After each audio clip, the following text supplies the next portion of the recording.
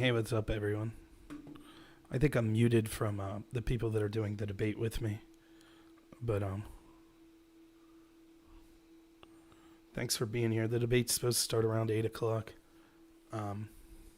Like I said, if I start to feel too ill, I will just let them know and I'll leave. Hopefully, I think everyone understands that. When I accepted the invitation, I already knew I had COVID, so, it is what it is. I don't think they could be upset with me. I'm trying to tough it out, so we'll see. I don't know everyone that's on here. I know some of the people. I've had run-ins with them before. This person directly below me on the camera is someone who just said the F word and your mom to me the entire time I did a debate with him and a guy by the name of Pisco on Russian interference. So I'm sure he'll bring a lot of intellectualism to it. Let's see. Like I said, the topics, it's like whatever. But we'll see what happens. But yeah, what's up, Anchor? Still have disagreements with you, but thanks for being here, man. We're on the same side, regardless if it seems like it or not. I like Dylan, which is the only reason I do these. I hate these panels. There's too many people to actually have a coherent thought. I'll be quite honest with you. Dylan appealed to me as a decent person, which is why I'm doing this. He's asked me several times this week how me and my wife were feeling. But this will probably be the last one of these types of shows I do for a while. I wouldn't have done it this week if I didn't think, what's up, Aftershock? Not much. How many lemons? You don't have to give me any lemons. When I'm feeling better, we could do a one-on-one chat. Just so people know, this is the one time where you won't be able to see the chat from other platforms. So I'm on DLive, Periscope, YouTube, and Twitch. I can't bring the chat up, though. I don't know how to bring that up in the screen and for you to still be able to see everyone. So you'll only be able to see the chat on the platform that you're on. If I could ask you to please go to DLive, or even Twitch is better than YouTube. YouTube will... There's a chance they'll remove this video as it's going.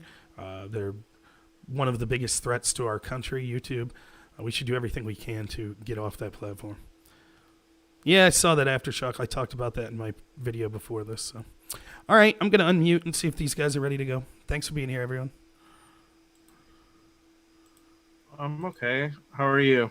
I get to talk and talk politics on a Friday night, so I'm having a glorious fucking evening. Get to talk and debate, talk politics on a Friday night. Hi, Justin. How you doing? I'm doing good. Why did you ignore my fucking messages asking if you wanted to play Overwatch? Oh, because I was very drunk and very deep into Cyberpunk last night. You piece of shit. You would rather play Cyberpunk than play Overwatch? Cyberpunk is awesome. I've hated Overwatch for the past 3 years. All 1,000 hours I've played of it. Every second. Why do you keep dragging my happy ass to it? Because I hate it too. We could play something else. I don't know. Misery loves company. Is that what it is? Okay. I think that's what it is. Oh man. Well, Cyberpunk looked very Deus Ex. Looked very very customizable. Wait, very are people fun. really complaining about like tit sizes in Cyberpunk? I mean, they only go to why C. not? Like, who? I gives didn't a check shit? it. I didn't check I the wouldn't. foot sizes. I was mostly concerned with the dick sizes, and I was like, Yes. fine. Y'all should play a game called Scum. They actually give you the parameter to change that, and it actually impacts. I think it's your, it's either your endurance or your intelligence. Damn. Are they saying big dick people are stupid? That's fucking. No, see, like, Yeah. based on I have a master's degree in biomechanics, and I could consult on this. So what I would say is, like, the bigger your dick is, the lower your dexterity should be. Because, like, you can't, like, maneuver around and cartwheel around and, like, jump around as well. Like, Right. That's true. I have a really hard time Gymnastics doing are cartwheels. a high skill level in that game. So it's if you're gonna min max, you got to go with the small one. Which I role play, so, like, I'm just gonna be this, like, heaving around in a wheelbarrow, like, just... Is this worth buying? Could somebody tell me, or is it like an overhyped buggy mess that shouldn't It is a delightful buggy mess so far. Like I don't know if you can get through Skyrim, you can get through this, but it's crashed on me twice. Justin, I bought you Green Hell. Buy me Cyberpunk. Definitely just do PC. Yeah, Consoles are bad. That's true. I have a decent gaming laptop, but the fact that I said gaming laptop makes me like iffy about. So I got it for PS4. I got it for the PS4 Pro, which should be okay. Yeah, that's pretty pathetic. Yeah, the PS4 Pro doesn't do too well. Hey Turk, thanks for taking over from Endernax, because that was like stressful shit. Yeah, I'm hoping it goes well tomorrow. I got like in a few hours. Well, yeah, I mean technically tomorrow, but yeah, I got all the claim stuff figured out. I think so. We should be able to start managing stuff by ourselves. All right. And we did DOP him, so the only thing he can do is like lock us out of the Discord, which I can't control that. Does that seem like something he's gonna do? He could. Hello. How's everybody doing today? What up, Dylan? Hey, Howdy. what's up, beautiful? Thank you for recognizing my inherent beauty. A counterpoint, early victory on your side. It looks like the right is one. He looks like a fucking Lego block. Kiss ass. Well, you know what? Beautiful one Lego second. block. That'll be a 1 hour mute. You are banned from the first topic. Thank you very much. There we go. So, now, welcome everybody to the Hippy Dippy Roundtable. Grimace, thank you so much for subscribing, making a very wise financial decision there. And oh, 1 second. I want to just take a quick sip from my normal everyday mug. Oh, what mug is that, you ask? What is that? A one-of-a-kind Dylan Burns TV Wug mug, partnered with a local left-wing content creator and artist, Pinkwug, to make this mug? Isn't that amazing? Kind of sucks for all you, though. There's only one of a kind, or is it? Or is there a signed Dylan Burns TV Wug mug, the only other one in existence that could possibly be won in a contest on who makes the best Dylan Burns TV meme? Whoever submits the best Dylan Burns TV meme in the Discord channel and the meme channel, or you at me it on Twitter, the very best one will be sent this one-of-a-kind signed Dylan Burns TV mug. Sorry, I just, it just came to me when I was sipping from, this mug. Anyway, I welcome everybody. Do they come in left-handed mugs? I only have a right-handed one. Can I get a left-handed version? Sure, you can hold it with your left hand. So, now when it comes to it's two-sided, so it works either way. Oh, nice. Wonderful. So, welcome everybody to the Hippy Dippy Roundtable. I'm happy to have you all here with this amazing cast of characters. We're going to go around the room, introduce everybody, and then we're going to go over the topics before going over the rules before going to the first topic. So, as always, we're going to start in the top left-hand corner with LSP. Am I still muted? I can't tell. No, well, everybody just heard you. Okay, well, hi, I'm LSP. Next. Wonderful. Next is Rob is LSP, except smart and attractive. How's it going, everyone? Rob Noor with Normal America, with Rob Noor's my channel. I'm a little ill today, so bear with me. I'll try to keep my finger on the mute button if I'm coughing too much. So if I have to run out, I hope everyone understands, but I should be all right. Wonderful. You're in my prayers. Thanks. I really hope you do get better. Thanks. I like your name, by the way. Thanks. I'm gonna send it over to the Turk. I'm Turk. I stream science and tech here on Twitch, and I also do computer PC hardware reviews over on YouTube, youtube.com/c/theturk. I got a PlayStation 5. I do a bunch of PlayStation 5 stuff, so I actually feel like I know something going into this roundtable tonight. You need to buy a PlayStation 5. Didn't you build one? Yeah, I did, and you can check out my videos to find out how to do it. Wow, amazing. Now I'm gonna throw it over to Grimace. Yeah, twitch.tv/OurGrimace. I do a Saturday morning programming, hacker news, technology stream. You guys can come hang out. Still trying to figure out how to go from a community of 5 to a community of 6. If you guys want to check it out, that would be great. You can work with Grimace and to get him to a community of 6. It's an inspirational story. He's one of probably like the 7th best plant streamer in political Twitch. We're gonna throw it over to Counterpoints. Yeah, hi guys. My name's Connor. I run a small but very quickly growing YouTube channel named Counterpoints. I kind of pitch myself as center right or centrist. Whenever I can pick fights with the far right, I enjoy doing that. Whenever I can pick fights with the far left, I enjoy doing that. Prime is Prime and Dylan are my favorite hosts in the world, and it's a beautiful Friday night. I get to talk and debate politics, so I'm very happy to be here. So thank you for having me. Happy to have you. Gonna throw it over to Jangles. Hello, everyone. My real name is Justin. I do debates and video essays over on the YouTubes. I hit my peak debating Milo about a couple months ago, and so you can watch my downfall in real time if you want to go check out my channel, Jangles Science Lab. You're also a well-known RT guest as well, isn't that true? Oh, very well known. In fact, probably the most known. If I had to guess. Jangles, then Putin, then maybe Alexander Lukashenko. It's probably in that order, Oh, I don't know who the second two are, so I think, yeah. Fair enough. Well, they definitely know who you are. Gonna go over to Prime next. Hey, I'm Prime, and I run a panel type show, do a whole bunch of those things, and I don't know. Come over and have some fun.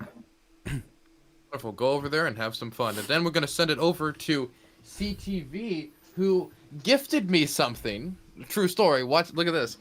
CTV, who is he's a big dog lover. He knows that I have dogs in my household, and he handmade me a leash for my dog.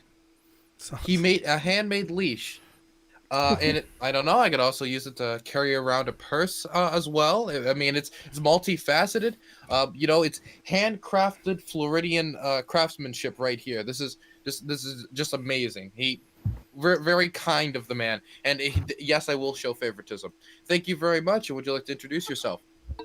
Thank you. I'm a critically thinking veteran. This is my service dog, Link. He is an Australian cattle dog. He looks scarier than he is, but that's good for me since I want everybody to maintain their social distancing when I'm walking around in public. So, besides that, what we're going to be doing on my channel is doing more streaming of the animals while they're, playing and having a good time. We're going to be doing that on the go. And I try to make jokes. Sometimes I'm funny, sometimes I'm not. But if you stick around long enough, guaranteed to make you laugh sometime. So that's me. Wonderful. CTV, do you have a fan going on anywhere or something? Yeah, right behind me. Let me fix it. Thank you so much. Okay. Now that we've introduced everybody, I'm going to go over the rules quickly, and I'm going to pass it to the first topic. Now, the rules are pretty simple. I have the famous Dylan Burns TV notepad where I write down people's name if you are unable to get a word in. Let's say everybody's debating and they're hardcore debate throwing it up in here, right? And you're not able to get in there. Raise your hand, I'll write down your name, and I'll try to eventually bring the topic over to you. Do not do anything TOS. That's pretty self-explanatory. I hope everybody on here who's been on Twitch before knows the basic terms of service.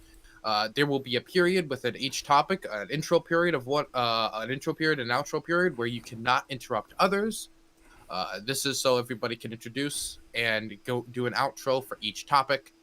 There will hopefully be some cordiality here. While I'm not going to moderate your niceness, I do suggest that you do your best to have a productive discussion.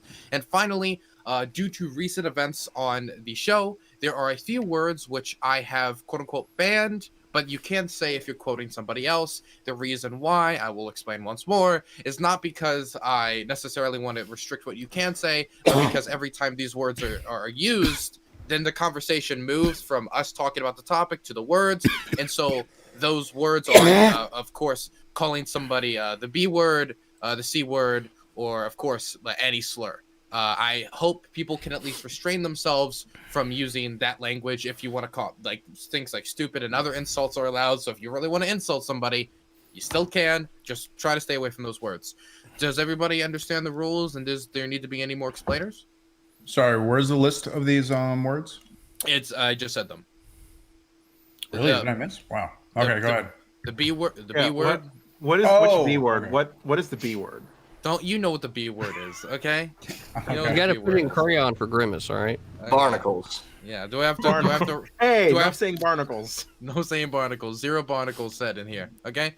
Now we're going to go into the first topic, which is the topic of PS5 scalping, which 5 recently was released, and immediately they all flew off all of the retailers and shelves, and there's now a very small amount of them, and so certain individuals are buying these PS5s in bulk and selling them for exorbitant prices. Some people have argued, it's market forces at play. Others have argued that, you're taking advantage of people during Christmas season. So I wanted to go around. I thought it's an interesting topic. It's political, but it's also, somewhat, gaming stuff. So I wanted to go into a little bit of Turk's territory. So we're going to start in the top left-hand corner with Jangles is Rob Noor but skinny. Yeah. So this was when I saw this topic, I was trying to imagine like what the possible objections of this would be, and unless I like, throw like a slight jab at somebody here, unless I'm dumb enough to think like the PS5 is a human right, I can't see what the issue is. Looking at this from a consumer perspective, I don't see the difference between scalping a PS5 and doing it with like sports tickets. Like people do this all the time with other things. I don't get the big deal. It seems like you're paying for convenience. If you want it ahead of time, you pay extra for it, right? If not, you wait in line like everybody else, and you can get it at book value from the retailer. If you don't want to buy, like scalpers only exist because consumers buy from scalpers. Like if you don't like scalpers, then I don't know, just the issues with the consumers. Like it's nothing to do with the scalpers themselves. But maybe I'm just not attuned to like socialist arguments this much about like consumer exploitation. This just doesn't seem like a big deal to me. Like you're buying a fucking video game console. If you want to have it ahead of time, pay more. Like or don't, just wait. Like all options are good options. That's my take. Okay. Next is going to be Rob Noor. Literally my exact take. Like probably the first time we've completely agreed on something, but you basically said everything I was going to say. I don't feel strongly about this. I see scalping in other industries with other products, sporting events, concerts, and things like that. I don't even really blame the scalpers. I blame the people that are willing to pay the exorbitant prices. I just don't have much else to add to it than that. As far as, it's crappy, but, I guess the only thing I would add is if you'd somehow try to make some legal ramification for this, where would you draw the line? Like, let's say I legitimately buy 3 PS5s for, 3 of my nephews, and then for whatever reason they don't want them, and so I put it up on eBay, and someone's like, I'll offer you $2,000 for that. Am I not allowed to sell that product that I bought and didn't even open for a profit? It seems crazy. So it's something, and the other thing I wanted to say, just trying to think of, maybe somewhere to take the topic different. I think that maybe people that are upset with this should be careful what they wish for. I don't know a lot about this, but with a lot of online video games and stuff, isn't there something called like DRM, which is kind of like you have to put your personal information in to play the game? I could see Sony or other companies in the future being like, oh, you have to give us your personal information to even turn on this product in the future. So that could be something, that be careful what you wish for, that maybe they'll try to fix it in that way, and that could end up poor. So. Okay, next I'm going to throw it over to the Turk. Yeah, so it's more than just scalping. And like I've been living and breathing this for the past 3 months. I can talk about all sorts of different angles for the problem, but it's not really, in my opinion, the scalping that's the problem. The fact is that there's bots, there's automation that's being written that are going on to these online retailers and are picking all of the stock off the shelves before humans have the access to actually refresh a page. And then from a technology perspective, it overflows the website. And if you're a legitimate buyer trying to buy it, the websites just crash and stuff. So, I could say, yeah, scalping is perfectly fine under capitalism. And if I had one and wanted to sell it, I would do it. But I enjoy my PlayStation 5. I use it actually for work. And then I would go a step further and say the capitalist system has an obligation to address these issues. And there's several retailers that are doing that. And that I think it's definitely a way that we can move forward as a capitalist economy. Okay, next I'm going to throw it over to AU Grimace. Yeah, there is I feel like we're smuggling a lot when we say scalper. When we go with that term, we're implying a lot of malevolence on the part of the sellers. But we should just probably just call it what they actually are, like vendors or middlemen in this case. Back in my college days when the PS3 came out and the Wii came out, my friends and I, we all gathered as a big team. We would look up when all the different shipments were to all the different Walmarts around the area. We'd go on long trips, long midnight runs, as we used to say, out to who knows where there was little to no light pollution, and we would get our hands on a PS3 or a Wii U, and or the biggest gem, the biggest bang on your buck back then was the Wii controller for Wii Sports. And we would take all our prizes, all of our collections back home. We'd put them on eBay and we would sell them at a pretty good margin, get some pocket money for ourselves, and reap the rewards of the labor that we put in the first place to get a return. So like when I think about these vendors that we're talking about, these middlemen, the people who are willing to go out there and stand in lines and do the research and do the work, pay for the gas, make the investment to go out and collect these items for people back then who are like me now, who my PC just bricked and I need to create my new PC a little sooner than usual, but I need to get my hands on a 3080. Turns out they're all sold out, but because of brave individuals, I'm able to actually pay a premium for the convenience of not having to wait a few months and get 3080 early, and I can go on with my life, my work, and my career because of these actions, because of the market that was created due to this increase in demand. Okay, I'm gonna throw it over to counterpoints. Yeah, I don't know if we need to lionize the people who stand in line in order to, basically upsell stuff. If anything, now I have to jump on the lefty side because everybody seems to be, jumping onto the right-hand side a little bit. Like, listen, like we don't have to lionize these people. They're still assholes. And if you wanted to look at it from a market-based perspective, they're still parasitic. They're not providing a good or a service. They're basically capitalizing on their early access. They're charging a premium in order to do it. So they're not heroes or valiant people or anything like that. The only thing that I thought was, or the main thing that I thought was interesting about this topic was it's how to deal with scarcity. So I know we have a lefties and a lot of liberals. It's like, what's the nature of, products, goods? We talk about decommodification a lot when we're on lefty shows. We talk about, housing and food and like all that kind of stuff. Well, you have to deal with real world logistics, and with real world logistics, which the PS5 kind of demonstrates, is that when a lot of people want something, they're willing to pay a premium for it. If you artificially change the price by basically keeping it low, then the predatory forces basically start taking action. So I'm happy to talk about PS5s. I'm happy to talk about whether or not it's moral. But I also think like if we can shift the conversation just a little bit to what's scarcity, morality, products, what products are necessary for human happiness, and like all that kind of stuff. That's what I would like to talk about tonight, but I'm not going to force anybody to talk about it with me. Okay, I'm going to throw it over to Jangles. Yeah, so I think at the absolute worst that we can talk about this from like a moral framework, it's just kind of shitty to scalp. It's just kind of shitty to like buy things from a retailer when you're able to get them either by physically being in line or using a bot or something. It's just kind of shitty. It kind of sucks. No one needs a PS5, and that's the absolute worst it'll ever be. But what I think is really interesting, like it's by no means a human right, but what I think is really interesting is it's bringing out like some of the absolute fucking dumbest arguments that I've ever seen in my entire life. At what other point do you get credit for solving a problem that you helped create? Like when you help buy up all of the like PS5 and so that they're out of stock, when you either by standing in line and buying as many as you can, and then like because you don't even want it, you just want to resell it back for a higher price, or if you use bots like the Turk said, and like a lot of like other like media outlets have said. Why do you get credit for that? Why do we give you credit? Why do we treat you like you're doing a good thing when you help solve a problem that you created? Like if I burn down your like fence around your house, I shouldn't get credit for then offering to build it back up.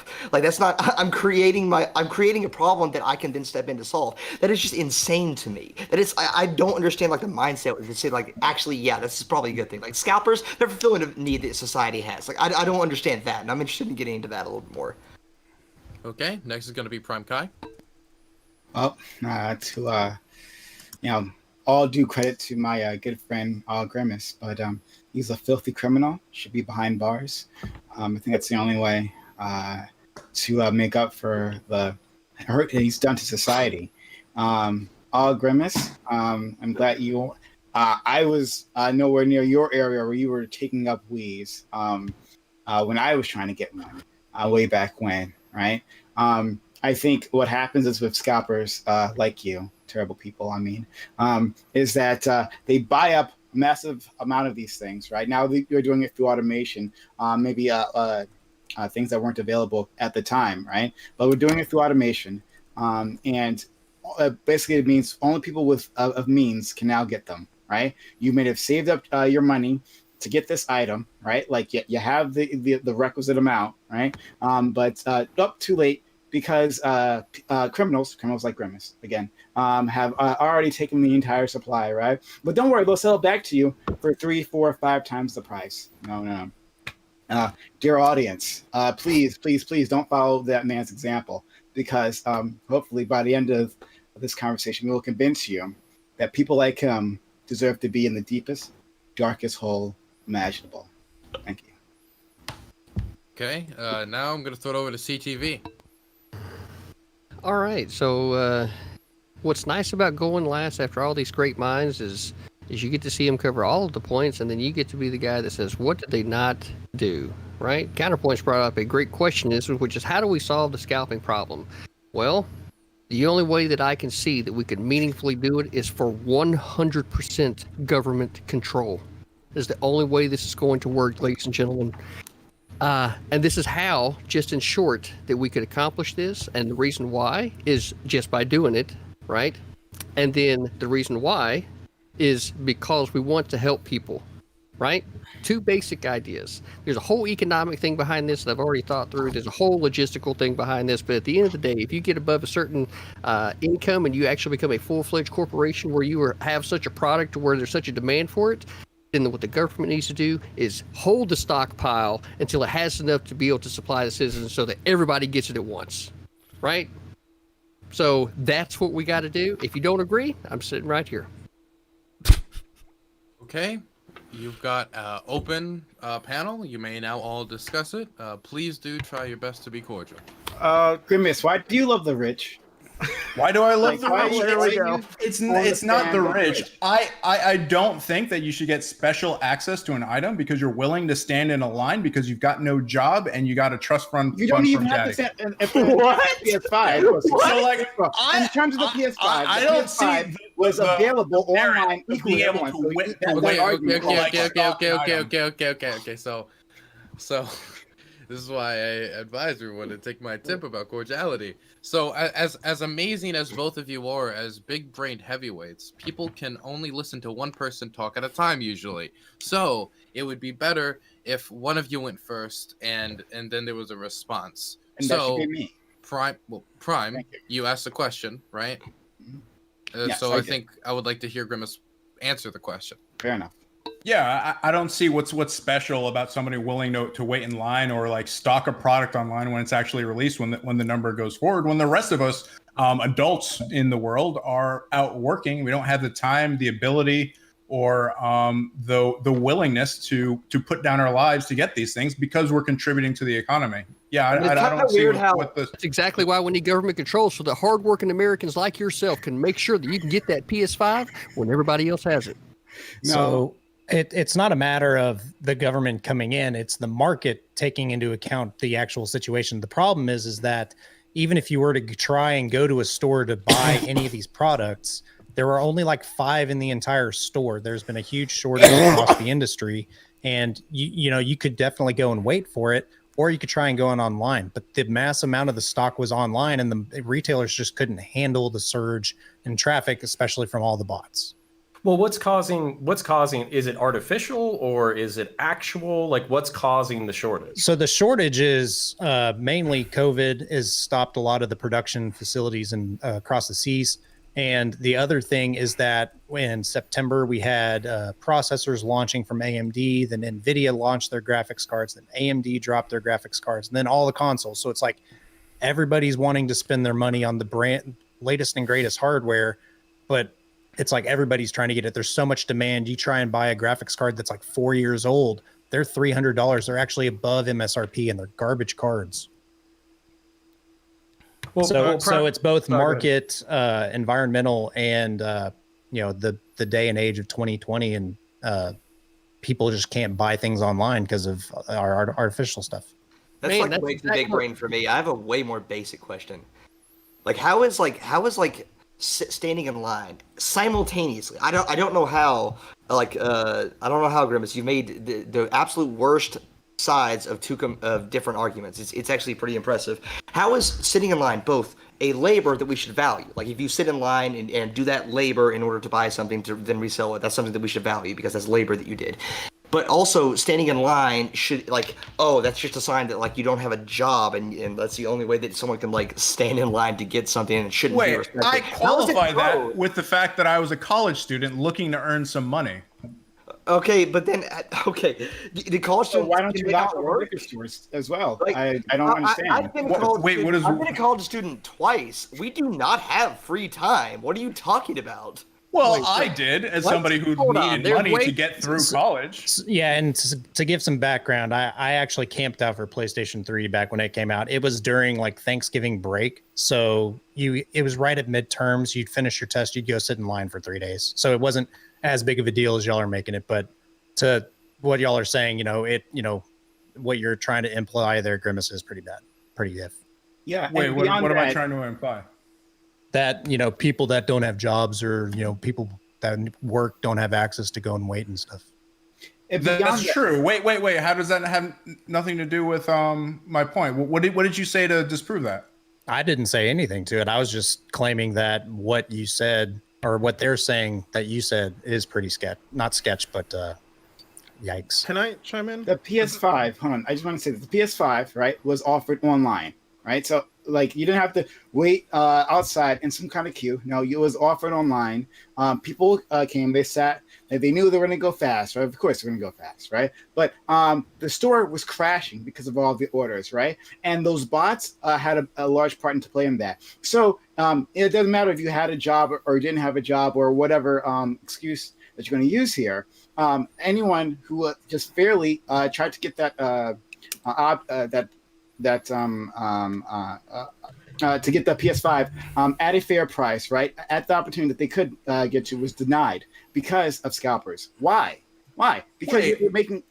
Go ahead. A fair price is what people are willing to pay for it. That's what a fair price is. That's how the economy works. No. The fair price that you set. The fair price that you set. Right? Yeah, if you've got a PS5, yeah, absolutely. And only the people of means, right? So PS5's going for 700, 800. Only people of means buy PS5 in the first place.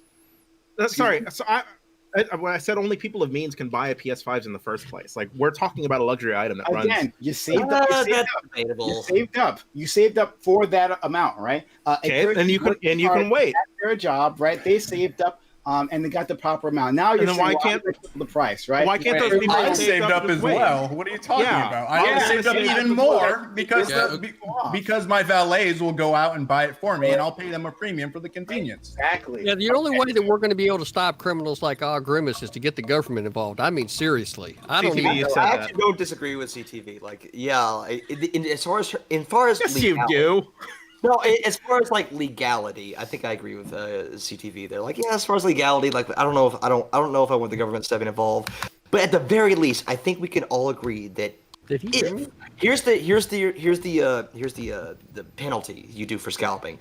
If you get robbed, it's really funny, and we get to laugh at you. That's the penalty you get to pay. Yep. So there was actually a story going around of people posting counter bids on eBay or counter listings, like trying to combat some of the scalpers that were, pretty outrageous. I think people were charging, $1,500 to upwards for PlayStation 5s and graphics cards. So people kept trying to overbid and not pay for bids and stuff. So it's like there's definitely people trying to troll the trolls.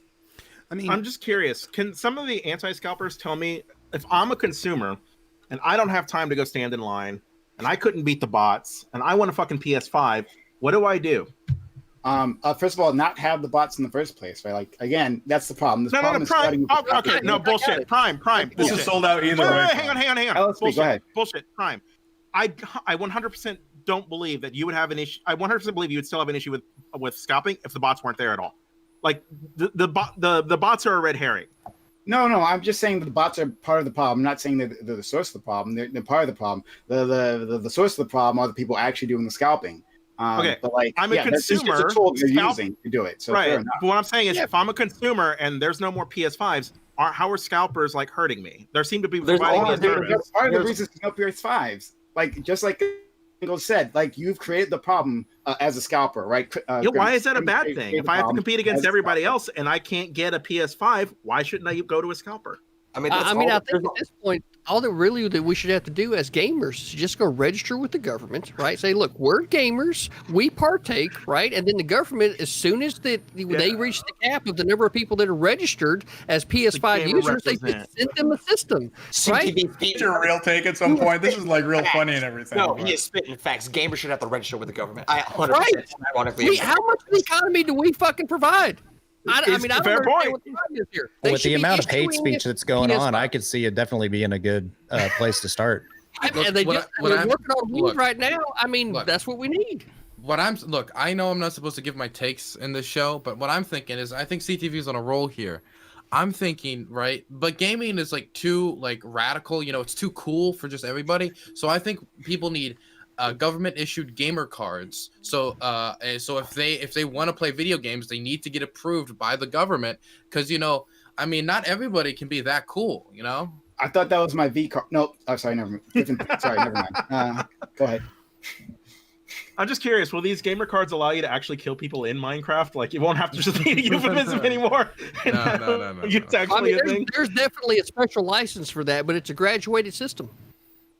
Okay, I'm Prime. I don't think you answered my question though. Like, if I'm a consumer, you're saying I'm the consumer who's creating the scalpers in the first place.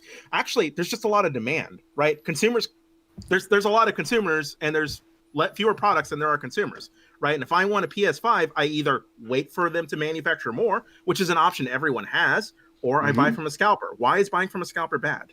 No. Sorry, I'm not blaming the consumer. I'm blaming Grimace, the scalper, right? The criminal. Grimace is providing me a service. I'm a consumer right now. Wait, what is this? I'm a consumer right now, and I need a 3080 because my PC died. Okay, not these kids who want to upgrade from a 1080 or a 2080 to a 3080. Like, I need a video card right now. There's a bunch of problems with that. And luckily, somebody was able to put the effort forth, who had the drive, who wanted to make a profit, to sell it to me right now, and I can go on eBay right now and get that video card and pay them for their work. Okay, give me a second. I wanted to Rob wanted to say something a while ago and he didn't get to say it. Would you and I saw you, Jangles, too. But Rob, did you want to say that? Yeah, I'll just be quick. Again, I think some of these takes are great. I assume CTV's joking, seeing as how he seems to be libertarian when it comes to marijuana, which is his big issue. So I kind of get the joke there. But for me, I'm not lionizing scalpers or anything like that. I just don't think it should be a crime. I think that if there was a group that was going to handle this, it should be retailers.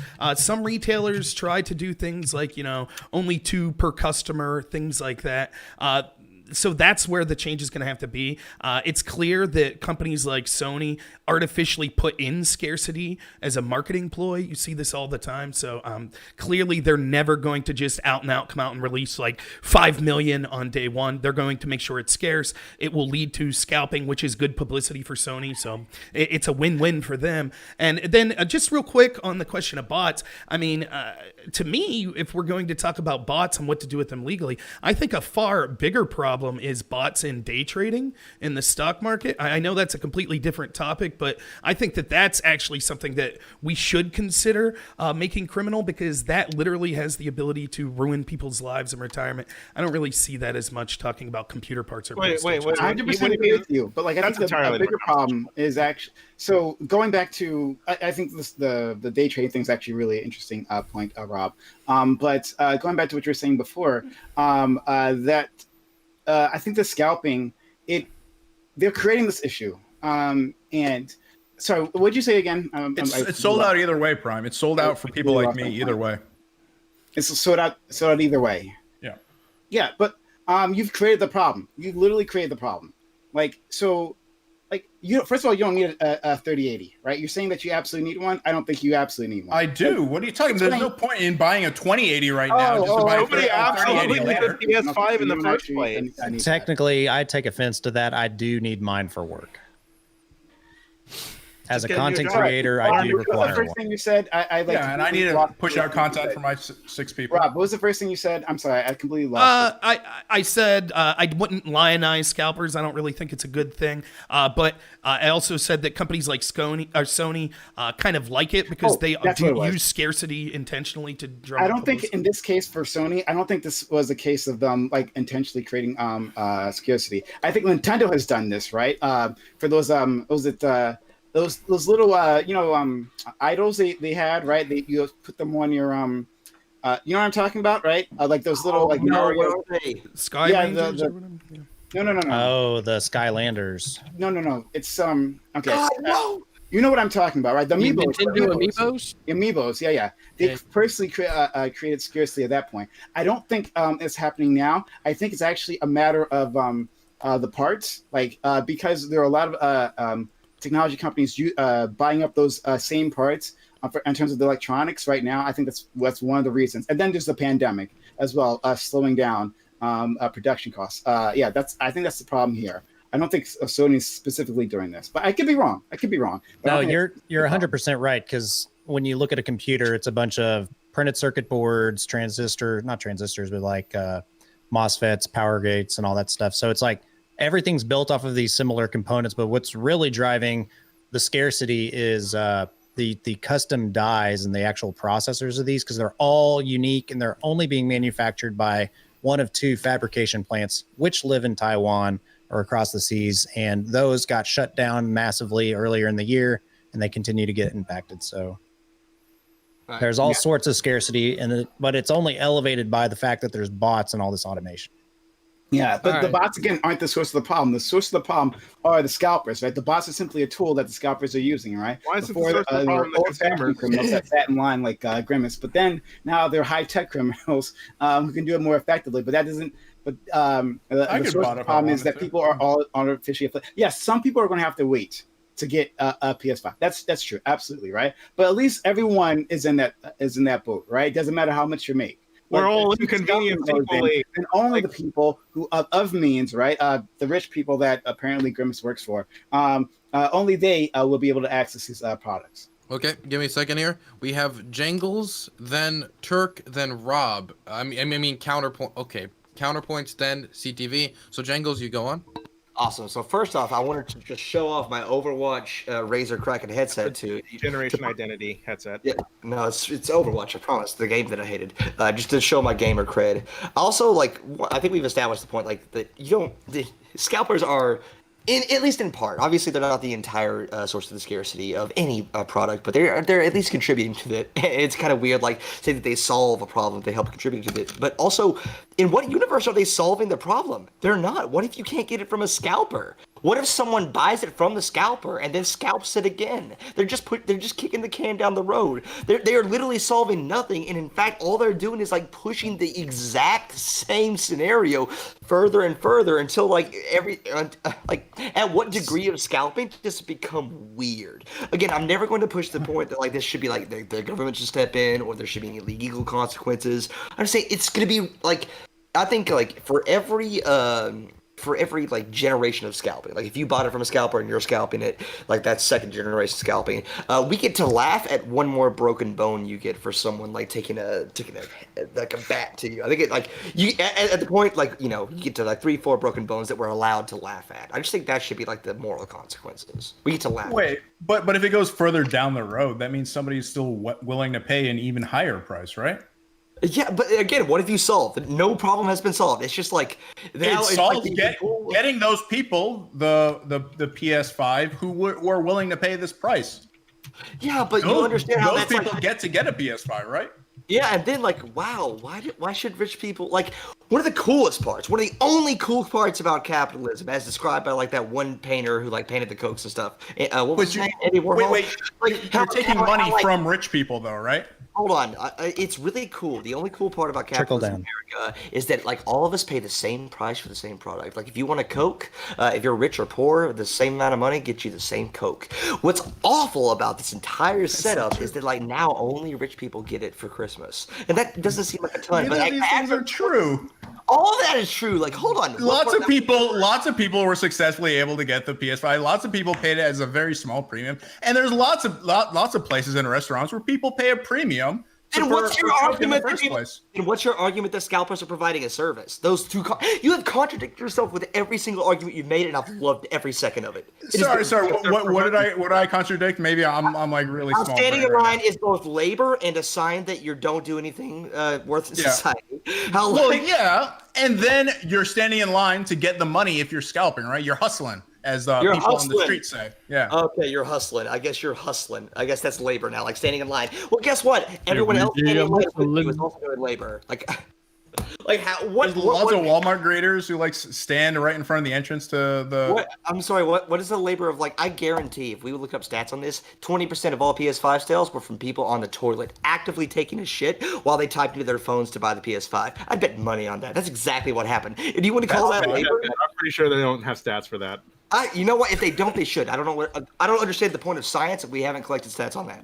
To answer your question, Justin, really the matter. service they're providing is that they're providing the consumer the product when the consumer doesn't have access to the product otherwise. All right, we already have. I also love like the other thing he said, like, oh, they're a middleman. You know, we already have middlemen. It's called Walmart. It's called stores. Those are middlemen. Like we already have that. You're just having another middleman. Wait, you can have one more. Yeah, there's probably lots of middlemen along the way. Jangles, it just sounds like you're getting that on the small business guy now, right? You're just for corporations. Imagine a restaurant. My entire argument is just moral. All right, it's not legality. It's not anything. I just think it's kind of we get to laugh at people. We shouldn't lionize them. We shouldn't say that scalpers are providing a service. That's a blatant fucking lie, and I want to laugh at anybody who makes that argument. But it's just a lie. I've already explained how they are. How is that a lie? Did someone else want to talk? Or can I imagine going to a restaurant, right? Grimace takes his beautiful wife to a restaurant, right? He saved up his money. Going to show her a great night on the town, right? He comes in, right? They sit him at a seat. Candlelight dinner, right? He goes to order, but the waiter says, "Oh, I'm sorry, sir, but this far more handsome gentleman in the corner, named Prime, has bought up all of your items, right? If you would like to get that steak, well, then you'll have to go to him and pay the price that he has demanded of you, right? And you come to me right on your hands and knees, as you should. And no restaurant like this would ever last, though, right? Okay, yes. Well, how do retailers last? How do they manage now, right? Talk to Best Buy. Talk to Best Buy. Yeah. No, it works for them. It works well for them because, I mean, in the end, their products are going off the sale. Like the restaurant doesn't care who is getting that, as long as they're getting paid, right? So you on your hands and knees, as you should. They have to manage. Come to me, and then I demand that you pay 5 times the price, right? But then you open up your wallet, right? It fly out, and you say, "I'm sorry, sir, I don't have that much," right? And I laugh, ha ha ha ha ha. I demand that the security staff take you away. Because I only deal with rich people who have the money to pay, right? You can wait until a new shipment. What are you doing at a restaurant that you can't afford? Like, isn't that like the start of this problem? No, you could afford it. You could afford it before, but not enough now, not anymore. Oh, okay, but we could agree that a restaurant like that wouldn't last, right?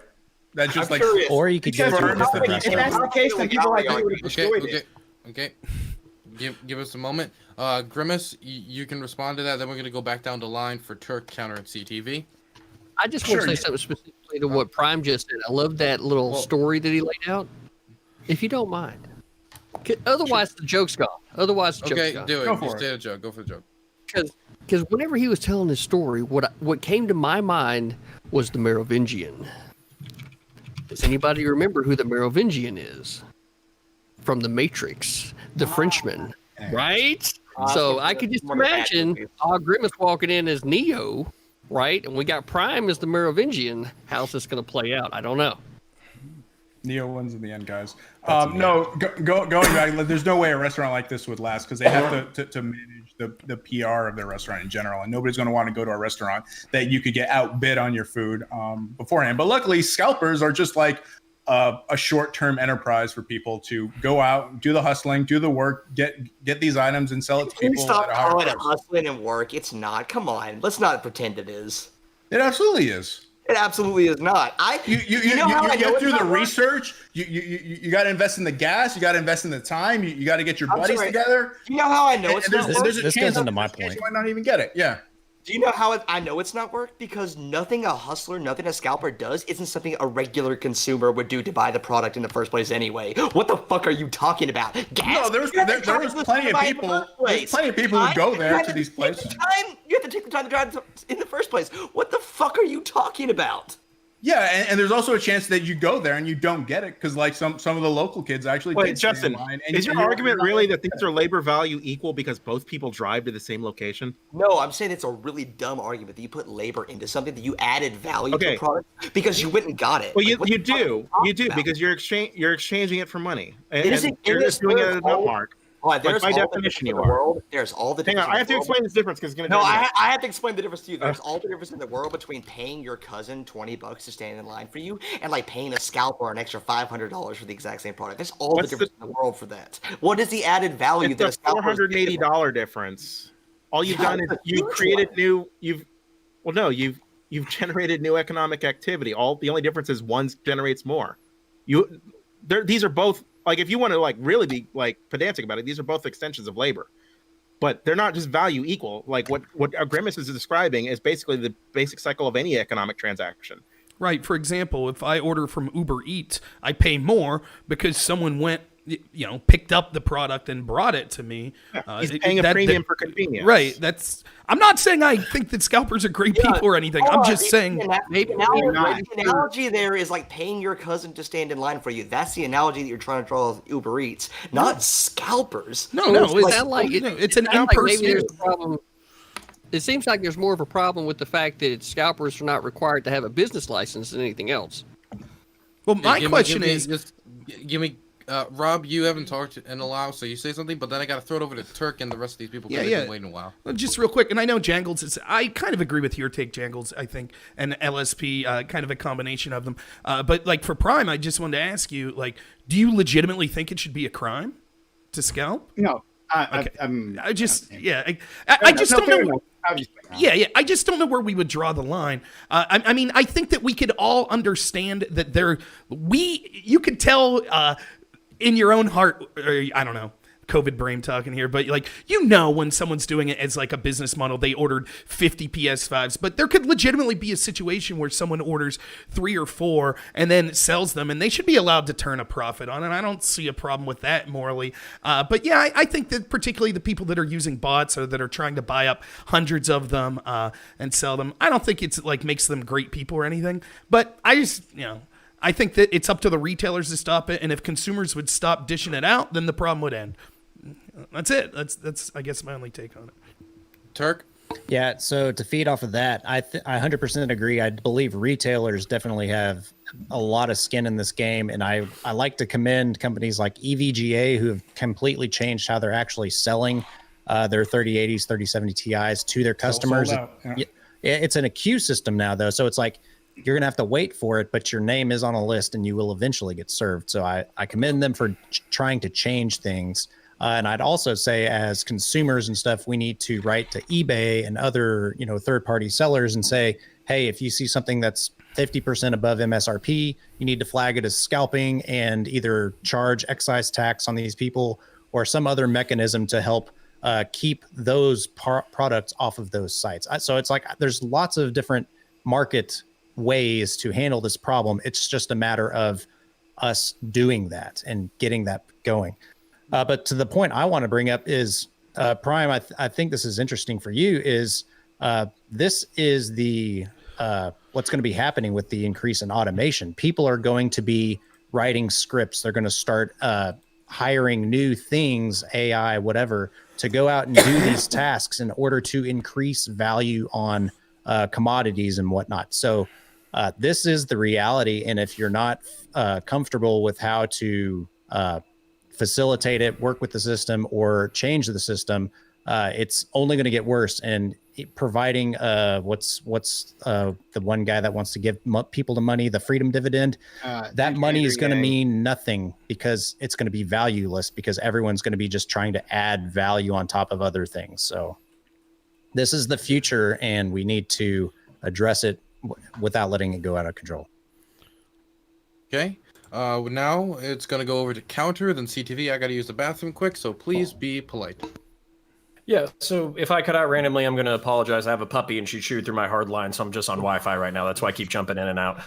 But basically, what we're really talking about here is we're talking about like economic perverse incentives. And like, Grimace's really interesting perspective is actually the labor theory of value, that he added labor to it, but it actually I'm more sympathetic to Jangles' perspective that the labor that you added to it was actually counterproductive. It was like watching somebody fucking beat the shit out of like a puddle of mud and then being like, okay, well I beat the shit out of a puddle of mud for 5 hours, so that makes my labor now worth an additional $500. Like, it's not.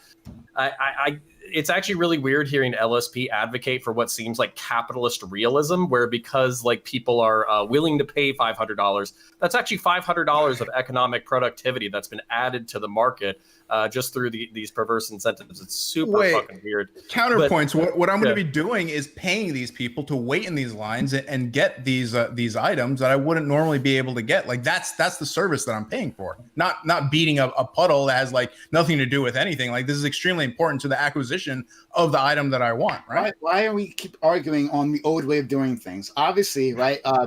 We have online retailers, right? And people are getting these things through bots and through other means, right? Through automation. So why did you didn't add? What value did they add? Let me jump in, because you were right in your restaurant analogy, where you were basically saying a restaurant that doesn't conduct their business in a more ethical way does risk pissing off their customer base, as Prime is a customer and he's kind of pissed off right now. So we've done this in the past, where, for instance, for limited releases of miniatures or comics or video games or consoles in the past, they've limited per customer. Now, in the digital age, do you limit it by ISP? Do you limit it by credit card information? What do you limit it by? But there is some incentive in the market for retailers to make their customers happy, and letting them get gouged through capitalist realism probably isn't the best marketing technique. The only thing that I wanted, so like I kind of shot right a little bit, I want to shoot left a little bit. Prime, like the only thing that I think is like interesting that I kind of wanted to like suss out from this conversation is like what we often bump into these like ugly realities of like logistics and scarcity and resources. And the capitalist answer is very simple. The capitalist answer is let the market solve everything. Rich people will get what they want and poor people can just suffer. Like that's literally the answer for it. And it might not be the moral answer, but it's still an answer that functions. So that's kind of like, South America, I want to say Venezuela, before the economy tanked, they promised all of their people like, either like iPads or Mac Pros and like all the schools. Now, of course, they didn't actually fulfill that, that goal. They never fulfilled the ideology. But what I hear here is a lot. So I'm sympathetic to the moral outrage and I agree with it, but I also don't know how to fix it. And this actually parallels into my feelings about socialism, where I agree with you that Grimace is a piece of shit for wanting to fucking scalp you, but I don't know how to stop Grimace without tanking the market.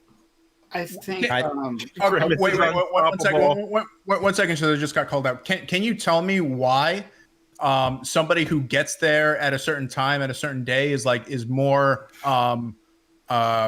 is more of a good target or has more of a claim to an item than somebody who's like at home and working, taking care of kids, and contributing to the economy in a meaningful way?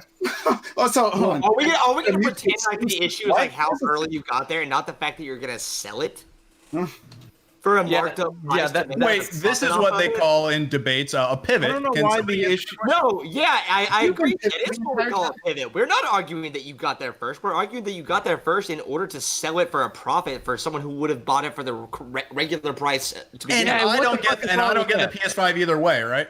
Look, hold on. What the fuck is wrong with that? If somebody's willing to get their ass up off the couch, go wait in line, right, and put in the fucking time and the due diligence, even if they're working with other people towards a collective, right, so that they can all be a part of the profits. What is the problem with that when people have free will to get their ass up and go? Those people I write that code in order are awesome. Those are the people that I'm concerned about because those are the people who are not going to get PS5s or any other product because scalpers used bots and other means to get them first and then sold them up for a markup. So what you're mad about? Let me get this straight. So You're writing mad code how is to not operate a just like bot a somebody else valueless does. thing. It takes education. It takes actually right? writing and testing and running the bots. It's not just something that just lives in the ether. It takes work to write code. It's adding you're just mad nothing that of you can value operate to Give me the market. okay. Let's all take a moment here. Okay, I just wanted to check the list. I am back. I also snuck in and ate a sandwich there, so please don't crucify me. I was hungry. I haven't eaten anything since 8 a.m. Okay, I was hungry. Okay. Did you I have a actually good- haven't actually got to go yet. We kind of went off on this thing, so Got it. I was about to ask. So counter has gone, so I can. CTV, can you go? yeah, I can go.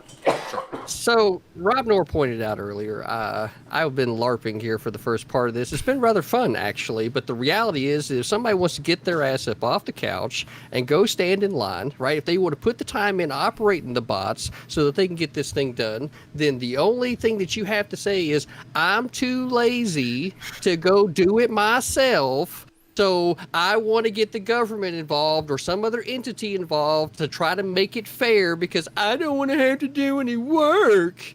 And that's just the we that's don't just we reality, don't apply this right? no, we don't apply this rationality. Okay, so the reason why this conversation is so simple for you guys is because we're applying this logic to electronics luxury goods. That's why this conversation is so simple and it's such an easy dunk because this isn't reliant for anybody's life. But if you turned around and you made this insulin or like life preserving medicine or cancer medicine, or this logic would not stand at all. Hey, why didn't you get your lazy fat ass up off the couch so you could buy your insulin, you lazy diabetic piece of shit? You should have fucking. I don't think anybody here I'm agrees with increasing the market gouging. value. I'm increasing the market value of insulin by charging 500%. You're willing to pay it. So who's getting hurt here? You must But isn't that a regulated good, though? Just with the case of insulin, you have it to where it's regulated to where that there's so many hoops to be able to jump through as far as government involvement is concerned that it makes it real hard for the free market to be able to jump up and take hold. No. I want to ask a clarifying question.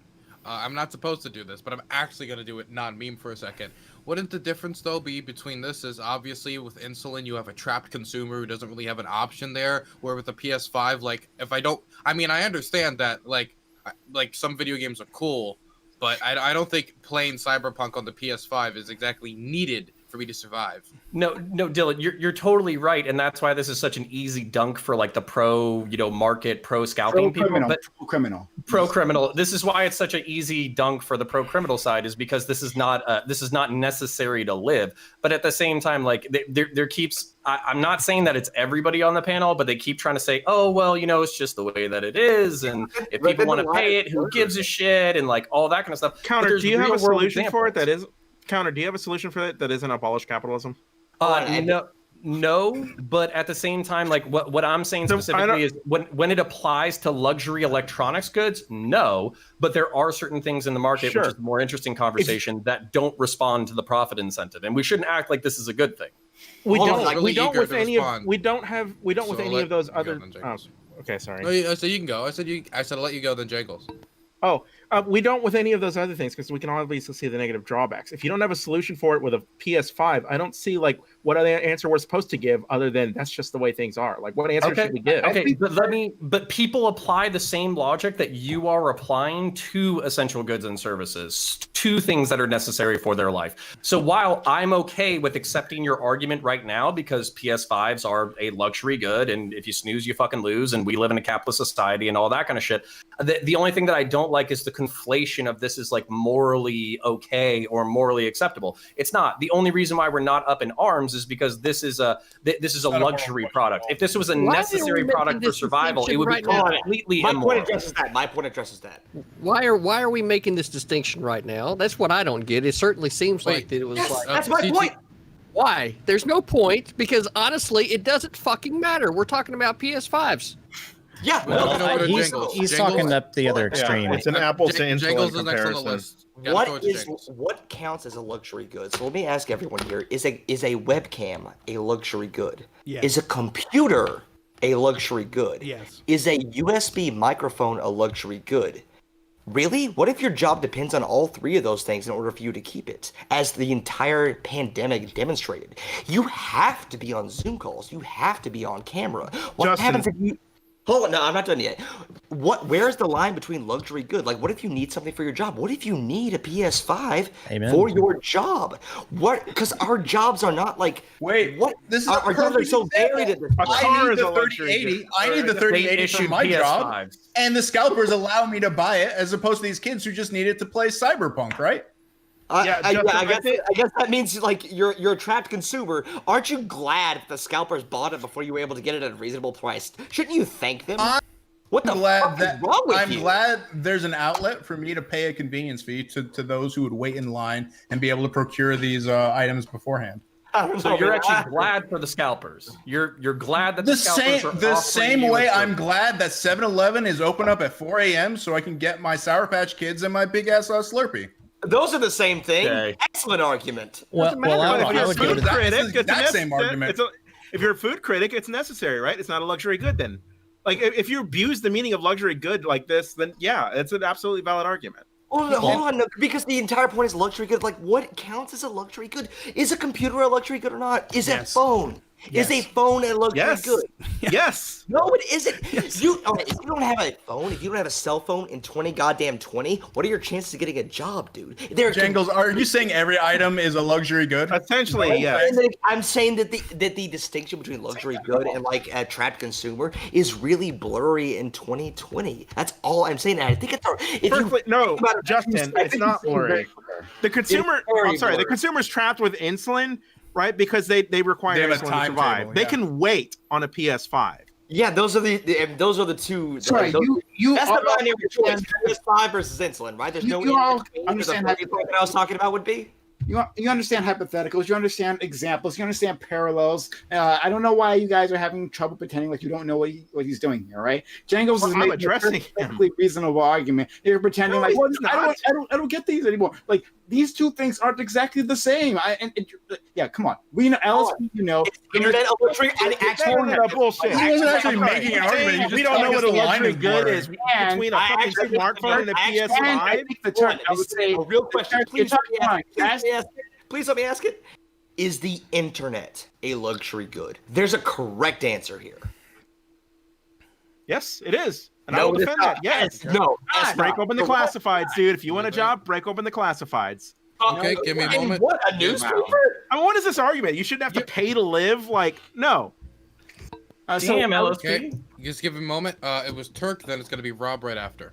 Yeah, I wanted to continue Jangles' thought. So we say, webcams and stuff are not a luxury good or what? What happens when food becomes, scarce and we have to start rationing things? What are we going to do with scalpers then? Because there's a big reality that things could really go bad in the near future. And if we can't, I know. And if we can't to be fair, actually let There the are market, luxury foods. We draw distinctions even in food groups. right? But what I'm trying to say is, if the market is only focused on making profits and stuff and not actually serving their customers, which is what they're supposed to do, we need to have companies and availability for people to provide things, which unfortunately for PlayStation 5s, there are no other Sonys that make PlayStation 5s. There's Microsoft and stuff, but like we need to have outlets to actually give access to people to things, but it's not, a right. It's something that they have to buy as a commodity. Okay, I can go. Rob was next. Yeah, the irony I find here is, if I could ask Counterpoints a question, you suggested, like with LSP and I don't know, maybe others on the panel, that one of the problems you had was not necessarily the capitalist approach on the PS5s, but how a capitalist could take this argument into other things. Well, no capitalist on here has done that, yet we see apparently socialists trying to make the argument that everything's a luxury good. So can you see the danger? Are you willing to see the danger of that the opposite way, where now we're literally making arguments that everything, I use a pen for my job. Pens they're necessary. You know, the government needs to regulate pens. You know, shirts are necessary. The government So do you also see the danger of how now everything's necessary good, and how that kind of socialist mindset leads to that? You know what, okay, sure. Hold on, guys. I gotta let me go, just because it was addressed to me, and also that this kind of parallels nicely what I was saying.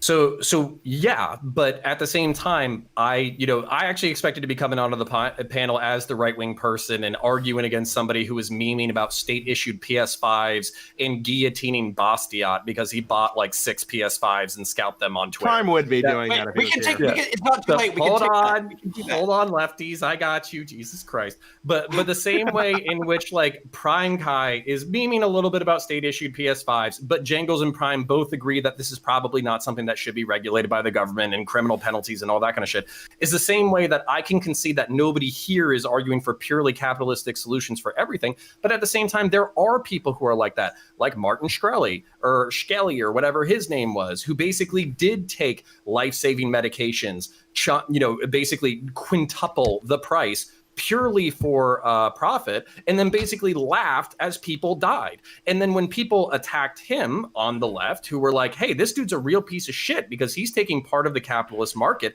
and he's literally laughing as he's killing people, there were people on the right who were like, that's based. Capitalism and the free market are fucking awesome. And if you're a fucking poor, then you just need to get good. And that's where I get into the, like, I have to shoot right and I have to shoot left because, yeah, I see the dangers of socialism. I also see the dangers of the completely unmitigated free market with no morals or principles. And also pretending that having no morals and principles is a valuable thing. Yeah, so, like, I feel like it's bothering me that Grimace, that LSP, that I guess Rob as well, don't recognize Jangles' argument simply that these things are on a spectrum, right? That you're drawing some hard line between something that's necessary and something's luxury, right? And you realize this. I don't know why you guys are the ones who are actually trolling here. You realize this is the case, right? Things aren't actually cut and dry, right? So you don't need to go to water. You could go to a river. Yeah. Exactly. Wait, I have to stop you guys because what ContraPoints just described is an actual creation of demand here. Sorry, counterpoints. It's all good. When you're the only person who controls it, that's fine. And everybody needs it and has it, and they had a supply, but now it's more expensive. Obviously, there's a difference from somebody who just steps into a situation where there's already a scarcity and just capitalizes on it. If there was an infinite amount of PS5s, we wouldn't be even having this conversation, right? If the supply could meet the demand, which is not the case here. But before we go a little further, I just wanted to check something quick. Rob, did you get to talk when you raised your hand? I did. Okay, I was just checking the list. Okay, continue. Can I just respond to that since it was directed towards me a little bit? So the thing about it is like insofar as limiting the conversation very specifically to PS5s, I don't have a lot of massive arguments or whatever. But your very same logic does back up, and people do use it specifically for that. Because guess what? There isn't an unlimited amount of insulin. There isn't an unlimited amount of medications on the planet. There is a whole bunch of people who are demanding that service and that good. This is why I'm telling you this is unanalogous, right? These are not the same thing. Okay. Then let me concede that. Because Sony is the person, or the people who own the patent for the PS5s, and they're the one who controls the supply. But specifically on that argument, so I can concede that it's disanalogous because we're limiting the conversation to PS5s, okay? But I just want to expand it just a little bit, okay? Can you see how your logic also applies to medication? Like almost every single argument you've given me so far, the only reason why I'm willing to tolerate it is because it's limited towards a luxury good. But if you say, I have the patent, there's scarcity. I disagree that it's a created scarcity. That's where I disagree. I added value by creating it. I researched it. I should be able to determine the price. It's the created scarcity that Martin Shkreli would be engaging in this point because he owns all of that medication as opposed to scalpers. All right, go I ahead. need to jump in. All right, so counterpoint. first of all, I'm about to use an analogy, and all of you rip me to shreds for it. All right, that's how I get off. All right, because analogies are worthless. I was robbed a couple months ago. Someone kicked down my door, and they stole our PS4 and a bunch of other game consoles, and like 50 games, 2 of which were actually good. All right, so now since I'm fully willing to leave legality aside in terms of like the morality of this, they had to kick down my door. They had to like grab everything. They had to put it into a bag. They had to lug it all the way to I think it was a GameStop and like a game exchange a few miles away. They had to do that. They put in a lot of labor for that, and they provided a PS4, a Nintendo Switch, and a few other things, and like 94 copies of Shrek on GameCube. That's all the games that we had. 94 copies of Shrek on GameCube. They provided all that value. All right, so, and if we put legality aside, and I'm absolutely fine with doing that. Why is that okay? Why is your, like, if all you had done was say that, like, yeah, it's shitty to do, but you gotta make money, hey, you gotta make money. Because what caused, like, a bunch of, like, lights to flare off my head is that the cops have like found these people on social media, and they were posting like, you got to make money however you can make money. And I can actually sympathize with that if that's the argument you were making. Like, fuck, this is the only way that I had to make money. Like, this is like, I will like fucking starve if I'm not allowed to do this. I could sympathize with that. But instead you have to like create these bullshit arguments about creating value and standing in line and providing a service who really need it. Like, why do you have to do that? Just say that like, you got to make money how you have to make money. You could do that from a leftist perspective or a capitalist perspective. Either way would work. Why do you have to lie and say that you're like creating value?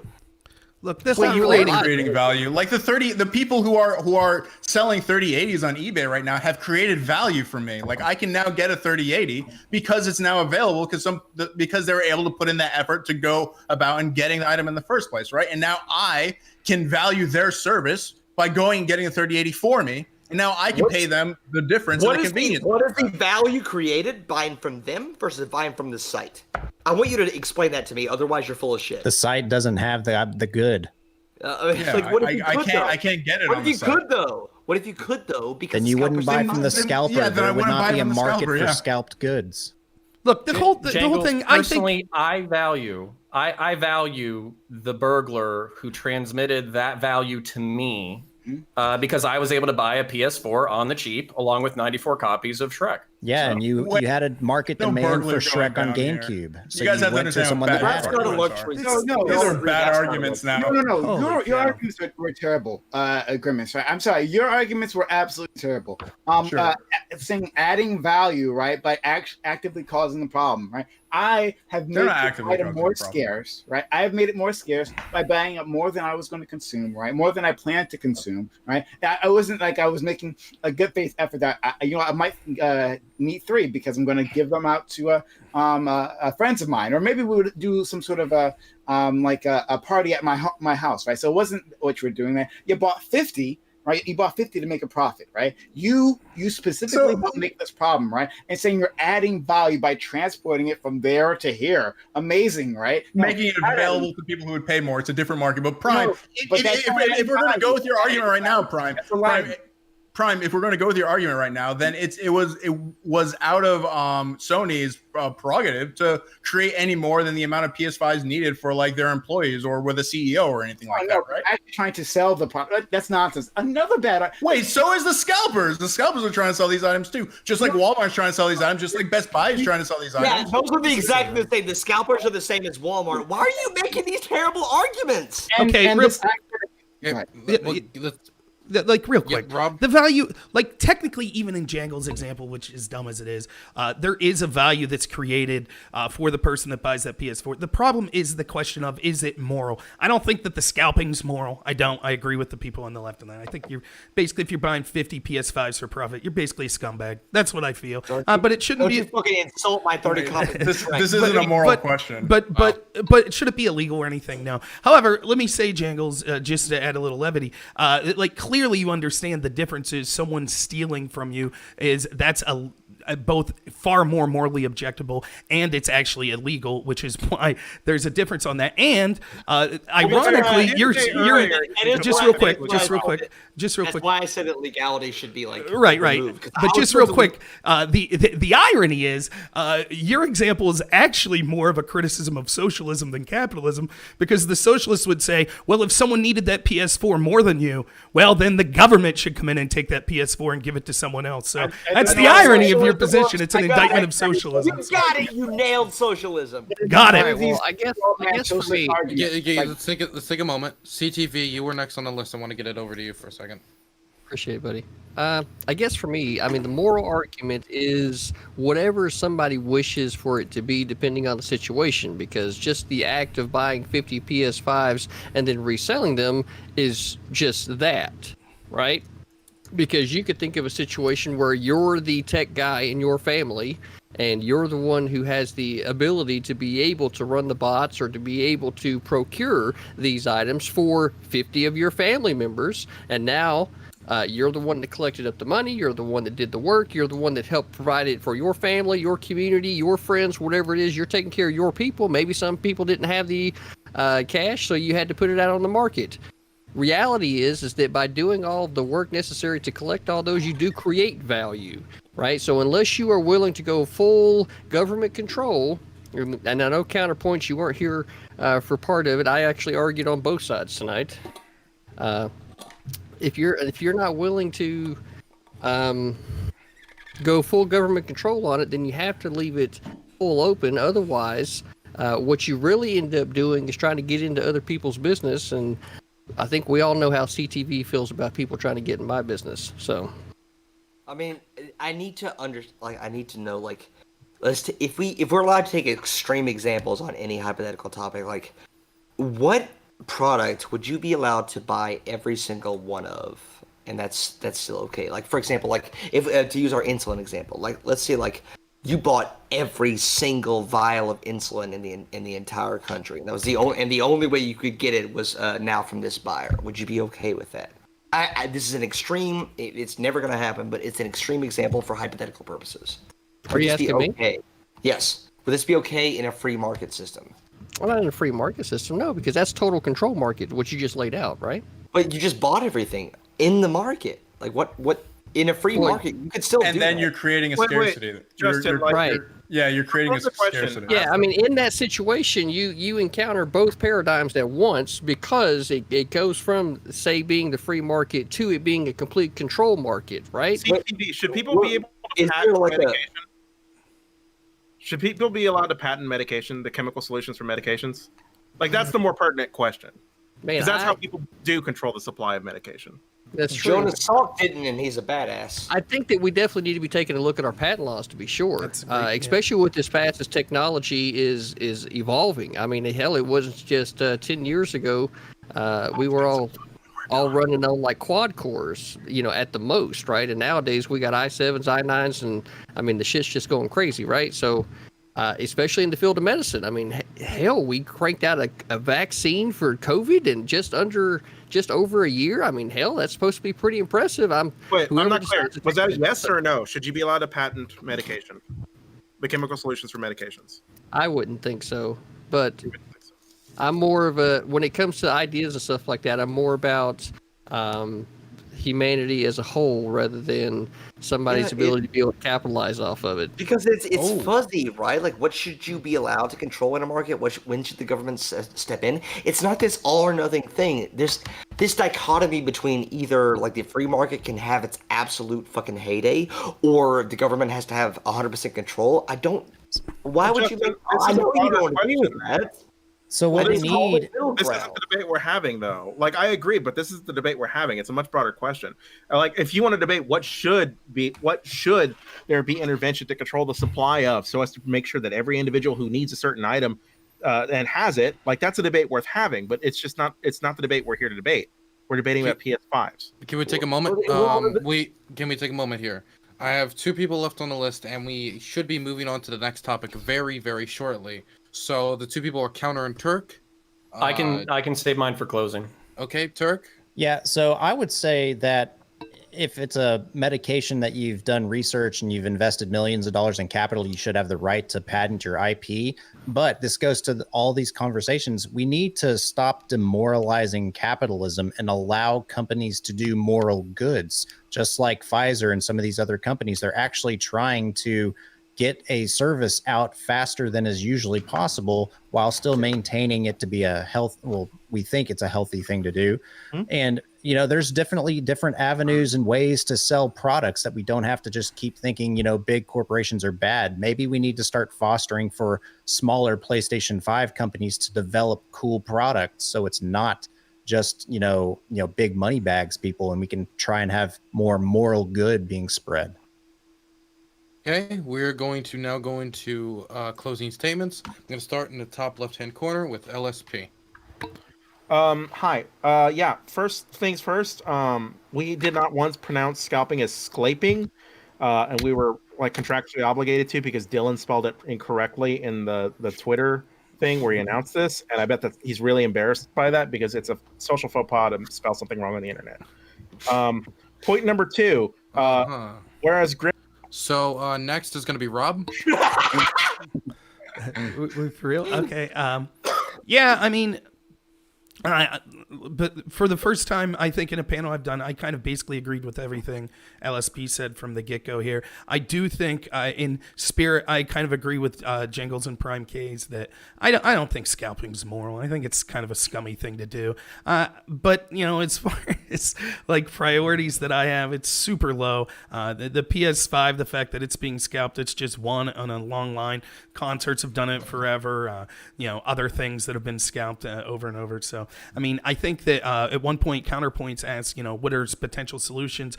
I thought the Turk had some good information of retailers that kind of tried to do their best to limit the possible items that people got, PS5s that people were able to buy. So maybe something that you could actually do as a consumer is try when you eventually get your PS5 to buy from a retailer that you thought tried to do the right thing and tried to limit the amount of scalpers that were able to get their product. So, maybe the Turk could give us that information again of who those companies were. And maybe if a lot of consumers started to say, we're only going to buy from these companies that, did their best to end scalping, that maybe that would be a potential to ending it. But one thing we didn't talk about that I think is, be careful what you wish for, because I could see them putting DRMs on the PS6 or something like that, and then people would be mighty furious. So, and that's all I have.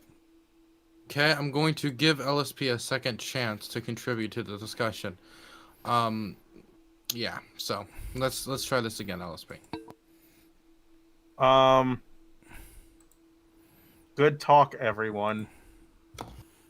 Great. Now we're going to throw it over to the Turk.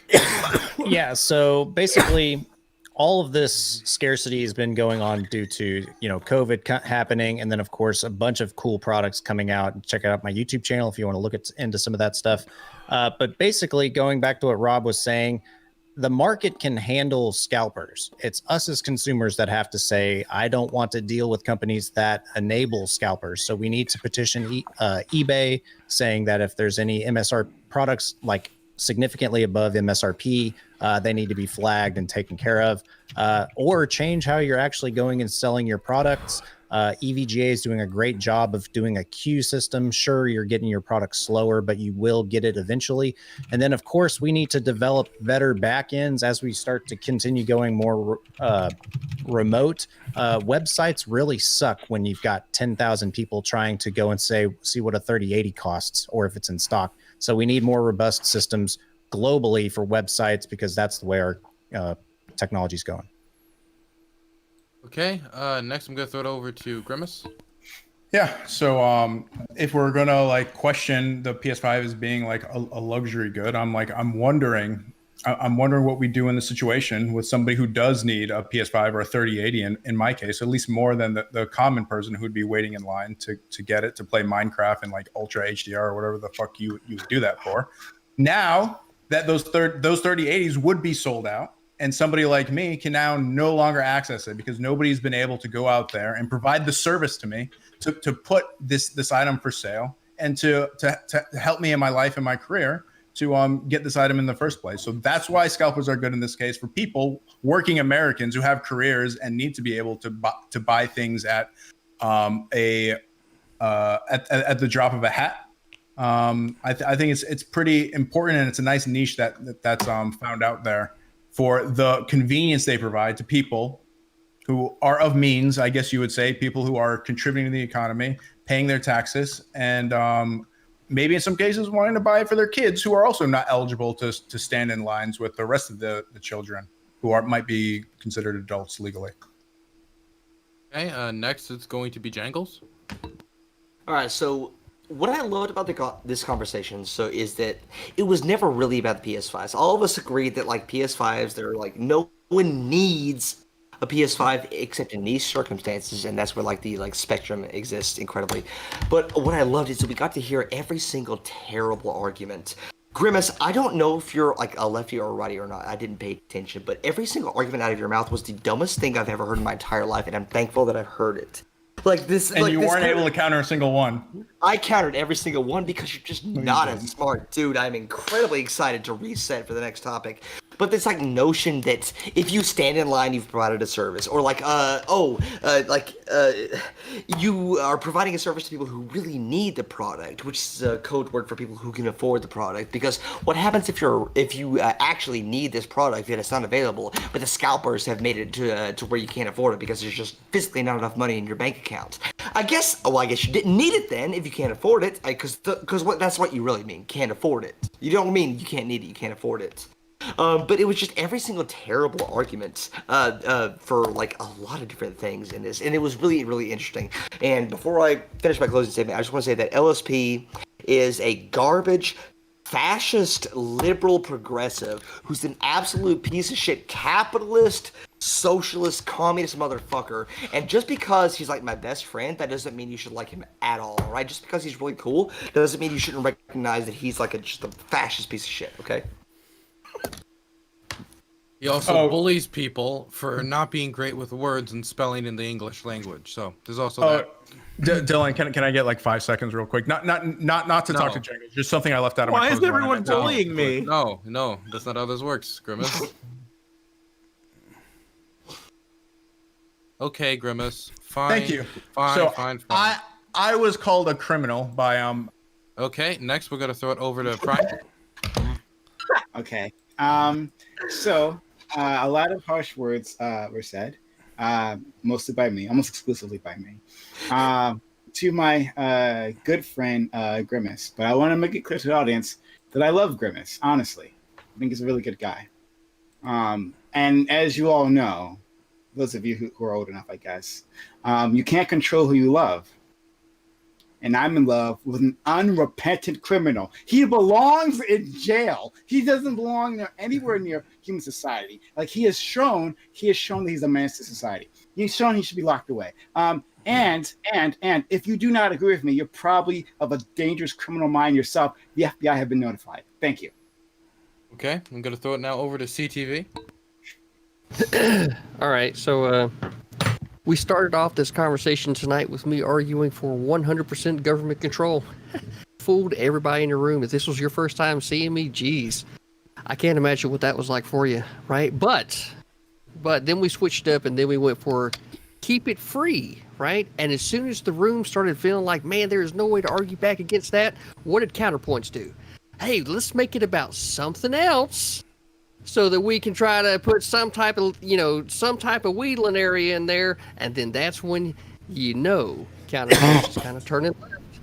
He's kind of turning left, y'all. So y'all were working on him, right?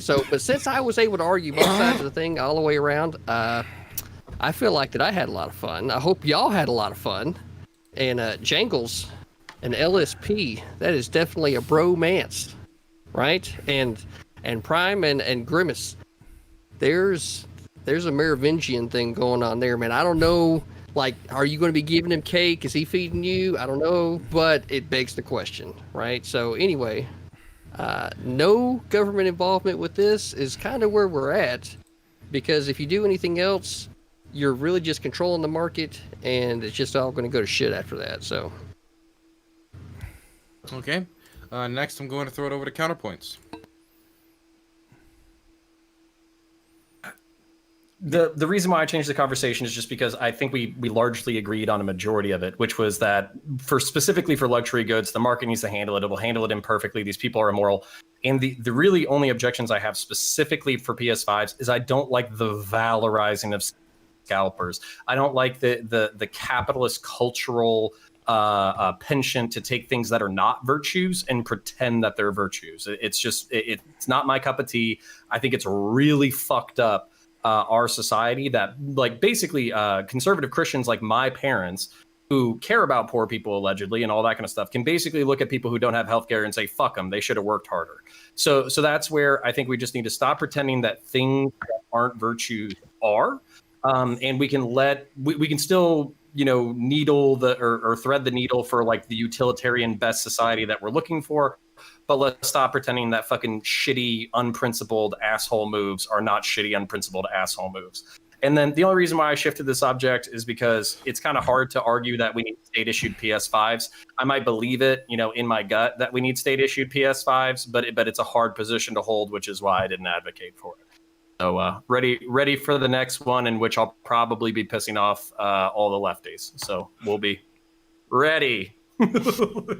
Okay, we're going to now go into the second topic, which is about Trump's military withdrawals from the Middle East. It's simple. Is Trump's withdrawals, troop withdrawals, a good thing? Simple topic.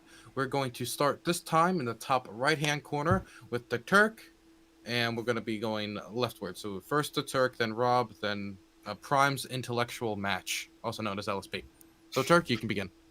Yeah, so I don't think it's a good idea. We definitely need to have a presence in order to maintain where we're at right now. Withdrawing troops probably will have the same Iraq power vacuum that happens. But what I find interesting is a lot of people that are very anti-war are kind of now against Trump doing this at the end of his term. And I'm like, I thought this is what you guys wanted. I thought y'all wanted to let Iran do what they wanted to do. So I'm not a foreign policy expert, but I do think that, we should stay there. But he's the commander in chief and he has the say.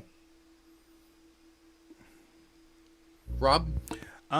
Yeah, thanks. This is a topic I'm a little more passionate about, to say the least.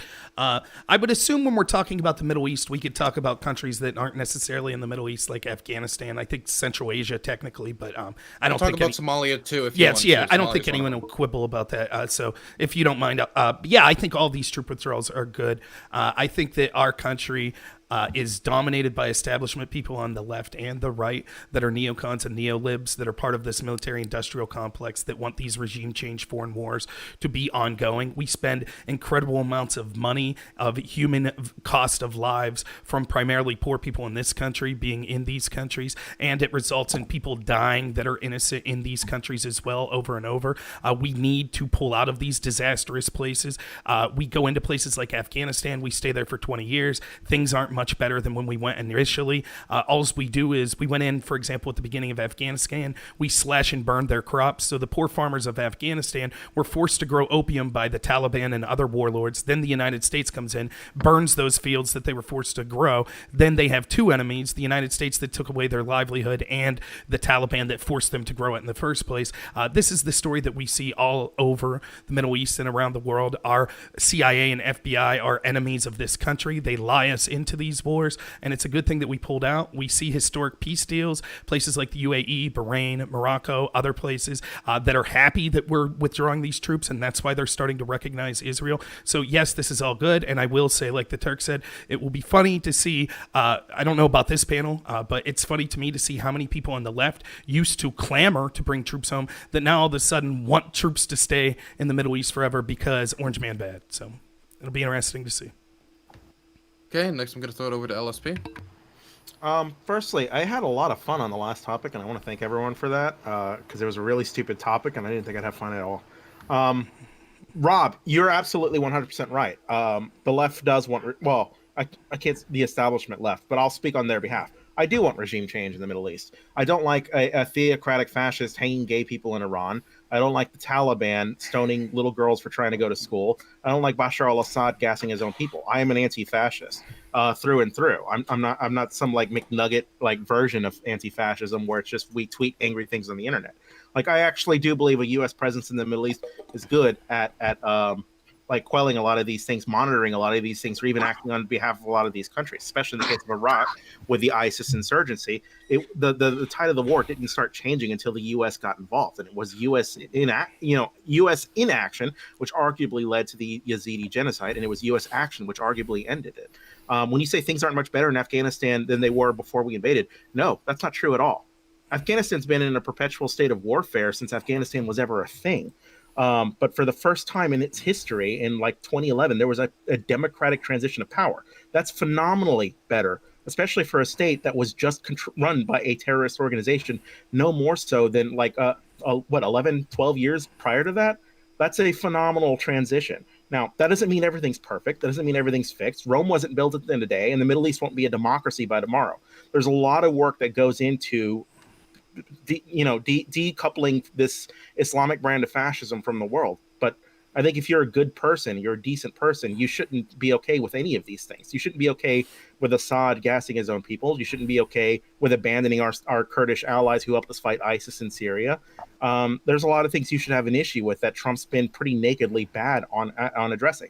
In fact, you speak so highly of like this idea of historic pieces, but one of the best historic pieces we got for Iran, a country we've been at war with since 1979, was a nuclear peace deal.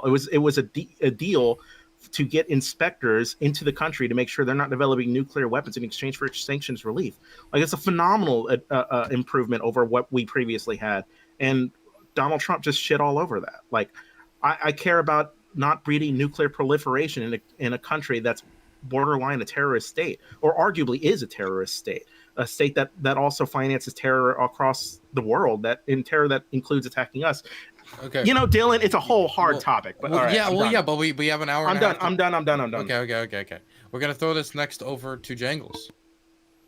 All right, so everyone, I want to like start this my opening statement off by saying that I'm basically going to be like a version of Turk in my opening statement, in that like I also am not a foreign policy expert, but as opposed to the Turk, I am significantly dumber than he is, even though I think I'm equivalently as handsome. Like, we are at the same level of handsomeness. So as a complete layperson, like, I would say that, like, I have...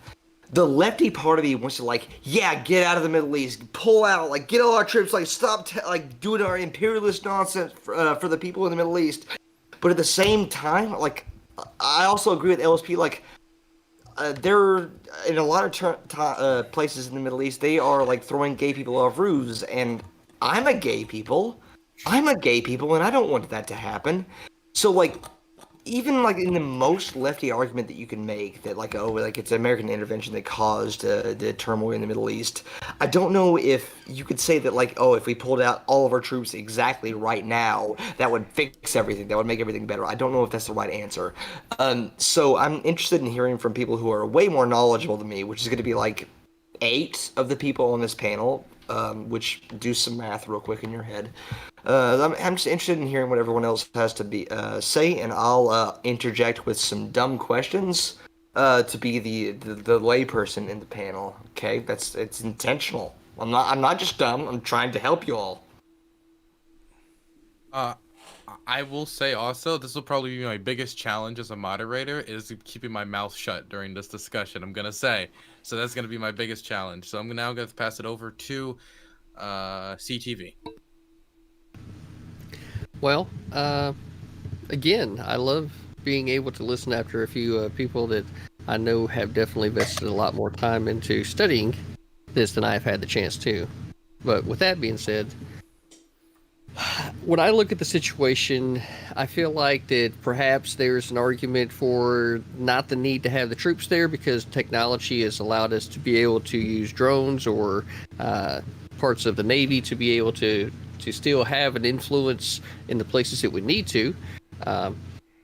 So at least from a logistical standpoint, perhaps maybe it's we're starting to realize that there are some things that we can do to actually kind of reduce costs, right, and not be so intimidating around the planet, right, which is ultimately what we would like to do. is to kind of be the big stick in the room but not have to use it, right?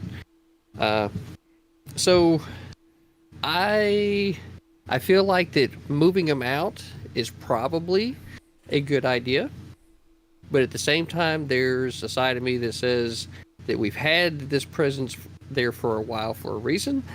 I was active duty when 9/11 happened, and that's still on my mind. So I want to make sure that whatever it is that we're doing, that we're still being able to exert the right amount of force in order to put this thing down before another event like that happens. Okay, next I'm going to throw it over to Grimace. Grimace is still muted, I think. 1 second. Pro streamer. There we go. Can you hear me? Sure. So I think this is a pretty obvious implementation of Trump's scorched earth policy as he's leaving office.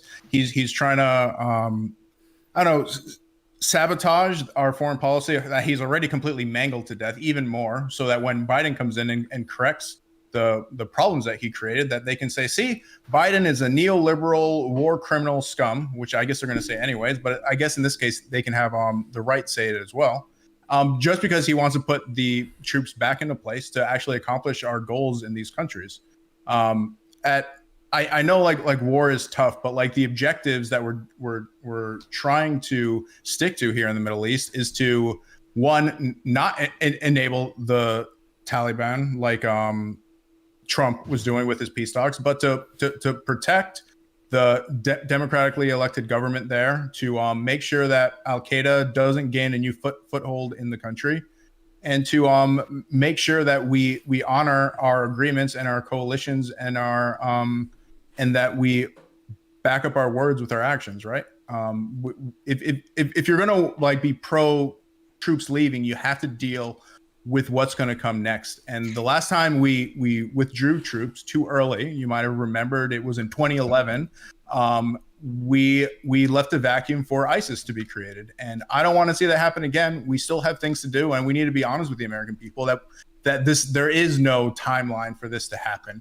Like we can keep the numbers as low to a point that we have minimal casualties and our military is still doing their due diligence, and that we're able to back up the promises we made and protect the people we said we would protect. Okay, now I'm going to throw it over to Prime. Thank you. Yeah. And so Grimace, wrong again, buddy. ISIS wasn't created due to the withdrawal of U.S. troops, right? They were created before then. They might have taken advantage of that withdrawal, but it certainly wasn't created by the withdrawal of U.S. troops from. Yep, that's not all. That's wrong. But then beyond that, right? I'm finding myself very much agreeing with much of what Rob Noor has said, and I think maybe also some things that the Turk has said.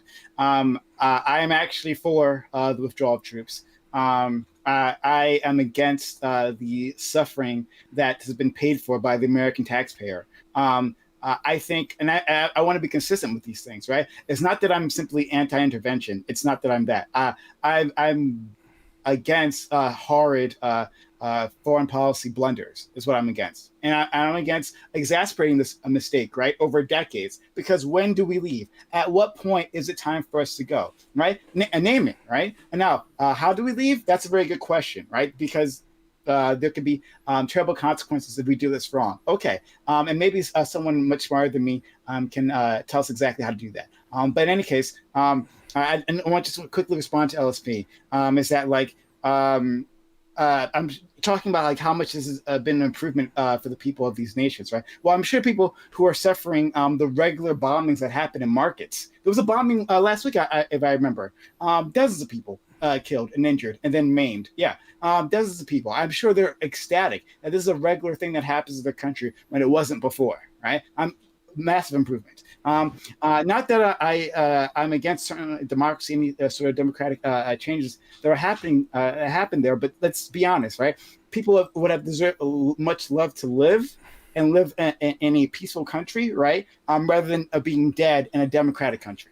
Like it's just the way it is. And then beyond that, I think you talked about Iran being a a terrorist nation, right? That's funded terrorism around the world, certainly, right? But so is America. America has directly funded terrorists around the world. It happened in Latin America, and probably other places that I don't know as well. But America has directly funded terrorism. So who should have fought against us, right? Who should have imposed sanctions against the United States? And then beyond that, we had a state-sanctioned terror campaign against African Americans all throughout the South for decades, right?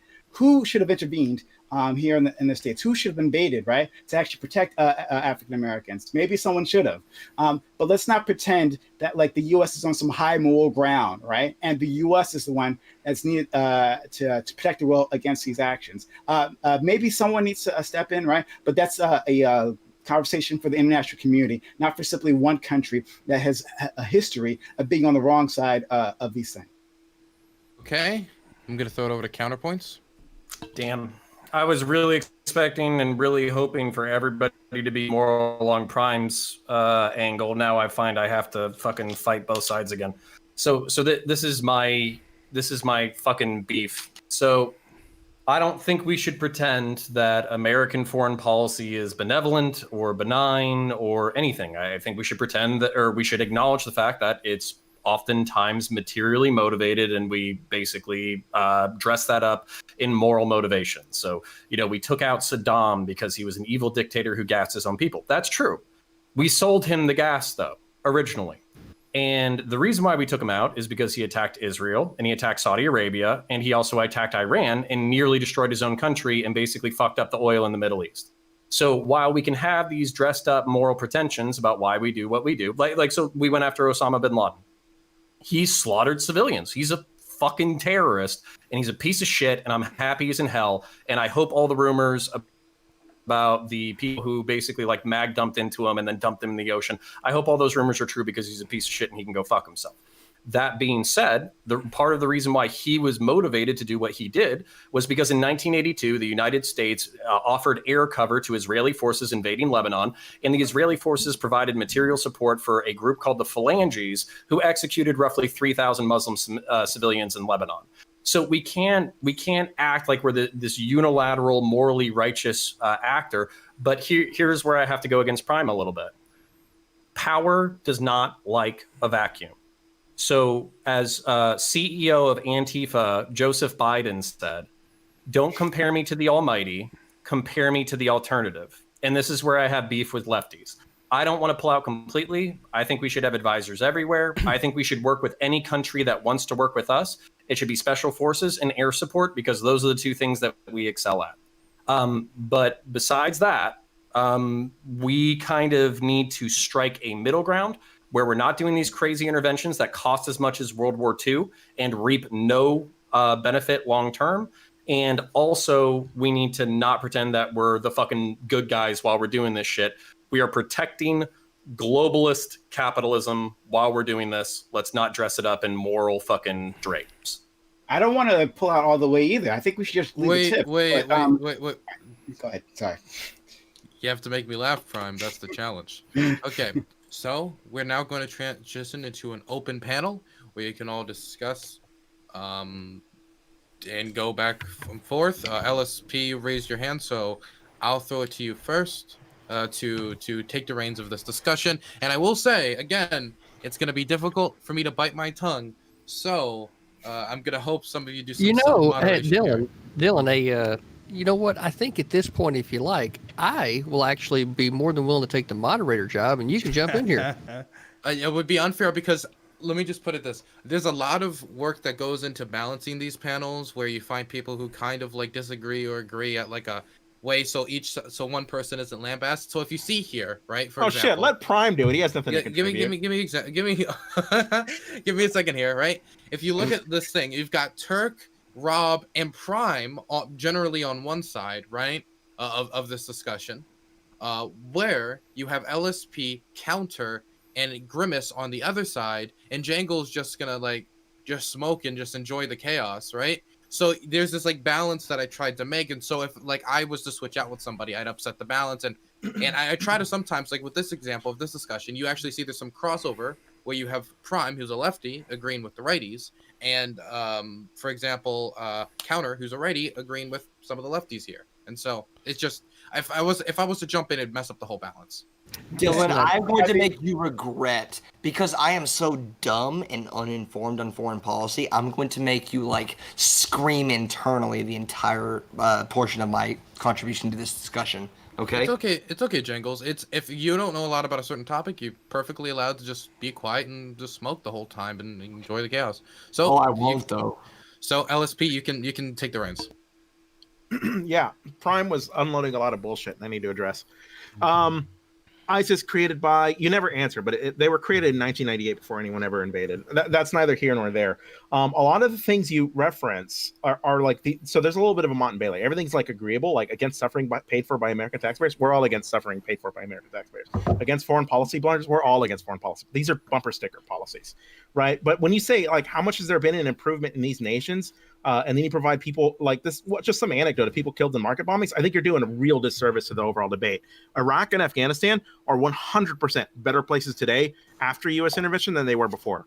Iraq used to be under the whims of a dictator, a psychopathic dictator who committed body count, easily body count. True. Right. After U.S. bombs falling down on these people, right, decimating them, and then millions having to abandon their home, turn into refugees, right, moving into Europe, right, and causing disruptions there. All of that. After all of that, the hundreds of thousands of people dead, they are safer than previously. Without the hundreds of thousands of people dead, the hundreds of thousands that you're talking about are like killings due to tribal rivalries, right? Not the U.S. military. Due to the war. Look, this is. Sorry, nobody goes into these. The U.S. military. Personally, it's like 250, not from the U.S. military, but from the Civil War. It's like 250,000 total, like from the entire course of the Iraq War. Civil War is 620,000. We're talking about a period of time that spans 20 years. Look at Saddam Hussein. He killed something like 80,000 Kurdish people in like 2-year period. Like 200,000, but yeah. We're not even like close to this, and not to mention the constant invasions of the neighbors. Like, how much was that number before?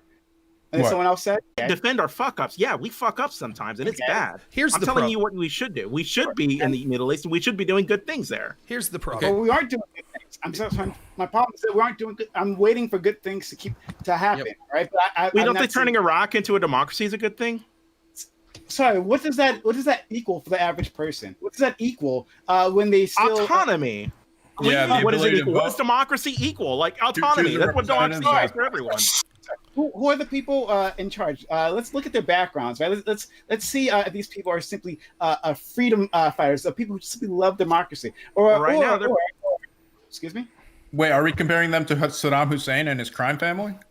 No, I'm not doing that. What I'm saying is that like you're pretending like the people that were replaced, right, are looking out for the good of their country. No, I'm not pretending that at all. I'm saying a democracy is preferable to a fascist dictatorship. Then what country don't we invade? We should invade Iran now, right? China. Let's invade China. Let's invade Iran. Can you name me a country in the Middle East that we shouldn't invade? Let's force democracy on them all, right? Rob, this is a bad argument. You're basically saying because we do a just thing, now we're on the hook to do more just things. No. That's not my point. Here. If you're saying this is just, if you're saying this was preferable and just to go into Iraq, give me what country it would be unpreferable and unjust to go into in the Middle East. Because you don't have to invade, right? Why? We can do like peace deals. Oh, but we could have done that in Iraq.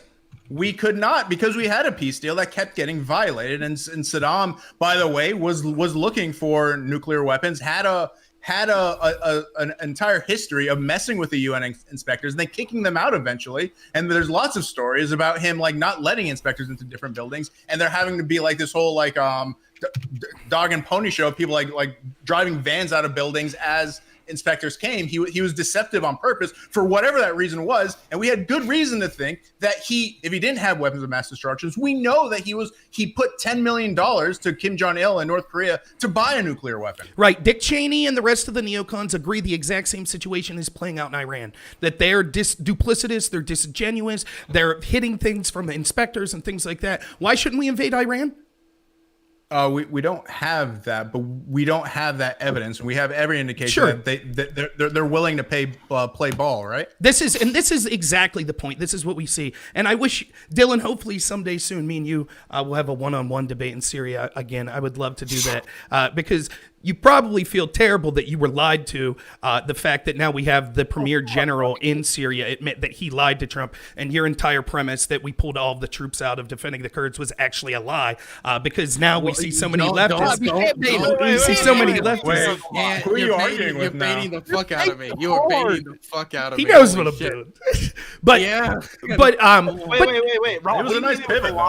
What do you mean it was a lie that the U.S. troops were not there protecting the Kurds from an invasion? No, it was a lie that we pulled them all out. As the general that was after Mattis, that was in charge of the policy in Syria, admitted in an interview 2 weeks ago. We literally have leftists, not all, thank you so much, Prime K's, for being someone that's actually standing to your morals. I really appreciate that because I think it's so easy now for leftists to just say Orange Man bad. Therefore, I mean, we went from, in 2005, when I was, I graduated high school in 2002, my first years in college, I made friends with all of these anti-war leftists, and it's unbelievable to see how many of those leftists marched with me against the Iraq War and said we need to bring these troops home, that now just 15 later are saying, well, of course we needed to invade Iraq. Of course we need to keep troops in Afghanistan for more than 20 years. And we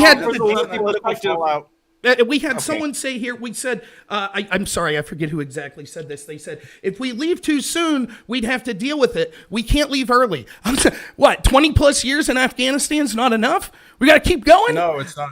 No, that would be absolutely not. We still have bases in Germany. I mean, if we leave Afghanistan, for instance, the Taliban, who are now emboldened, and that now that the fighting season's over, will come in and wipe out all the progress we made. We're gonna have the exact same situation where more terrorist groups are now going to call Afghanistan their home, and we're gonna have to deal with more domestic threats in the first place. Not to mention all the terror that they're going to be inflicting on the Afghani people. Right. And all the poor troops, just real quick, and then I'll real quick here. Let me finish this. All the poor people in the United States that have died. I'm not one to focus on race, but a disproportional people of color, I think, serve in the military, which I think you would agree with, Prime. All of these poor people that end up we sending over to these countries and die. All of the situations that you're talking about, almost every one of them have this in common. We back Saddam Hussein, and then we say Saddam Hussein's a problem. We need to send troops. We back the Taliban when they were when we had them monkeying with Russia and the Soviet Union back in the late 70s. And then we say, oh, they're a big problem. Now we need to go in. In Libya, we backed the horrible people in Libya that overthrew Gaddafi, and now it's a hellhole there. It's over and over. We back these horrible people and then say, oh, now it's a problem. Now we have to stay there forever. And if we pull out, we'll leave a power vacuum. Meanwhile, Dick Cheney and these war criminals that the left used to hate are sitting there laughing their asses off because they have totally co-opted the anti-war movement. Now, just because Barack Obama was for it and Donald Trump suggested pulling troops back, all of a sudden, we need to stay in all these countries. These are democratically elected Counter was on the list. He's been waiting a little bit, so I'm going to throw it over to Counter. Yeah, this is the main thing that I want to get past because basically LSP is talking about all the moral reasons of why we should do things, and largely I agree. Democracy good, capitalism largely good, global trade largely good, technology largely good, stability largely good, terrorism bad. But at the same time, there's an element of real politic here that Norm is talking to, where basically we do support a whole bunch of really nefarious motherfuckers because they're in our interest. And then when they're not in our interest, we fuck them over immediately as soon as they no longer serve our interest. So to back up Prime, you can Google this. The Riegel Report, RIEGLE, was a public program where we basically sent the precursors for chemical weapons and biological weapons to Iraq during the Iran-Iraq War. That was because Iran flipped into a theocracy.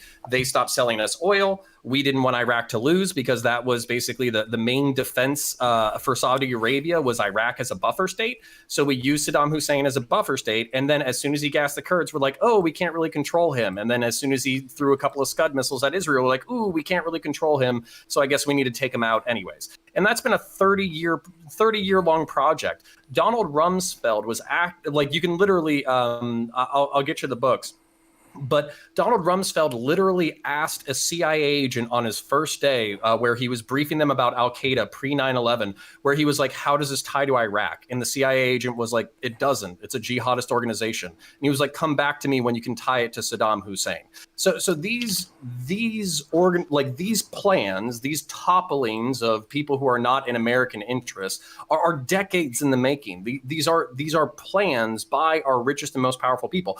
I largely agree with the project of global capitalism and American empire and all that kind of bullshit, but we need to stop pretending that it's some kind, like we have some kind of moral right to it. It wasn't morally right when we sold Saddam Hussein VX gas precursors. It wasn't morally right when we sent death squads into South America and had the Marines basically consulting with them. It wasn't morally right when we were selling Stinger missiles to jihadists. It wasn't morally right. It's naked political self-interest. So, I mean, that's not true. Sorry, go ahead. Jangles, if you're going to go ahead, then that's fine. I'll wait till after you, Jangles. Well, Prime, relax with the moderator. I'm sorry. I just I was pointing to instinct. Dylan. I wanted to hear his sultry tones call my name, but I guess this is good enough. Okay. So Jangles, you can go for it. So as a complete layman who is very dumb when it comes to foreign policy, this is like an open question. So from a lefty, I have my lefty brain over here, okay? Here it is, visually conceptualized. It's in this empty space, which is where lefty brains usually reside. I want to pull out. I want to stop telling these countries like what to do and all that fun stuff. But I can't get it out of my head that some of these countries that we're gonna pull out of in the Middle East are gonna start, like, from a governmental perspective, are gonna outlaw homosexuality. They're gonna like penalize it with the death penalty. They're gonna sanction throwing gay people off roofs. And I'm trying to reconcile those two parts of my brain. All right, as far away as they are, all right, they're rattling around in my brain a lot. So can I address it?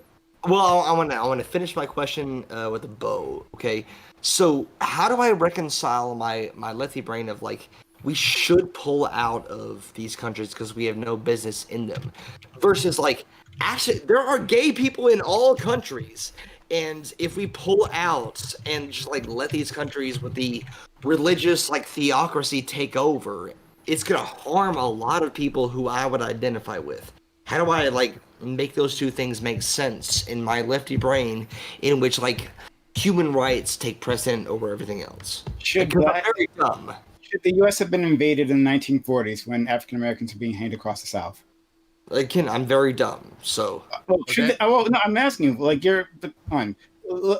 Would you have preferred, right? Because human rights is the most important thing to you. Okay, which is not a bad impulse. But should we have been invaded by another country? It takes a while to get to an invasion. There's other things to do. I'm trying to help them work through this. Should we have been invaded? I don't know. Again, I'm very dumb. This is not a meme. This is not a rhetorical device. I'm very dumb. When it comes to pressure should have been put on us by our allies and through our trade deal. Sorry, Dylan, is this okay? Yeah, it's fine. Yeah, I hear what you're saying. Yeah. Sorry. So pressure should have been put on us. There's nobody who we know could viably invade us. But if they could to do what's right, and we were unable to do what was right, then yeah, you could probably justify that. But I think anybody looking across the world could see that we have a scale of the treatment of African Americans, and it's only been going up since 1863. So, I mean, what? There are setbacks, okay, not just up, but the trend has been up as far as freedoms go up until now. So they wouldn't necessarily have to invade to correct the problem. Those other countries that have invaded, can you actually name them? Could you actually tell me what the societal trends? Can you actually do that? They're oppressed minorities, in all the constituencies. Can you tell me? Question. I don't care about the minorities in these places. Then why did you bring it up? What is it? I was just responding to your ask. Okay, great. So then I'm applying that to Iraq and Afghanistan. Sure. If I can reframe my question in a very unfair binary that people can attack. Okay, and then I gotta go down the list because there's a lot of people waiting to talk. I'm sorry. Do you want to let me say my binary, or is that? Well, no, I said I said yes, but then I got to get to other people because they want to talk. All right, I'm gonna answer just because you're pretty. Like in my extremely unfair binary, if we pulled out of all these countries, and it would 100%, like it's for sure, gay people, homosexuals would be like murdered en masse. Would you still do it? I know that's unfair. That's like that's imposing that binary that I like said was bad earlier, but as a theoretical question, would you still do it as like a theoretical question for everyone else going forward? Okay. Can I? Sorry. Sure, you can answer that quick, but I really want to get to these other people who have been waiting. Yeah, I think I can answer this question. I think I can also, bring it back to Prime's specific example. This is actually the exact calculus that the Yankee North had to make in the wake of Reconstruction, in the wake of the Civil War. So, do we actually put pressure on the South to reform? Do we impose our cultural and social and moral norms that we basically, not only do we want to abolish slavery, but we also want to institute some level of equality during the Reconstruction era? And the answer was largely no. And the reason why the answer was largely no was because, one, there's plenty of racism up in the North, but two, because the cost benefit analysis between putting that kind of pressure on the South versus, kind of like trying to heal the wounds of the war and move on was actually deemed by the Yankee North to not be worth it. And that's the same question that you're asking right now, Jangles, if you're still there, is, if we pull out, if we withdraw, or if we only have like a token membership there, and then nefarious actors take over and then they kill minorities, it's the balance of total harm. What's our role? Sovereignty, the concept of Westphalian sovereignty, like all of this plays in together, and there's not a simple solution. Wait, federal troops were deployed in the South to help guarantee Black people's right to vote, right? Like the federal troops were deployed. How hard did they fight for that? How hard did they fight for that? Did they start shooting white people in mass? Yes, they did actually, and they suspended habeas corpus, and they crushed the Ku Klux Klan not once but twice. There were lots of casualties. I'm talking about I'm talking about like conflating a lot of history there. First fun fact is that the Ku Klux Klan wasn't a thing until after the Civil War. That's right? What we're talking about. That was in response to. We're talking about Reconstruction. Yeah, but you jumped right there in the middle of it, right? And go ahead. I'm sorry. Okay. Just go ahead. LSP, you've been waiting a very long time, and I want to pass it to you. And then Rob, I think I have yours down as well. Thanks. Yeah, I want to address two people. So I'm gonna stack these, and then you can just come back to me way later, because I'm just gonna write down the answers instead of butting in, so we can do this more organized. But two things I want to address. So I want to address both Rob and Prime. But first, Rob says we assisted the Taliban and we assisted bad people in Libya. Firstly, the Taliban didn't exist during the Soviet invasion of Afghanistan. Mujahideen. I think, we assisted some Mujahideens. We did back some of them, but the Taliban didn't come to exist until years later in the aftermath, through an internal political struggle between these different Islamist warlords, right? You also say, we assisted bad people in Libya, but you don't say who these people are. So I'm going to assume you don't know who the parties involved in the conflict were. Sure I do. But in Libya, it wasn't Ansar al-Sharia, for example. But in Libya, we stopped a massacre from happening in Benghazi by instituting a no-fly zone. And if your argument is that, well, bad things happen when we intervene, I would use Libya as an example of bad things happening because we didn't intervene, right? We didn't help reshape a completely decimated country left in the ashes of Muammar Gaddafi. We just put in a fly zone to stop Gaddafi from flying his air force to kill people, right? The alternative that you're suggesting is letting Gaddafi massacre his own people. So write this down, because you can answer this in your thing, and I'll just go to this later. But the alternative you're suggesting, I want to know your opinion. Do you think it would have been better to just let Gaddafi massacre his own people, or should we have taken no action? And this isn't just it's not just Gaddafi, right? Should we have taken no action for the Yazidi genocide or the Anfal genocide? When do you support intervention? And just for Prime, so I'm writing this down. Should the U.S. be invaded? Is the hypothetical he's putting forth? Yes. If the U.S. is committing horrendous crimes against humanity and there was utility to changing the regime responsible for that, yes, absolutely, the U.S. should be changed. Ultimately, we have to measure baseline utility here.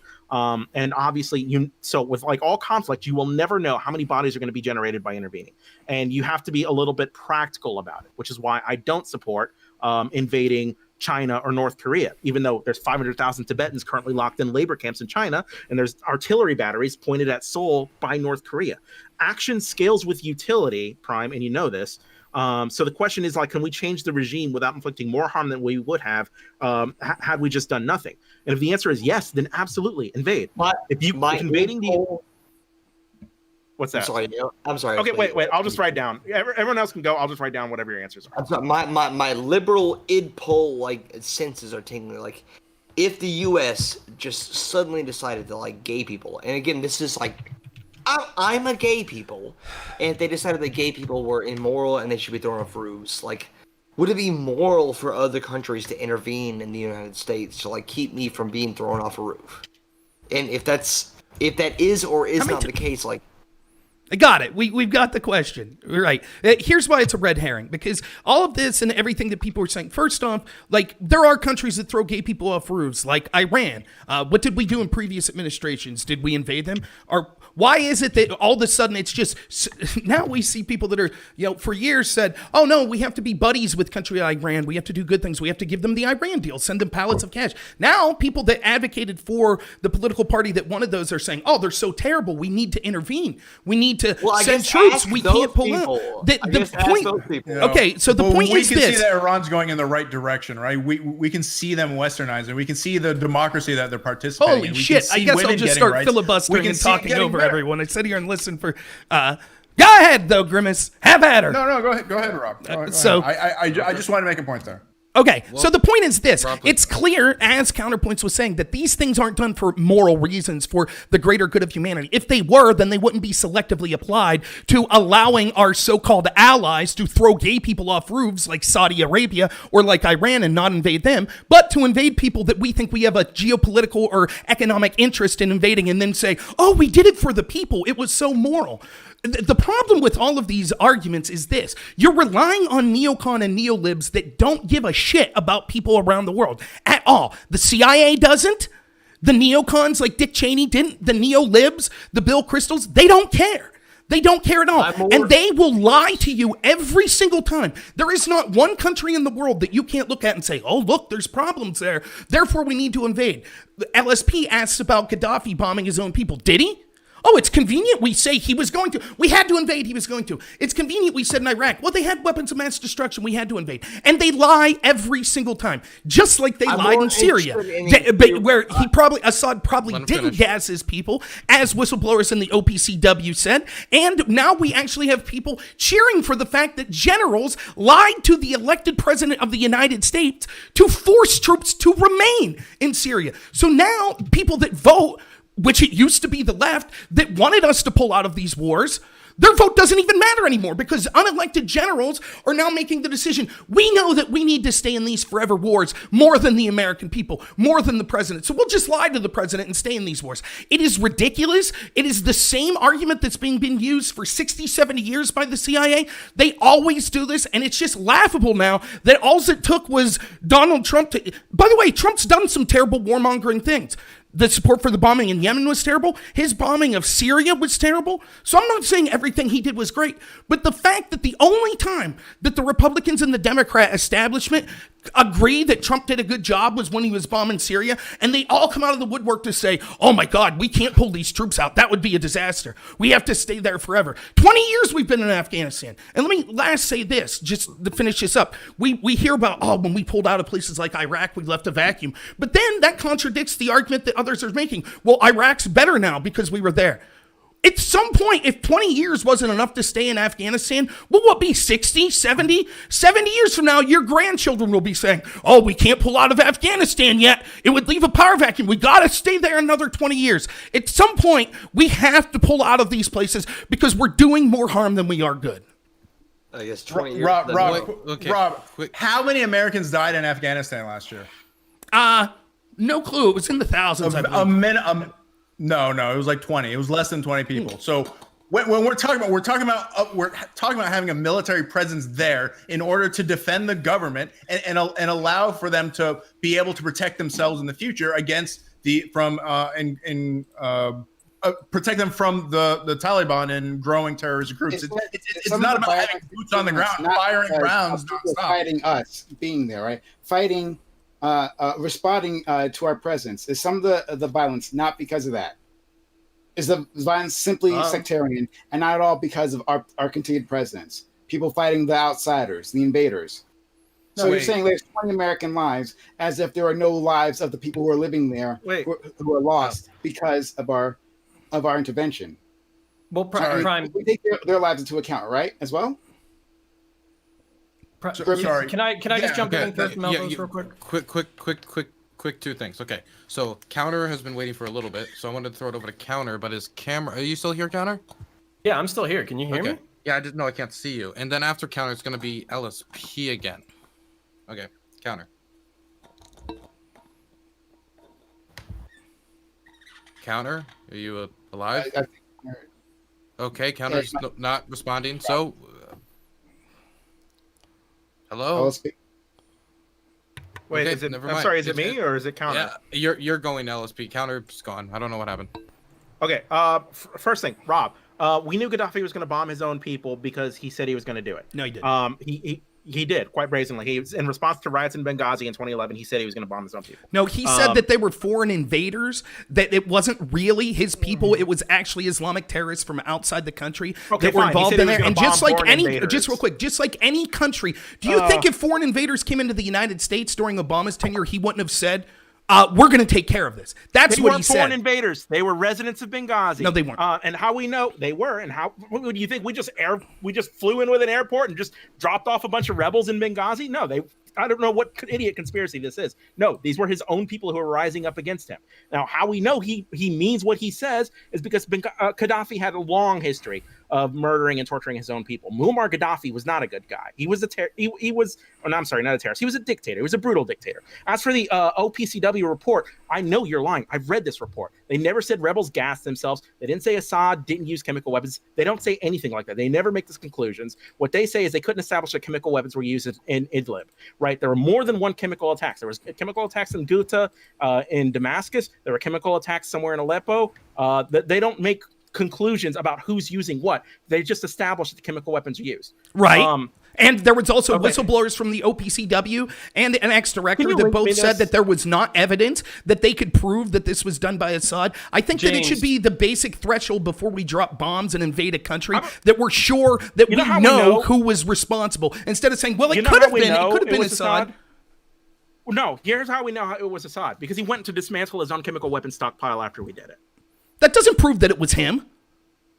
Who else has chemical weapons, Rob? Let me jump. Holy shit. Let me fucking jump in. Because, this is seriously this is missing the forest for the trees. Can you guys hear me okay? Counter? Yeah, I can hear you fine now. Okay, this is the same argument that we get into every single fucking time, and I'm literally trying to move all of y'all past it. Fucking James Norris saying that the moral damage that we do by these wars is not made up for by the moral justifications that we use. LSP basically says that the moral justifications that we use do outweigh basically the horrors that we inflict. And I just need you to both move past this fucking concept because these fucking guys are as bad as we say they are. Muammar fucking Gaddafi basically sponsored the Lockerbie bombing, like a terrorist bombing of a civilian airliner. He does kill the fuck out of his own people. I don't know why we would ever pretend that a fucking dictator in the Middle East and North Africa would ever not murder their own people to maintain power. They're as bad as we say they are. The question is, does them being as bad as we say they are warrant our intervention? That's the question. And to thread the needle here, so Prime's Prime asked, what was the level of our intervention that's appropriate? If somebody reflected this mirror back at us, what would be the correct level? And Jangles is worried about, gay folks basically getting slaughtered by, theocrats once these countries get taken over. And here's another fucking point that Grimace brought up, that casualties are very minimal in the global war on terror. A country can be held together by 5,000 U.S. infantrymen, intelligence infrastructure, and training and aiding the local people. So you don't have to have this whole-on anti-jihadist civil war where we just kill the fuck out of everybody. You can literally have a few thousand people who are good at warfare who train the local people to defend them fucking selves. And here's the other thing. So Nor keeps asking, when do we leave? When do we leave? When do we leave? We're still in Japan. We're still in Germany. It does not take a lot of blood or treasure to maintain American empire. So this is where like it's this. I don't know, dude. The moral pretext we're using is bullshit. It is naked self-interest, and the solutions are not nuke the entire country and turn it into fucking glass, or pull out completely and let these people slaughter each other. It's garbage. It's a garbage point, because this is why. Because you're saying that, oh, we need to get out of this paradigm. The point is this, that when we lie to get involved in these wars, that's all that matters. That it's not being done. It doesn't make things better for these people. It doesn't make things better in the country. We're now saying, well, we can't leave. We have to be there for indefinitely. Just like Japan. We have to be in Afghanistan for over 20 years because, well, okay, we admit we got into the war for personal reasons. Oh, yeah, we admit now that they're bad people, but we can never pull. Hold on. But this is the point. There's a utilitarian calculus that we made at the end of World War II, basically being that us being slightly involved everywhere is better than being completely isolationist and us being sucked back into World War. That is the calculation, knowingly or unknowingly, that we made in the wake of World War II. So the reason why we're still in Japan is because we didn't want China and Japan to beef and for us to get sucked into another world war in that theater. The reason why we're still in Germany is because up until I was born, there was a communist superpower in Eastern Europe that was threatening to swallow the whole continent, and we didn't want to basically have to enter into a new world war in order to protect our allies like France and England. So this whole structure, I mentioned earlier that power abhors a vacuum.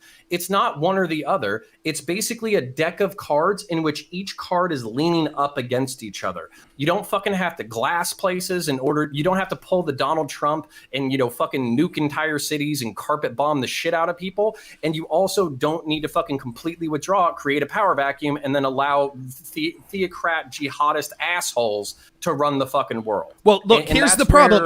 Here's the problem. One, when you're talking about places like Japan, that's a different situation in that we've entered in a relationship as allies because the situation is very different. We weren't allies in 1945, sir. Right, and so there was a reason during World War II to be conflicting and to be at war with Japan and Germany. Got it, no question there. The reason that we're still there is clearly because Japan, as a country, asks us to be there. They want us to be there. Yes, that's absolutely true. They want us. That's why they. Wait, you think Japan asked us to occupy them? We're not. It's not. We are not occupying Japan. We have military. Yes, we are. No, we're not. No, we're not. We have military bases in Japan that Japan welcomes. In fact, Japan. You oftentimes hear Japan worried if the United States, if people suggest that we should become more isolationist and bring troops back. Japan is not a fan of that because then they'd say, well, then we'll arm ourselves to deal with North Korea. We are not occupying Japan against Japan's will. That's a completely different situation than invading Afghanistan and still being there 20 years later. And this the empire argument that, well, we need to have troops all over the world, it is not successful. If it was successful, we wouldn't successful. We've avoided another world war for 70 or 80 years. So where's your proof that it's because we went to Afghanistan or Libya or Iraq? It's not. Why are we? Why are we? Then what place? Just say hypothetically. Then, if we accept your argument, can you name? Joe Biden sworn in January 20th. He immediately says, we're invading Somalia. You say, yes, great idea, that we have to prevent another world war. And then the next day he goes, we're invading India. You say, great idea. We need to stop another world war. And then he says, we're invading Iran. Great idea. We need to prevent another world war. Is there any justification for any war ever in any country that can't be accepted by saying, well, we have to do this. We have to be an empire. We have to.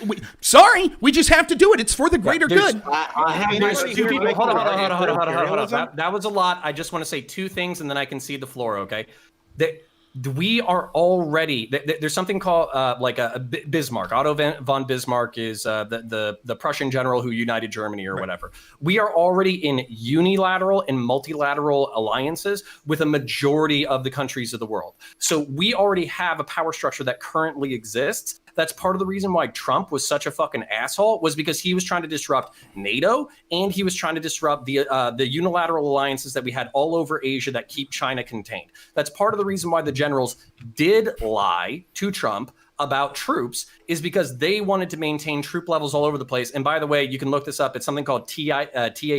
It's like temporary activated duty or something like that. They use TAD as a way to activate troops and only keep them quote unquote active for a month, and then move them from like Kuwait to Iraq to fucking Syria, and then back and forth and back and forth and back and forth. I know how the numbers were juked because I know people who were juked as a result of the numbers. But at the same time, to argue that this power structure is like completely evil or stupid, no, this is like a very important calculus that's being done to maintain a relative level of world stability. And you asked me for the example of like, what's this example? What's this great calamity that we prevented by having all these alliances across the world, by having American empire? The fucking Cold War, bud. We didn't go to war with Russia because we fought Cold Wars everywhere. So that this is we were avoiding World War then, we're avoiding World War now. It's all about balance of power. And no, we would invade India. They're a fucking ally. They're terrible to their people. We have to, right? Was there any that's other why I was saying it's not a moral thing. That's why I was saying it's not moral. It's naked self-interest. A while ago, Turk rose his hand, and I have his name down. I just noticed I didn't bring it over to Turk, so I'm very sorry. I would like to pass it over to Turk. No, it was just a smart A comment, but I think there were. This is a hot take. I don't believe this at all, but there were invaders whenever Obama was in office, and they came from across the border. I don't believe that at all. Just a smart ass comment. Okay. Was there any other option in the World War, or the Cold War? Right? Was there any other option rather than fighting them the way that we did? Was there any other hot war, diplomatic? Excuse me. A hot war, yeah. Yeah, other than a hot war. Yes, thank you for that. But any other options than doing it the way we did, right? Because you're saying that that's proof, right? That is proof that we need to be doing what we're doing, right? Because that avoided a world war, right? But was there any other option that could have been before? Did it have to be fought in the first place? Did communists have to be fought? Let communism take over the world. That was another option. Yes, Prime would like that. Let Al Qaeda and Osama bin Laden thrive in Afghanistan. Let Saddam Hussein get a nuclear weapon. The whole point. Okay, I'm ignoring that. The whole point of American imperialism is to make the world safe for American capitalism. Like that's the whole point. No, that's just it. That's just if you're like a socialist who hates America. Then that's no, that's just the point.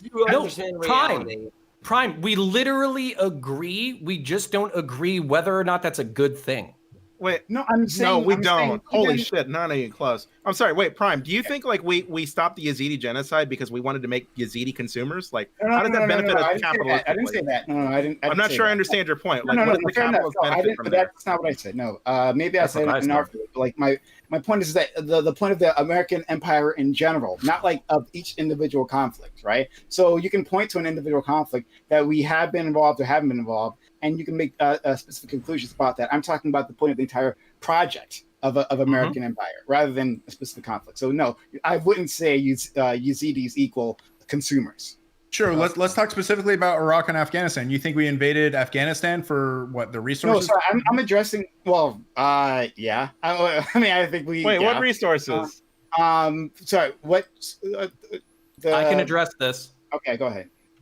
Okay, so it's not specifically the resources that are in Afghanistan. It's the fact that we were attacked by basically a Saudi, not quite royal, but a nepotistic high up fucking Saudi who was hiding out in Afghanistan. And the reason why we were attacked by that person is because we are fighting material wars in the Middle East and North Africa. Osama bin Laden's stated reasons for why he attacked the United States is because kuffar or kafir should not be on Saudi soil defending Saudi holy sites from invaders. It should be the mujahideen. It should be locals. It shouldn't be these fucking secular atheist douchebag kuffar. And on top of that, not only should it not be fucking kuffar, it should be fucking what does not that matter kuffar. though? What does it matter? It's the whole reason. Like, who cares if a religious zealot has this opinion? Do you think that this is like you think we're just going to take 9/11 lying down and not go kill the guy who did it? No, guy. I absolutely agree. But like, just because like Osama bin Laden like really hated America doesn't like really mean much. But again, this isn't the wars that were materially motivated by the United States. But here's the deal: if it was in Saudi Arabia, if it was just about Osama bin Laden, why do we still have troops there? Okay. Just slow down. Okay, only one person can talk at a time. Okay, and it should be me. I'm listening. I just wanted to let that just sit there for a second because it was very not funny.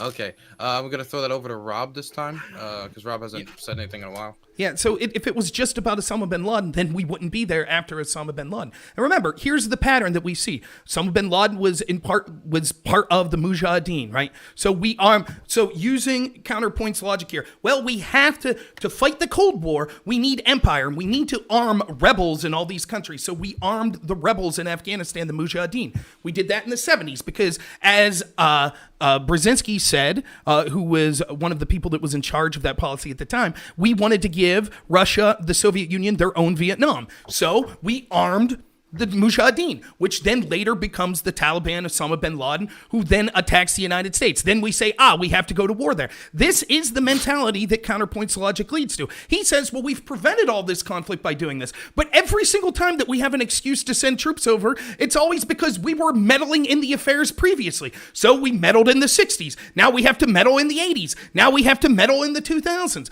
And it's always this same pattern. Meanwhile, the people that are getting wealthy in this country, the military-industrial complex that we're admitting aren't doing these for moral reasons. They're just destabilizing regions around the world so that they and their defense contractor bunnies could make billions of dollars, exploit poor people in this country that are the ones that actually have to go over there and die in these wars. James, it's more than that. It's not just Raytheon. It's not just the defense industry. It's not just the defense industrial complex. It's you and me. We drive cars. 70% of the things in my fucking room have plastic inside them. That's petroleum.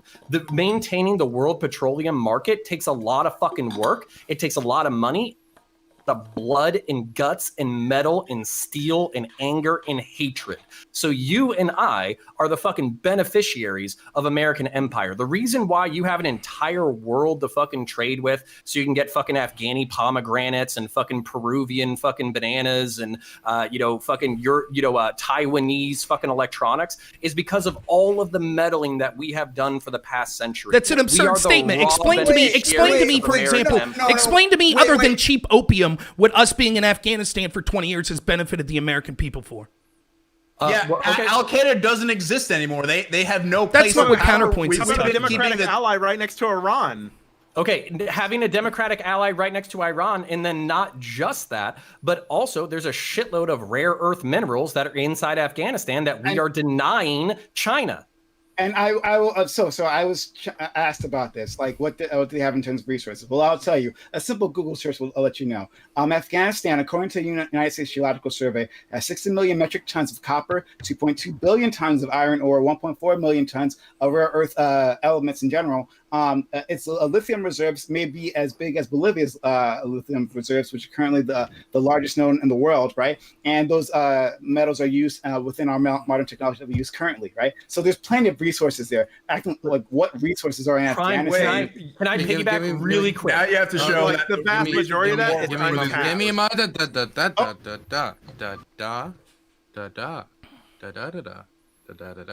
Okay, so Counter, you wanted to say something? Yeah. I'll write your name down, and you will be right after LSP, who raised. I saw them in a freeze phrase raise their hand, so I'm gonna throw it to LSP. I mean, this was to like answer Prime like forever ago. It would derail the conversation. I can either do it now or I could do it in the closing. Wait, actually, are we coming up on the closing? I would say yes, but this topic is hitting off so well that I feel like I kind of just want to keep going on with this topic. Well, then I can answer counterpoints. Then I know this is like a little bit further back, but you asked a question. I was being a good boy and writing all this shit down. You fuckers should learn from me. Early, because he counterpoints asked the like question. bad boys. Sorry. They don't like you, Prime. They don't. They don't. I'm sorry. Counterpoint's question: does them being as bad as we say they are warrant our intervention? Right. There's a broader question. This is a question that I think a lot of us are like missing the answer to, and we're kind of getting lost in the weeds on like specific details for a lot of this, and I'm guilty of this myself. Right. There's no reason I need to chase the red herring that is when the Taliban was formed.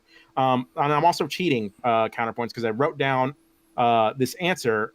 I wrote this down like months ago, because I told somebody else how this works, and I just thought it'd be easier to copy and paste this. So here you go. There's a formula for this about when it is okay to intervene, when it warrants intervention. 1, are there human rights violations? 2, if so, is the scale of those violations so great that it would justify military action? 3, if so, can military action be used in a way that is proportionate? If so, 4, will taking action cause less damage than would otherwise be done if one does nothing? And if so, 5, if so, and all conditions are satisfied, then there should be no issue with regime change, because sovereignty rests on the responsibility to protect, and nations which do not fulfill that responsibility have no business leading its people. Foreign intervention is not zero sum. Obviously, the U.S. should not bomb civilians. Obviously, we shouldn't be toppling governments and taking their resources, right? That doesn't mean we should just leave these places either. Iran developing a nuke has reverberous effects for world security. Same with them financing international terrorism. Sometimes it's no win. If you intervene, you get Somalia, and you get people asking why we're in Somalia. And if you don't intervene, you get Rwanda, and then everybody's asking why we weren't in Rwanda. There's no perfect answer to warfare. It's really messy, and this formula is the best thing I have to offer. So hold on, Iran, right? We have a model for this. Looking at Iran and looking at these nukes, right? President Obama negotiated a treaty specifically dealing with this, with Iran's nuclear. Making sure Iran didn't get nuclear weapon capabilities, right? Do we agree that it was a good deal? Maybe not everyone's going to agree on this one, but LSP, do you agree that it was a good deal? Yes, absolutely. Okay, so there's another option, right? So, all right, we've already proven there's another option than military intervention, right? Yeah. Okay. Well, so obviously, diplomacy is the first solution. I agree. Yeah. Okay, good. Should go without saying. 100%, I agree, right? This is kind of my point, right? What are our other options? I've been saying this again and again. What are our other options in these things? Because it seems like the first option is always war, right? And then we're told it's absolutely necessary. We got to go. I think this is to Rob's point. We have to go. There's always an excuse as to why we need to go. But obviously, if you can defer to... There are bad people in the world doing bad things, and I want to stop them because they're victimizing innocent people, and I want to stop them, absolutely. Okay, we might not disagree on this. Obviously, so I don't disagree with stopping bad people diplomatically if you can do it, right? But like I said, it's not all zero sum. You don't always know the answers, and sometimes military solutions are your only answer.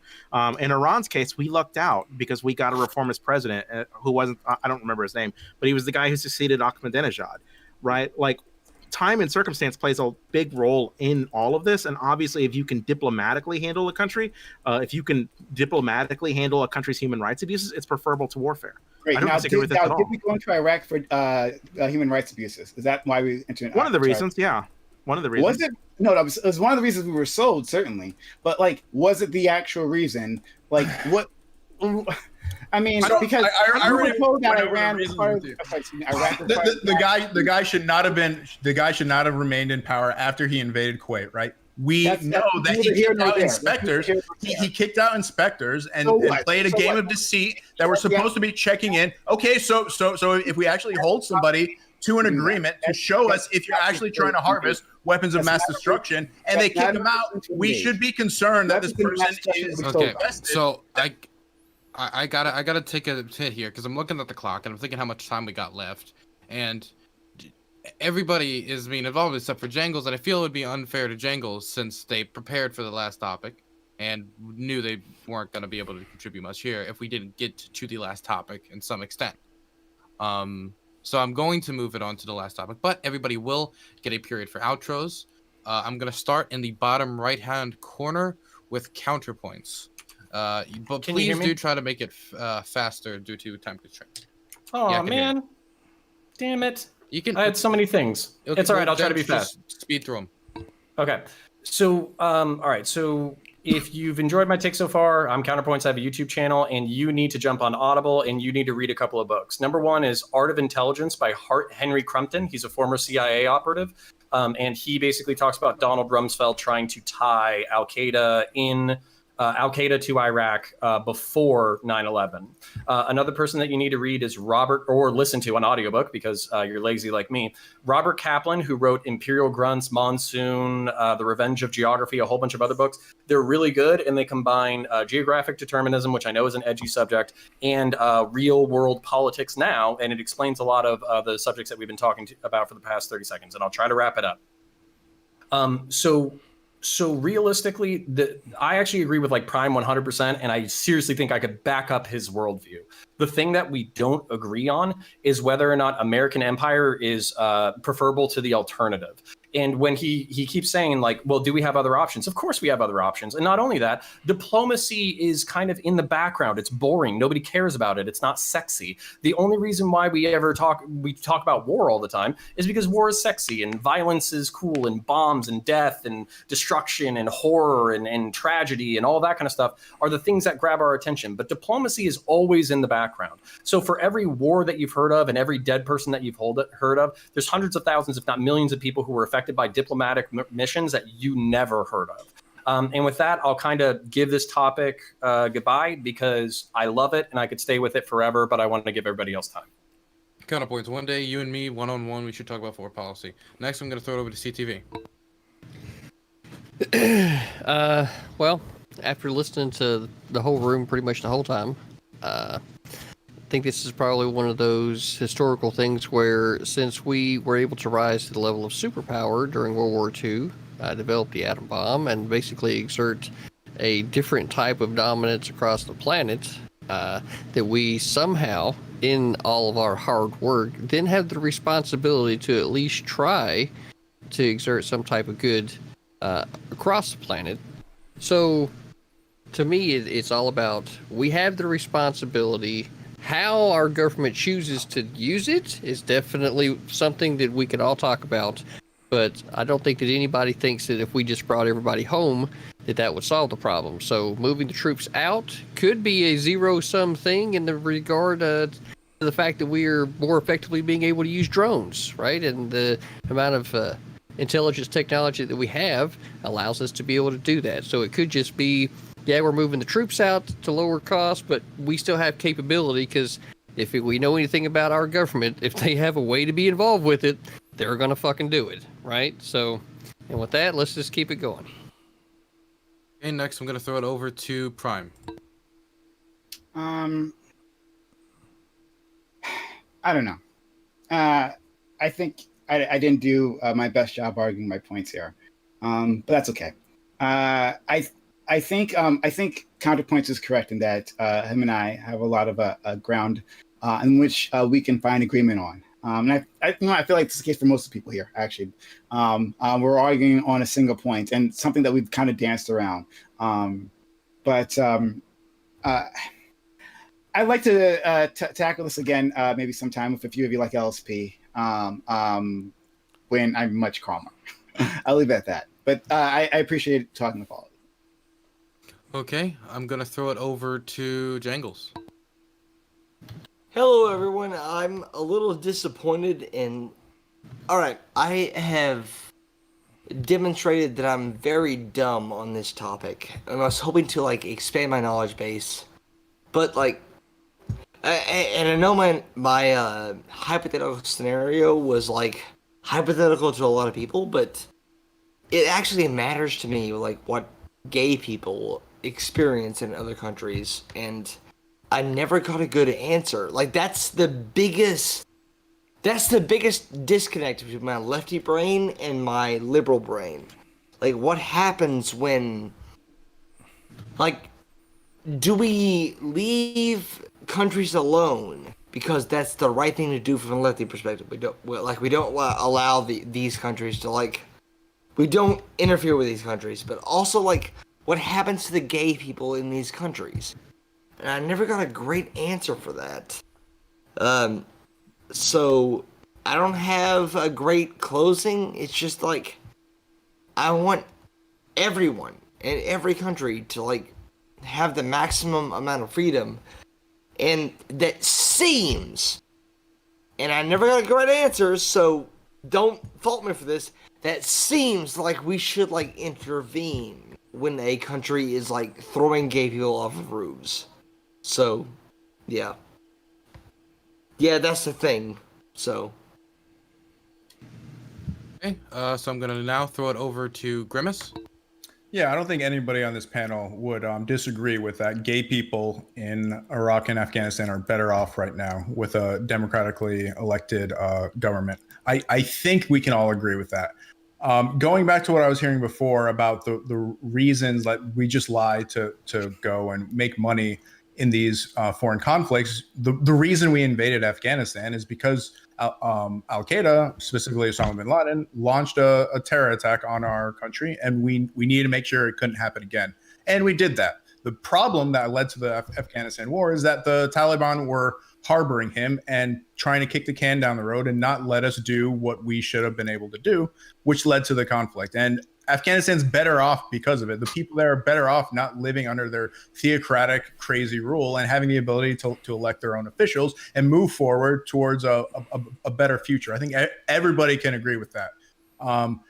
As far as Iraq goes, yeah, we can place lots of blames on the Bush administration, their inability to sell the war properly. But the truth is, Saddam Hussein, who we agreed we enabled in the first place, we now had the opportunity to fix that mistake and follow through with what we should have done after the Gulf War. And that is to take out the homicidal maniac who had no problem raising the 5th largest army in the world, who had no problem gassing his Kurdish opposition in the north and slaughtering another 100,000 civilians in the south, who kicked out his the UN inspectors. He agreed to be there to inspect that. He wasn't trying to go after a nuke. We know that Saddam Hussein was actively trying to seek a nuke. Like I said earlier, he paid Kim Jong-il $10 million for a nuke from him. Kim Jong-il didn't deliver because North Korea, what are you going to do, right? I think Trump learned that lesson.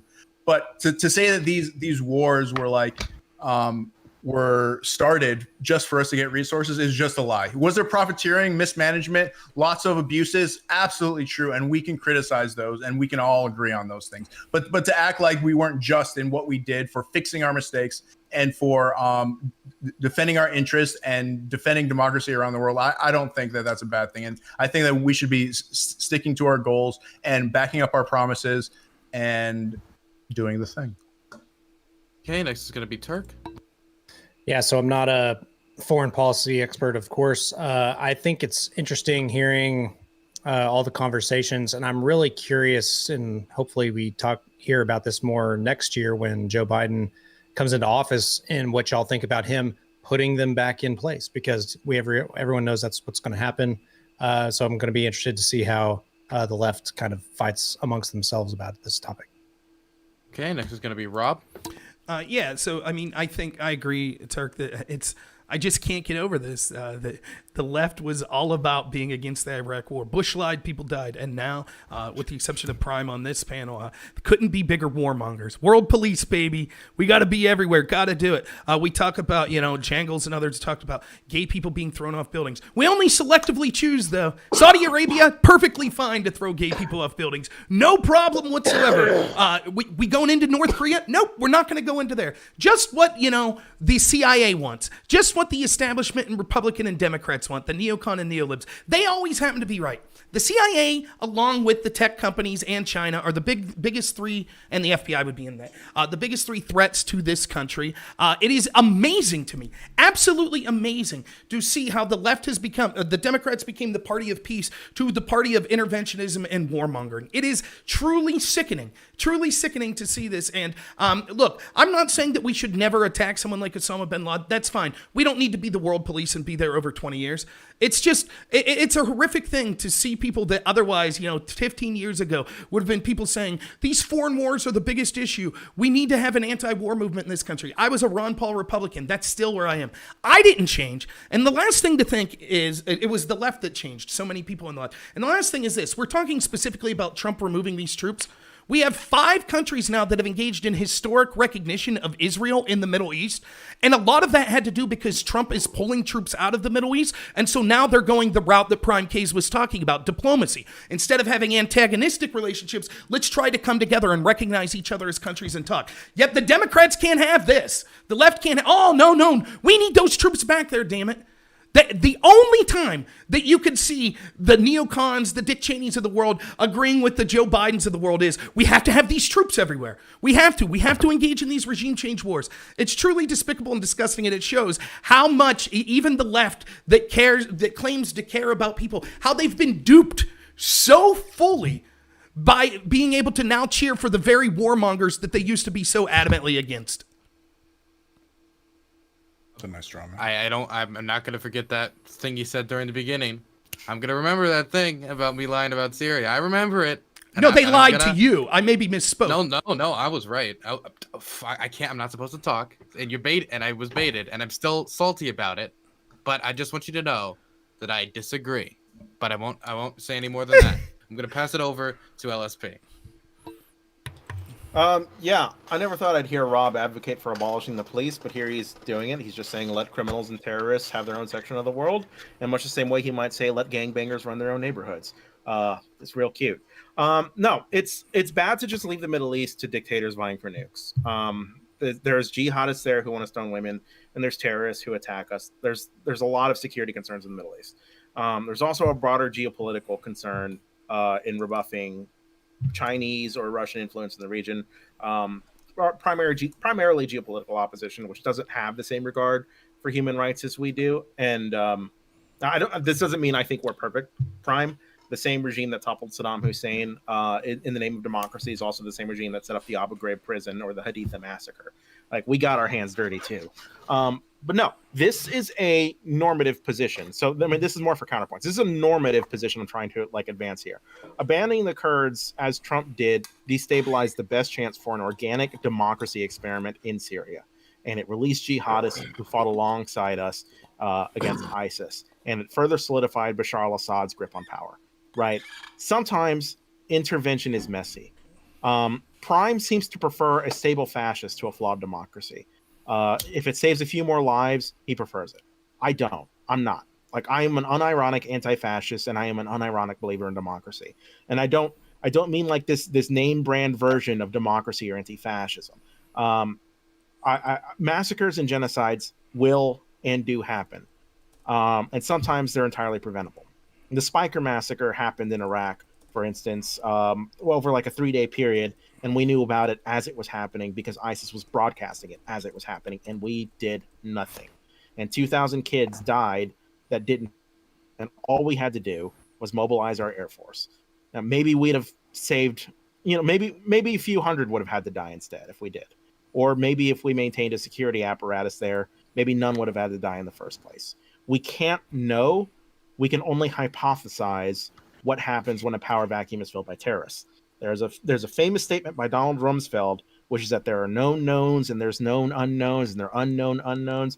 This is good philosophy to follow in general when it comes to foreign policy. You see this play out with the instability of the region, that you don't know how things go. The best you can do is make a best guess hypothesis based on what we do know. We do know what terrorists do. We do know what Iran does. Like, we know all of these things. We know what their interests are. And we can make extrapolations on what will happen if these people get the power they so vie for. Anyway, there's my question. Okay. Now we're going to go into the next topic, which is surrounding. Also, I'm going to put a poll in chat. There was a lot of people who were really active here. I've put a poll in chat for you can vote for the person who you think did the best on this topic. Now we're going to go into the next topic, which is, I will reveal the results of the poll later. We're going to go into the next topic, which is about vaccinations. There's a lot of news right now about the new COVID vaccine, and a lot of discussion about how distribution and how we'll deal with the vaccine overall. And so I wanted to pose to the group something about mandatory vaccination. Should vaccinations, including the COVID vaccine, be mandatory? Now I'm going to start in the top right-hand corner, once again, with the Turk. I don't think that the vaccine should be mandatory. I think if you believe you would benefit from it, I definitely think you should try and get your way onto the list somehow. But the government shouldn't force anyone to take a medicine that they don't want to. Yeah. Okay, next I'm going to go to Rob Noor. Real quick, how long are we planning on going? Probably just 30 to 40 minutes. Okay. Because obviously Like we want to stay on the usual time schedule. Yeah. Okay. Sounds good. Yeah, I don't think that the COVID vaccine should be mandatory, and I see some irony that I would like to talk about in this. We heard from the left before the election that it would be near impossible, and for good reason, for a vaccine to be developed and in such a quick method that Trump was suggesting, and that's because historically we have never seen a vaccine occur this fast. Given that we're already seeing that there are unseen side effects in Australia, for example, they had to stop their vaccine because people were showing up as HIV positive that were getting the vaccine. In the UK, they are warning people that have allergies not to take the vaccine now. This is something that occurred very fast. And so I understand people being skeptical. And we've seen the, quote, experts be wrong on COVID every step of the way, from lying to us about not wearing masks to saying it was okay for Black Lives Matter to go protest, but you couldn't go to your job and things like that. So to be able to trust them now on this and make it mandatory that people put what could amount to poison into their body seems to be a huge mistake. The other thing that I'll say about this is I anticipate a lot of people blame, maybe I'll be wrong, and if so, I'll apologize, but I anticipate maybe some of my friends on the left acting like it's just Republicans or Trump supporters that have questions of this vaccine. Remember, the three most prolific people that questioned the vaccine were Andrew Cuomo, who said he wouldn't trust a vaccine if Trump had it. Kamala Harris said something about the same, and Joe Biden alluded to it as well. So it's hilarious to see Andrew Cuomo said, I'm not going to trust Trump's vaccine. Now, just this week announced, we're going to have education panels to educate people on the importance of vaccines. So it just seems to be very fishy that the very people that questioned the vaccine, for political reasons, because they wanted to make it sound like Trump couldn't possibly had a vaccine created in time for the election because it could have benefited him. They questioned the vaccine, but now people that question the vaccine are terrible people. All of a sudden, we had to, in a 4-week period, go from we had prominent Democrats questioning the vaccine to now it's, everyone should have to take it and it should possibly be mandatory. I think it's disgusting, and it's another thing that's being done for political reasons, which is another reason to reject mandatory vaccines. Okay, we have the results of the poll. After 2 minutes, the person who got the most votes for who performed the best was Counterpoints in first place. Now we're going to go to the next person, which is LSP. Not only, firstly, that poll's bullshit. Not only should I didn't even see my name on it. That's how bullshit it was. But Counterpoints definitely did the best. I didn't vote for him. Yeah, fuck you, Prime. Not only should vaccines be mandatory, conservatives should be made to take estrogen as well. There you go. Okay, next I'm gonna go to Grimace. Oh yeah, I think at this point the well has been poisoned. There's no getting around this. There's no. It should be. We had a leader in place getting us prepped and ready to take a vaccine. It was able to bring us together and work for our fellow man and sign that social construct. And we didn't actually need any mandatory action from the government. But that's not going to happen thanks to our current administration and this buffoon who's still somehow in the office, hopefully only for a few more weeks. But as far as questioning the vaccine, the people you're talking about, they were questioning Trump pushing the vaccine the same way they would question Trump pushing a university or pushing stakes or pushing whatever kind of snake oil he's been pushing on you and the rest of your conservative counterpoints for the last 4 or 5 years. Like every one of the people you mentioned made it perfectly clear that if the scientific community said that these were safe and important to take, that they would take it. They were pushing back against the idea of Trump coming out like a used car salesman saying that everybody needs to take this vaccine. It's the best and the biggest. I paid for it. Everything is great. It's like the Trump vaccine. That's what they were pushing. They were pushing out against. And I think everybody has to have noticed at this point at a roundtable filled with liberals that Rob is unable to argue with any of our actual positions and wants to argue against this boogeyman that he's found to establish all his positions behind about the left or like anti-war and are like ultra pacifists, when he's really talking about really loud like communists on Twitter. Like, yeah, you need to like focus and come back down to reality. Okay, now I'm going to throw it over to Jangles. Did you already get to speak? No, I did not. So I hope this we've reset things. Like me and Grimace, we're on board now. All his PS5 scalping nonsense is gone. Because absolutely we should listen to scientists instead of Trump. It shouldn't matter whether or not Trump endorses a vaccine or not. This is one of the biggest things in my lefty brain that is exploding in my mind with fireworks, and all that fun stuff. Like, should we force people to take a vaccine? Like, if science says it's a great thing, like this, the vaccine works, and science, all the scientific studies says that it's going to like reduce the amount of COVID cases in the world. Like, I think yes, that's a good thing. But my lefty brain says that like, wait, what if someone doesn't want to take this thing? That's my biggest question, and I am excited to hear the arguments from everyone else. So, I've had enough bourbon. Next person. Okay, I'm going to throw it over to Prime Kai and quickly use the bathroom. I'll be right back. I guess I'm a bit torn on this. I would say that like it just should be mandatory in the way like vaccines are mandatory to like go to school, right? Like for children to have a certain set of vaccinations, like if you're going to be in a public place, right? Other people are going to be forced to be there with you. Like children are required to be in school, right? So they shouldn't be there with kids who are unvaccinated with a potentially dangerous disease. So I think that should be the case. Beyond that, every U.S. citizen absolutely has to get the vaccine. I can't see myself being for that. Not even under the current threat as it stands. So yeah, I can't see myself being for that. Yeah, I'll leave it at that. Counterpoints? Yeah. So basically, thank you kindly to everybody in the chat. If you sincerely believe in your vote, then please go subscribe to my YouTube channel or follow me on my Twitter at Counterpoints, CONORPOINTS. And specifically into this subject, I'm going to draw a parallel to the Click It or Ticket campaign, which is basically an educational campaign and also an enforcement campaign that drove seatbelt usage from 20% in like 1989 to over 80% in the modern era.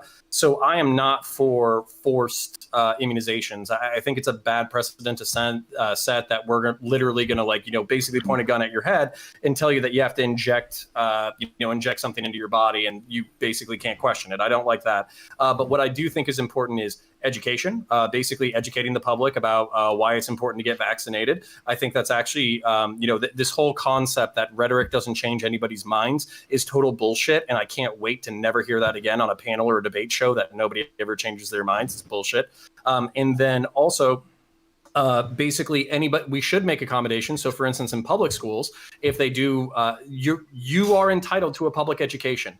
You are not entitled to infecting other people because you feel like being a dumbass. So you can do distance learning. If you don't want to be vaccinated, you can be homeschooled. If you don't want to be vaccinated, we will give you a phenomenal quality distance education. But if you want to participate in the public and you pose a health risk to other people, then we're going to protect those other people as well. So I think you can put social pressure, cultural pressure, educational pressure without literally making it legally mandated and enforced. Hey, last is CTV, I believe. Yep.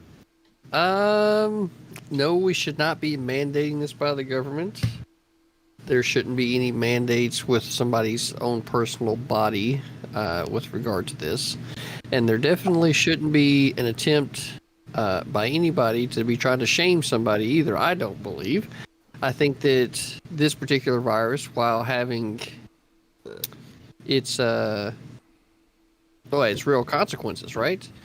At the same time, doesn't need to be the government for pointing a gun at somebody and either A, taking their money, or B, putting them in jail, right? Let's be honest. So I have no problem with social distancing, right? Everybody keeping the fuck away from me sounds like a real based idea, right? Besides that, education is what we would need, so Counterpoints is right there. And as far as the rest of the room, Jangles was the most entertaining, so base Jangles. Okay, now the floor is open. We have about 30 minutes. Yeah. All right, so let me ask this. So are we acknowledging that some of the vaccine trials that we've seen have had unintended consequences, like in Australia, where people are testing HIV positive? But that's every but you admit that like that's like all drug trials, right? Like Right. it's every drug to come up with Standard yeah. deviation. So drug many trial vaccines, we should HIV expect comes something up? like this. But No. I'm saying that there's unexpected. I haven't heard about this HIV thing, so I Yeah, have no idea. I'm just curious. Okay. Did they give people COVID as a vaccine and people got HIV from it? they tested Yeah, positive. I don't think anyone on this panel thinks that we should mandate like people taking vaccines that will give them HIV. I don't think anybody is holding Yeah. that. I guess Well, it almost but seems can I weird, but can I think you point out argue how that's incidental. not you specific nor but like can I point out how disingenuous this shit is? Because like seriously, there was a post on Twitter today about how 4 people experienced facial paralysis from like some form of palsy or something like that. You literally click on the article that this person is sharing, basically saying that these people have suffered like a long-term health effect, and it literally says that the palsy is temporary. Like it resolves itself. So okay. So it's kind of like so. I'm not. But did saying they that sign there are no affidavits? Right. Yeah. So, dude, like, but that's the thing. It's like we need to know how many people were tested in the group. What's the prevalence, like all that kind of stuff? Because there's also a difference between like showing HIV positive and actually having like an autoimmune disorder. Yeah, that's they didn't literally have gonna a- fucking Wait, kill you. They, no, To just streamline this process, can we just assume for the sake of the conversation that they've already tested it and they already confirmed that it's as safe as can be? no. Because I don't all know. these Gotta other trust things the seem like, science. well, it's just for the sake of the conversation, assume they did, right? Because there's the crux of this is about bodily autonomy. Is it okay to force onto somebody a vaccine if they don't want it? But this is Okay, that is the whole debate. Like this is the first. Again, we just had people saying, credible scientists saying, we would be very skeptical that you would be able to do a vaccine in under a year. It's never been done. We've had coronaviruses have been out there. We've never had a plagues vaccine like to a this. coronavirus. We've never. I'll just keep talking. We've never had a vaccine to a coronavirus, and we've never had a vaccine for anything that we did in under a year. And so, But there's never been an economic incentive to do. Yeah. It's literally shut down the entire global world, economy. yeah. But there This is is the most the important lockdown shut thing down the going on entire right world now. economy. But the point is still that if it's What something did? the lockdowns, but it's something that's unprecedented in medical history, there's certainly going to be Okay. kinks to work out. Now we're talking about a disease that is 99.975 survivable by anyone who's under the age of bullshit, 75. bullshit like, on look, that. if you don't like Jangles science, down look, that. I'm You're not lying. surprised. Give Like me you, a second. Okay. Okay. I understand you're calling out the bullshit, but it was so many people talking. I had no clue what the fuck was going on. It was Jangles. It was Jangles. Okay. It was so, me. Rob, can you finish the point? And Sure. then what we'll do is have Jangles respond because Jangles obviously very passionate. Right. Yeah. Right. Jangles, typical leftist, anti-science leftist, probably for school lockdowns too. Even though all the medical science says that those lockdowns are a mistake. Yes, the disease is 99.975 survivable for people under the age of 75. And so there's other problems with this vaccine. Like for example, like let's just throw some questions out there. If I get the vaccine, do I still have to wear a mask and social distance? Yes. Oh, so the vaccine's not 100%. So we don't know exactly what the side effects of the vaccine will be. It's not 100% effective. We still have to social distance and wear a mask even if we have the vaccine. So then here's the next question. If people are saying, well, people don't have the right to go to school and other things if they don't get the vaccine. If someone refuses to social distance, should we also say they're not allowed to attend public school?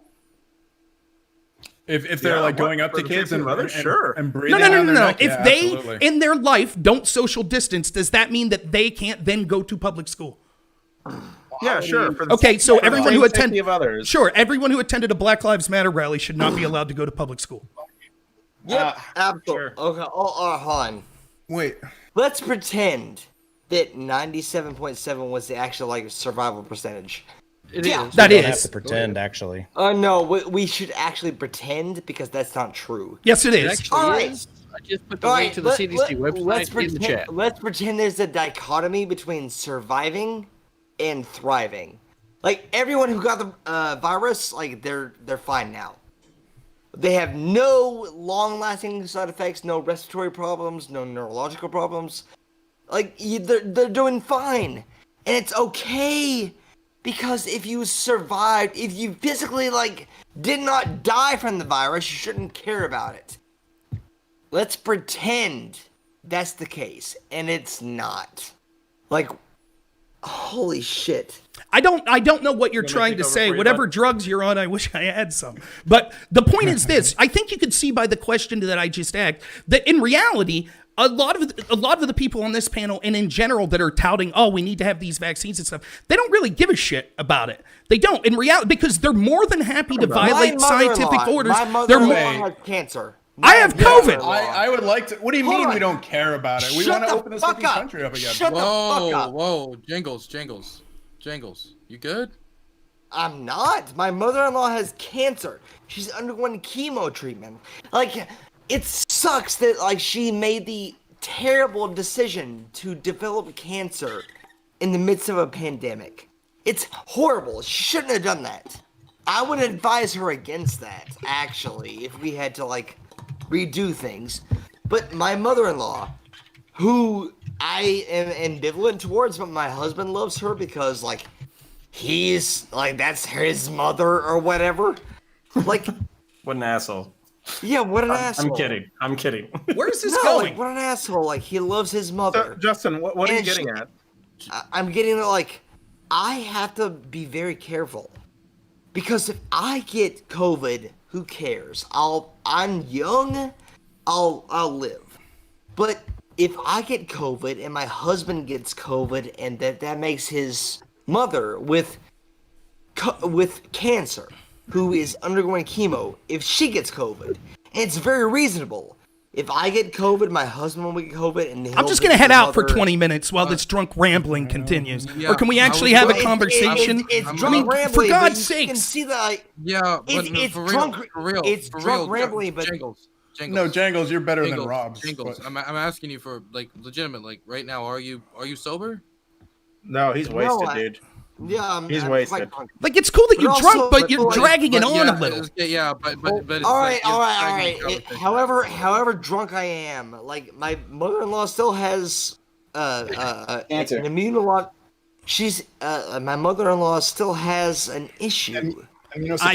My thoughts go out to your mother. I really, really Justin, do. Take five. We're gonna Jangles, just take a second, collect yourself. Now, I'll just finish real quick. The reason that I said that it's evident that people don't really care is because not one of these people were out there speaking at people, I don't know, attending Black Lives Matter rally, saying that they were harming the social health and that they shouldn't be allowed to go to public school. But now now all of a sudden with the vaccine, that they admit still won't be the end all be all. You still have to social distance and still wear a mask. Yet strangely silent on the left-wing causes that don't want to social distance. And when the same medical experts that are saying you have to take the vaccine, when they said, oh yeah, COVID's bad, it could kill millions of us, but white supremacy's worse, so you go ahead and go out there and protest against it. It's a joke. It's hypocrisy, and it's all about control. Shit, That's what it is. Viruses don't agree with you just because you don't agree with them. There you go, bud. Now you're coherent. Wait, this is the boogeyman you're arguing against again. No, it's not. We have other people that want to throw it over the LSP, and we're gonna throw it the LSP then counter. Okay, just for some solidarity here, I'm gonna try to pretend I'm drunk while I do this. No, Rob brought up 2 points. Rob, I think, is more interested in pointing out the hypocrisy of what he sees from the left than actually answering the question. It's kind of frustrating. But the first point is like he's questioning how effective the vaccine is, and the second was whether or not masks should be mandated going forward. I think most of these are largely moot. Like there's a more fundamental question here, and we could just make assumptions on these 2 answers to like get to the actual issue, right? I think it's about bodily autonomy, but I'm willing to bet. So this is a more fundamental problem. I'm willing to bet that if I got a show of hands from the room, everyone here would agree that you shouldn't drink and drive, right? That it should be illegal to drink and drive. You shouldn't be allowed to do that. Now, why or drink and panel? Now, why is that, right? Because you shouldn't be allowed to be careless and endanger somebody else's lives with that carelessness. It seems pretty obvious. Just apply that same logic to COVID, right? That's where the argument should go. It should be the exact same argument. No.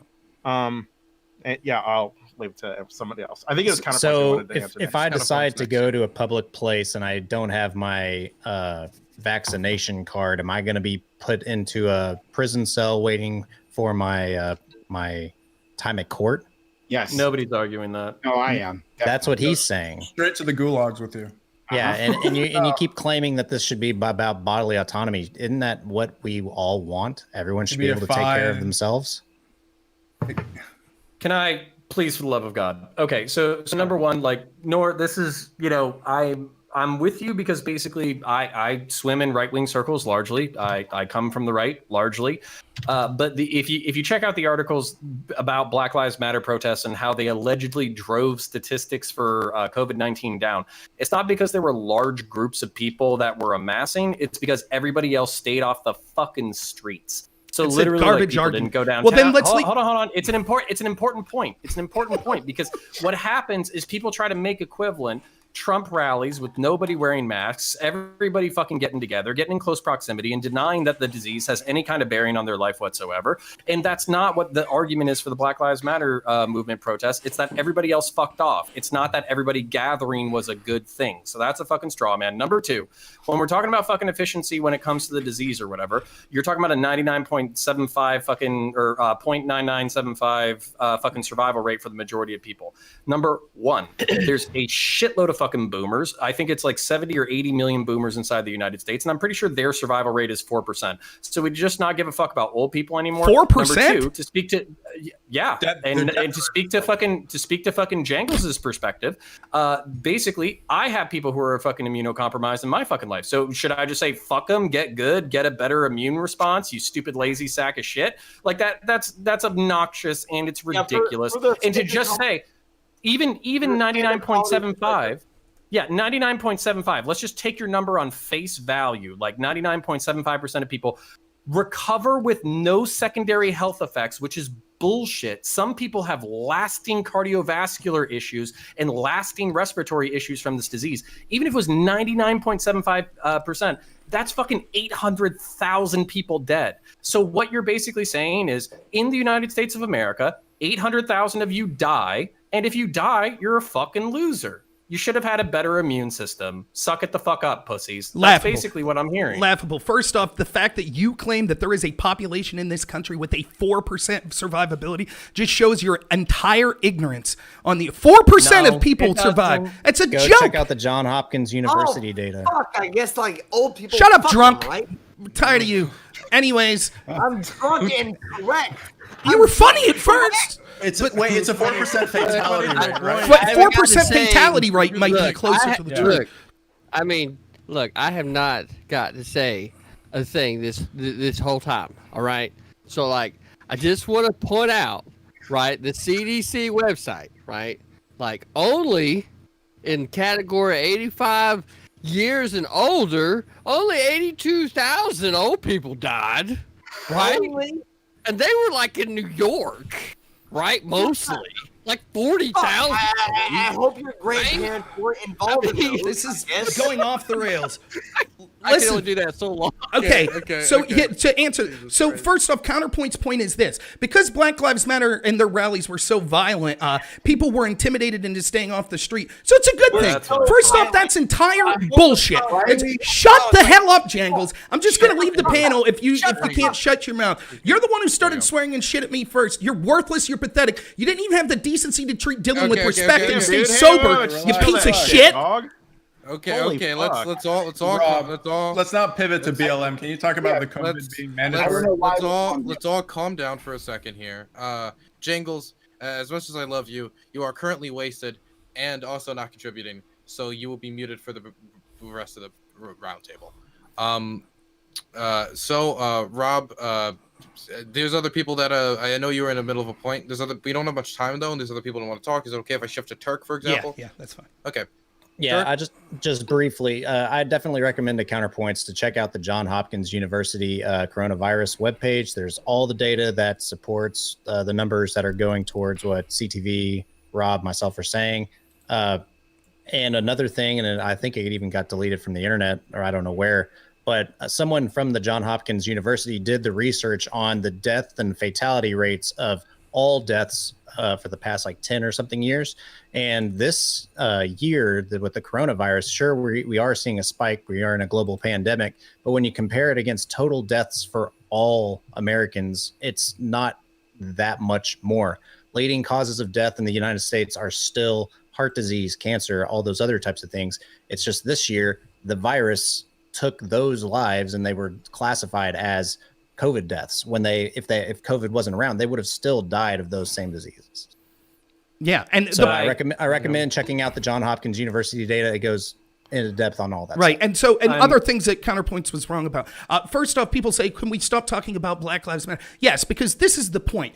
The left is engaged in hypocrisy. They don't care about keeping people safe from the disease. That is the point, and here's why. Because not one of you spoke up. Okay, come on. We have like 12 minutes left. Come on. Right. Not one of you spoke, and the majority of the left didn't speak up when they were violating social distance orders, including my governor, Tom Wolf. Counterpoint says, well, that's just because they intimidated other people off being off the streets. That's not exactly what these health professionals are saying. From CNN, over 1,000 health professionals signed a letter saying, don't shut down protests using coronavirus serves as an excuse. These are the health experts that we're supposedly listening to for mandatory vaccines, the ones that are telling us, oh, but it's okay to go out there and violate social distancing orders when it comes to our common causes. It's not that it's Black Lives Matter that's important. It's I don't care. The point is, you're the one who made excuses. Because you keep vaguely gesturing at hypocrisy. It has nothing to do with what the fuck I said. Yeah, because you said articulating the fact that they weren't saying that bunches of fucking people were a good idea. No articles ever fucking said that. Bullshit! You're just a liar. 1,000 health experts signed a document. The same health experts that you're asking us to trust. This is the problem. This is on CDC. I'm looking. And it says 220 times more likely to fucking die due to COVID, but they're not giving me a percentage. So please give me your statistics. Well, here's we go, and this is Counterpoint's big talk. I'm a centrist, and so when I say it was okay for Black Lives Matter to be out there protesting, I'm not a Democrat, I'm a centrist, so it's okay. That's my big brain take on everything, that I'm a centrist. In addition to that, are you not getting, Rob? When Dylan starts talking, shut the fuck up. It's pretty I didn't hear him talk. Base CTV. Okay, let's all calm down. I gotta collect myself now. Okay, so we have 10 minutes left. We have 2 people on the list. They're going to get to speak, and then we're going to go into closing statements and wrap up the roundtable. We're going to start with LSP, and then after it's going to be Grimace. Fuck. I was trying to address something Grimace said like forever ago, and then Rob cut in, and then CTV cut in, and then Rob cut in, and that's like so far lost in the thread, it's almost pointless. I mean, I kind of want to address what Rob said, but I don't, because it's bait. He's just more interested in pointing out hypocrisy than he is in answering the question, which is just totally uninteresting to me. There's a bigger question here that's way more interesting. Grimace, meanwhile, like the last thing you said was that it is about bodily autonomy, but you're trying to like take the mantle and reclaim bodily autonomy in a way. I disagree. I didn't say that, but go ahead. You didn't say that? Yeah, I didn't say anything about bodily autonomy. So somebody who is not Grimace, but we will eliminate others through the process of elimination eventually, try to like reclaim bodily autonomy here. The issue is your right. I don't remember who it was. The issue is your rights end where mine begin. Ultimately, we're talking about like people who spread deadly viruses by their own carelessness, right? Autonomy doesn't mean you could just endanger other people's lives. And to Rob's point, damn, this was like 5 threads back, where he asked about like if you still have to wear a mask. Yeah, you're forced to wear clothing all the time. Why should masks be any different? We're in the middle of a pandemic. Wear the fucking clothing. That's the best I can do. Sorry for, Free the titties. Free the titties. Fuck yeah. Free the tits. Free the tits. Cover your face. And that's what I got. Sorry, Grimace. It almost feels wasted because I was addressing what you said. I wrote it down, but now it seems worthless because I guess you didn't say it. We're gonna throw it over to somebody else. We're gonna throw it over to Grimace. You get the final word before closing statements. Oh well, I guess I just have my closing statement. But yeah, I'm gonna go back on Rob, just pivoting away from the actual point, wanting to argue with the boogeyman with points that aren't actually held by anyone on the panel. I think it's great and apparent that you highlighted the point I made originally. So okay, what the hell was what is this? Oh, what did you do? What is Yellen, this? is this porn? This is not my. What is this? No. Well, that was not mine. Oh, that's the link to the. I mean, this is the John Hopkins. Anything in chat, you would have opened it. That's the John Hopkins data. If you want to inform your viewers, I clicked that link. I didn't realize that everyone would see that. I'm sorry. Wow, Prime tearing down my panel show. He was like, you know what? This show is just so amazing. The show is so good. I even linked it to the time code with the relevant information for you guys. Prime just reasoned that he'd never be able to compete with I WWE, apologize, so he wanted to sabotage it. That's what's going on here. I do apologize. I didn't mean to do that. Literally a plant, I'm telling you. Yeah, plant. Okay, so we're gonna wrap up and do closing statements. Drunk boy, can you do a closing statement when I get to you? Well, you're still muted, but I'll assume you said yes. So I'm gonna start with LSP in the top left-hand corner. Future panel shows, we're gonna have a rule about drinking from now on. Because if you can't hold it like CTV, you shouldn't be doing it. Yeah, there's gonna be a rule about drinking from now on. He's gay. So, He can't hold his liquor. LSP, you go. Just real quick, is this supposed to be am I supposed to just make closing statements for the panel topic or closing statements in general? Like for just anything you want to say. Just use your time however you want. Fuck. Okay. So I'm going to assume we're closing out for the panel, so I'm just going to use my time however I want. Normally, I shout out. No, I'm still going to shout out other people. I shout out other people's channels. Don't watch my stuff. My stuff sucks. Instead, what you should do is you should go to YouTube. In fact, I'll link his channel. There's two people I want you all to subscribe to. One of them is named Splinters, who does these really wholesome videos called Appreciation Takedowns of other YouTubers. They're really good. It's nice to have some positivity, and I can't find his channel, but I'll link it in a second. And the other one is Politics with Paint, which does a lot of geopolitical like politics with like Poland ball stuff, and it's really cool stuff. And I highly recommend their content. And that's my closing. Yeah. Okay, next, I'm gonna throw it over to Rob. And thanks, Dylan. I guess a fun panel today. So one of the things that you'll see is the constant hypocrisy you see from people. I think that it's utterly hilarious. On this topic specifically, why it matters, I like it, Grimace. You can't make arguments. Why don't you go scalp some more products? That's the only thing your ass is good for. But anyways, one of the things you see is... the hypocrisy and how it applies to all of these things. So, for example, they talk about the need to have mandatory vaccines because the health experts say it. When I'm pointing out that thousands of health experts signed on a document saying that it was okay for people to violate the very social distance orders that they said were necessary because white supremacy is a bigger threat than COVID, it's not me wanting to skirt the issue. It's me showing that you can't trust these health experts. That's the point. The same health experts that lied and said, oh, don't wear masks. The same health experts that have been wrong almost every step of the way. Now we're going to give them the authority on a disease that's 99.975 survivable for the majority of people to force them to take a vaccine and then still have them social distance and still have them wear masks. These are the same health experts, by the way, in places like Pennsylvania, New York, New Jersey, and Michigan. When Counterpoints, big, oh man, I'm a centrist. When he gets on his moral high horse and talks about, oh, just screw the old people. Where was Counterpoints when these same health experts were putting COVID patients in nursing homes and causing tens of thousands of deaths? Oh, they didn't care about that. They didn't speak up. He's a centrist, though, so it's okay. He's a centrist. And he also thinks it's okay that Black Lives Matter, where people were out there violating because they intimidated people to staying off the street, so it was a good thing. But it's okay. He's not a Democrat, so it doesn't matter. Like that somehow means anything. The point is, these people are hypocrites. This is all about control and power. That's what this is about. That's why they sent COVID patients predictably into nursing homes, which caused tens of thousands of deaths. That's why they're trying to force a vaccine on you, yet they're silent to this day. They're still silent when it comes to people that are still violating social distance orders themselves. People like Gavin Newsom. He'll say that you have to have a mandatory vaccine, but he'll go to the French Laundry and have dinner. And people like this on these panels constantly make excuses for this hypocrisy. The last thing I'll say is it wasn't brought up in this debate, but I'll be anxious to hear if any of my friends on the left on this panel or anywhere else want to talk about how, in fact, the election was stolen. And I'm not talking about election day fraud or things like that, but because when I was on this channel debating the Hunter Biden story, and everyone assured me, oh, it's all garbage. 50 CIA agents signed on and said that this story was all Russian disinformation. Now we know that that was all bullshit. And one of the things I'll say that's disappointing for so many people on the left that claim to care about the people is when they cheer for corruption and hypocrisy and authoritarianism when they feel it benefits their side. So I wasn't disappointed with the pro-warmongering leftist on this panel. Wasn't disappointed with the it's okay to be hypocrites when people are violating social distance orders for our political scene. So as always, you guys didn't disappoint. Okay, I'm going to throw it over to the Turk next. So I agree with the hypocrisy stuff that Rob was saying. And just so everyone's aware, I'm not anti-vax. I do believe that COVID is, it's completely real. It's not a hoax. I'm not that crazy like some people.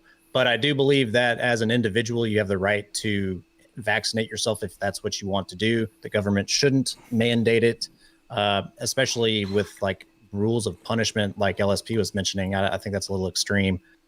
But as a person who's interested in self-survival and stuff, I'm probably going to get it because I would like to not catch the disease. And I think it should be up to the individual to choose.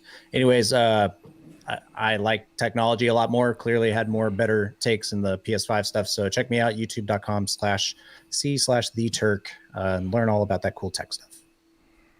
Okay, next I'm going to throw it over to Grimace.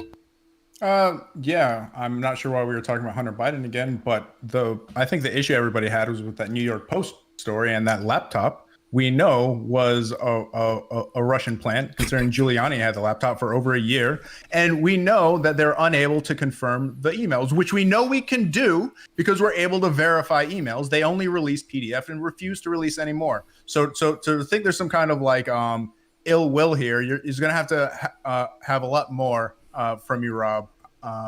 As far as the COVID vaccine itself, where we need to get to 70% realistically to combat this virus. I don't think it's time for mandatory vaccines. I think we'd have to get to like Black Death. Black Death type casualties to justify something like that. But we need to cheer for each other and have that number and push for it as hard as we can. We should be, I guess, united on this. If we're all going to be adults and we can confirm that the vaccine doesn't have any side effects or anything crazy, or that the people reporting issues with it aren't like the same kind of people who would sign affidavits for not being able to check somebody's signature when it wasn't their job in the first place. Like that's what we got to aim for, and we need to stop getting distracted by the crazies like Rob over here. Okay, next I'm going to throw it over to Jangles. Okay, Jangles, now let's have a decent ending statement. Let's go. All right. Despite my alcoholic tendencies, which I admit are fairly prevalent in this discussion, I was a little bit disappointed that I didn't get the conversation that I wanted, and that, this balance between the vaccine is scientifically supported versus our bodily autonomy. If you're a complete idiot and you don't want the vaccine because you don't care about other people, including your grandma, we shouldn't be able to get it. So I was a little bit disappointed on that, but I fully realized that it's because I imbibed too much of the glorious bourbon. But I still, in the future, I want to address this nonsense conspiracy theory that we're pushing the vaccine because we want to control people. And we want to control people because the voting discrepancies and the voting fake. We're trying to all that stuff. That wasn't good enough, so we need to push it more. So, all right, I apologize to Dylan in every sense of the word for my performance tonight, but it's a thing. So next person. It is in fact a thing. We're gonna go to Prime next. I'm disappointed in myself because I find myself agreeing with the goddamn criminal. Yeah, Grimace is right. I think this virus has to be dealing with a plague much more deadly than the one we're facing before we start making it mandatory. Absolutely. But however, if some people are going to be forced in a space with you, then they should be secure in the fact that the people around them are vaccinated, because not all of them can be vaccinated. There are some people, I guess to Jangles' point, some people are going to be immunosuppressed. Some people can't take the vaccine even if they wanted to, right? So they require all the rest of us to be responsible for them. And that shouldn't necessarily mean that they can't take care take part in society as well, right? They shouldn't have to be forced in their homes for eternity, because some people don't want to vaccinate when they're going to public spaces like that. So in certain cases, yes, you should be required to have it. If not, you could stay at home and do remote distance schooling. But yeah. Okay. Next, I'm going to throw it over to CTV. Well, I just want to say thank you to Rob. I love how the passion that you brought to the conversation tonight. No memes, for real.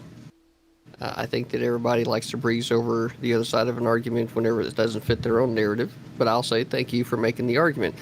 With that being said, I don't believe that the government should be mandating the vaccine. A little anecdote for me, whenever I was active duty, they used to tell me that I had to get the flu shot. Well, guess what happens when you get the flu shot? You fucking get sick. So I had to do that for the first 3 years until after I started getting to be friendly with the corpsmen and worked it out to where I didn't have to get the flu vaccine anymore. And guess what? I didn't get sick. So in my mind, what that told me was apparently I'm already doing what I need to do in order to avoid the situations where I get sick. So why should I have something else put into my body that I don't necessarily need? And I think that same line of logic holds true now.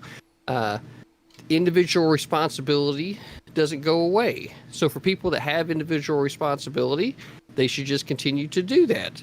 The fear-mongering side of the argument always goes to, well, what about the people that don't? Well, avoid those fucking people. And you say, well, what if I can't? You always have a choice. If you have to be inconvenienced by not being able to get in 6 feet closer to be able to look at the PlayStation stand to see what kind of game they got, then so fucking be it. Wait till that person moves along, but you have a choice just as well as they do. That being said, we do not need government involved in this. Okay, I'm going to throw it over to counterpoints. So the first thing I want to address is the effectiveness of the disease. The link that I was shared with was a video. I don't know if that was intentional or not. So I went to the Johns Hopkins University website and I pulled up 2 statistics. The deaths per 100,000, which is infinitesimally small, so that's probably the 99.75 that everybody's talking about, and then the observed case fatality ratio, which is basically people who are reported to have symptoms and end up in the hospital. They're known to have COVID, and that fatality rate is at 2%.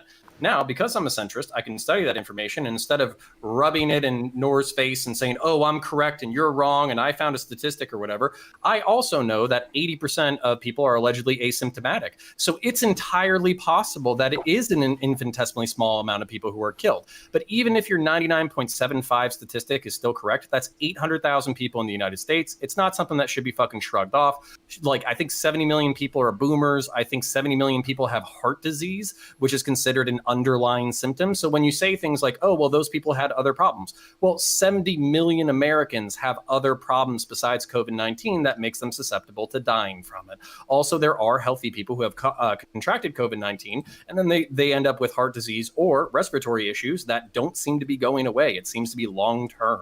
So that's kind of where I'm pushing back on you a little bit.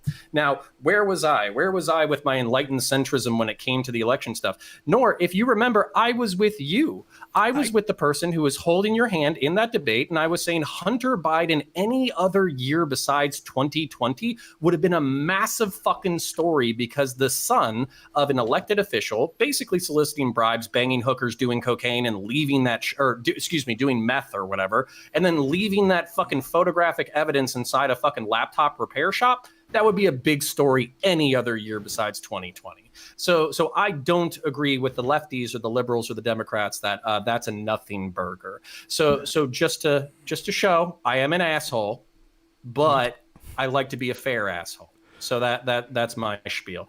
Last thing, trust. Yeah, an asshole you can trust. I need to put that on my fucking tombstone.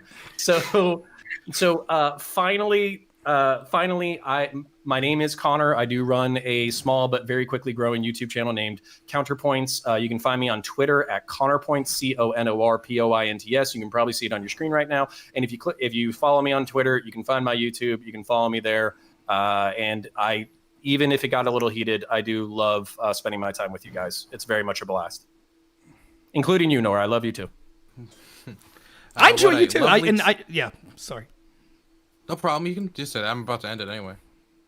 No, I was just going to say, I wasn't saying you as far as that. And for all I know, other people on the left here actually have a problem with that Hunter Biden story. I don't know.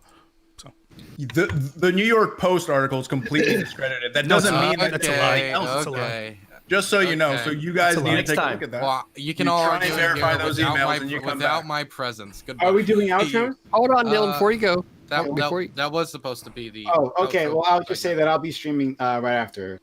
So awesome. That stream is already ended. Just so you know.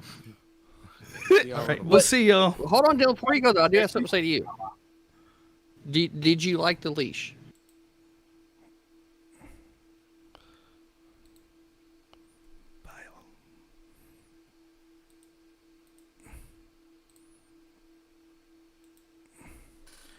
All right.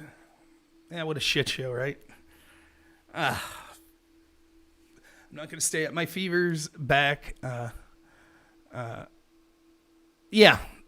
So let's just go through the 3 topics real quick. I can't do this all night.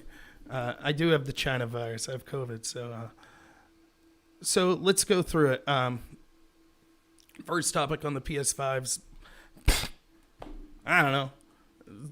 I thought it wasn't a topic that interested me. It's Dylan's show. That's what they wanted to talk about. It seems like they had fun. Great. I don't have anything to add. Second topic on the war stuff. Look, here's the thing. I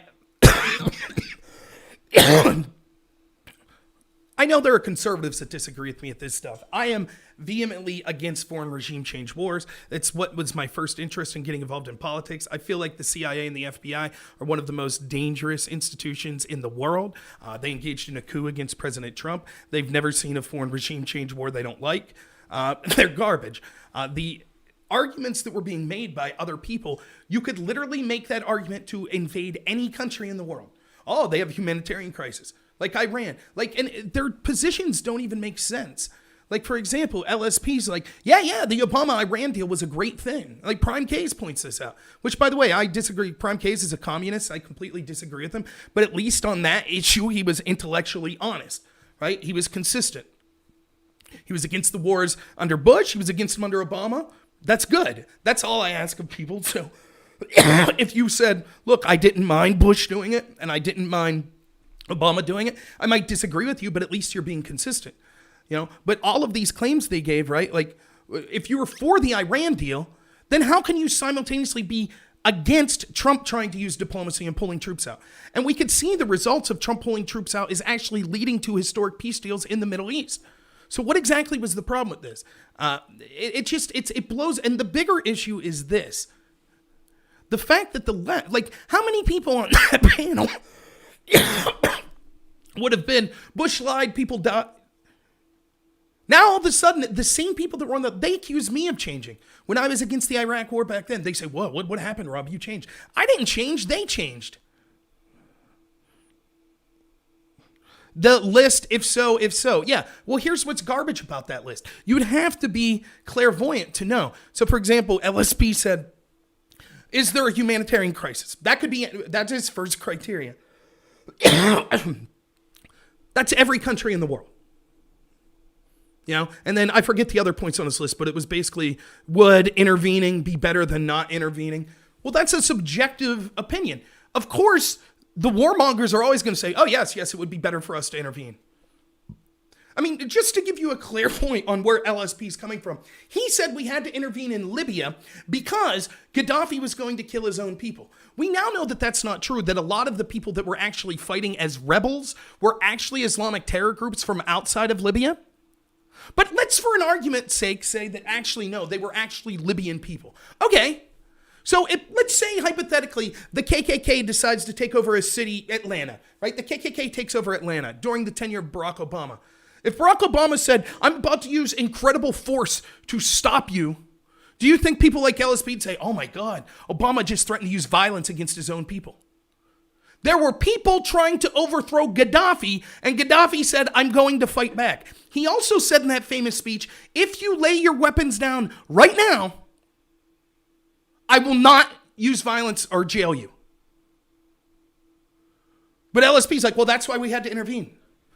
So just an LSP's point, if a violent revolutionary group starts up in the United States and Joe Biden's president, it would justify another country invading our country if Joe Biden tries to use force against that revolutionary group. Oh, Janet, I'll be fine. Don't worry about that. Talking about coughing makes me cough. I mean, it's nonsense. And the point is, and I can't wait to talk to Dylan about the Syria thing because he is wrong as far as I'm concerned. Because his point will be, well, actually, even that general, when they lied about leaving the troops in Syria, actually what happened was they moved the troops to the gas fields, and so they still took them out of these Kurdish areas. But even if that's the case, then you would blame the general and not Trump, because it's clear that they were the ones crafting the policy. Smoke some cigs, yeah. So, yeah, it's just funny to me to see. And what it basically comes down to is Orange Man bad, so peace is bad. We need to be forever world police. Yeah, and Counterpoint, I understand the utility of what Counterpoint is saying, that there is a new neocon argument for empire. I just reject it.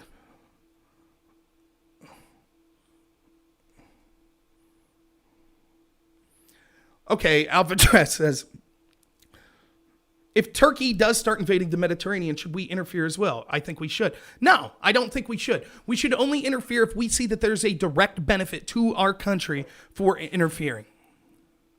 There are so many things we could do. For example, if Turkey invades, we just say, hey, you're no longer our NATO ally. We will no longer trade with you. End of story. Turkey will be brought to its knees economically immediately. If the rest of the free world decides not to go along with us, that's on them. Here's the problem. The arguments for constrained interventionism might make sense in a world where we had an FBI and a CIA we could trust. But they have lied to us over and over for so long that we have to completely clean slate and go back to, there has to be 100% proof that intervention is the only way before we ever do it again, until we can trust our intelligence services. By the way, they engaged in a coup against Donald Trump for suggesting we should pull troops back. That's why they did it. When Chuck Schumer came on Rachel Maddow's show before Trump was sworn in and said Trump needs to be careful criticizing the intel agencies, because he was criticizing the fact that these intel agencies wanted us in these forever wars. And Chuck Schumer said Trump shouldn't say that. The intel agencies will find 6 ways from Sunday of getting back at him. So now, because of the arguments these people were making, that's what the CIA used to justify engaging in a coup against Donald Trump. So because they've been so disingenuous, we must default to not intervening unless it's 100% blatantly obvious.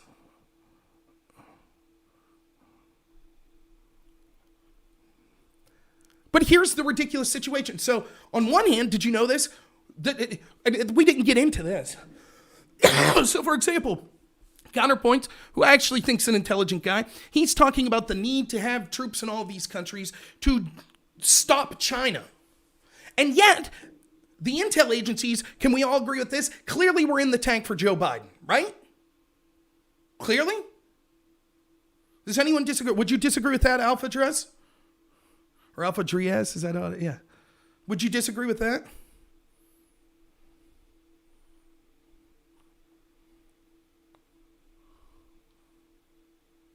Right.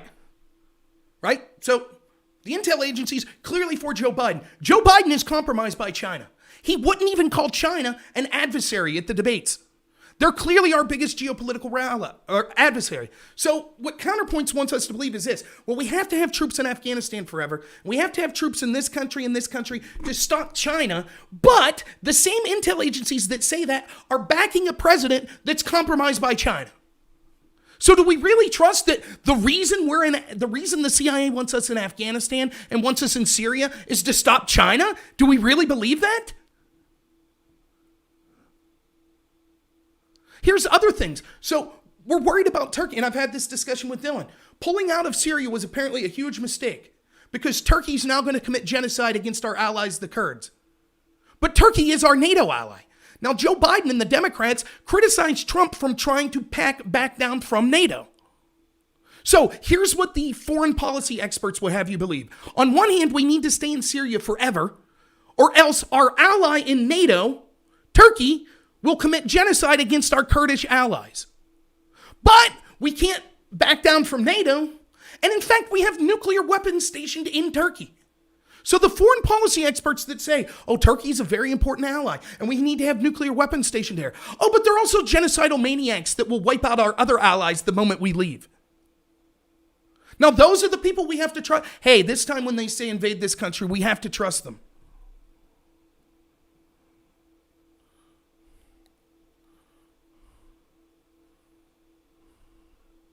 Well, that's, yeah, Aftershock. I actually respected Prime Case's position on this because,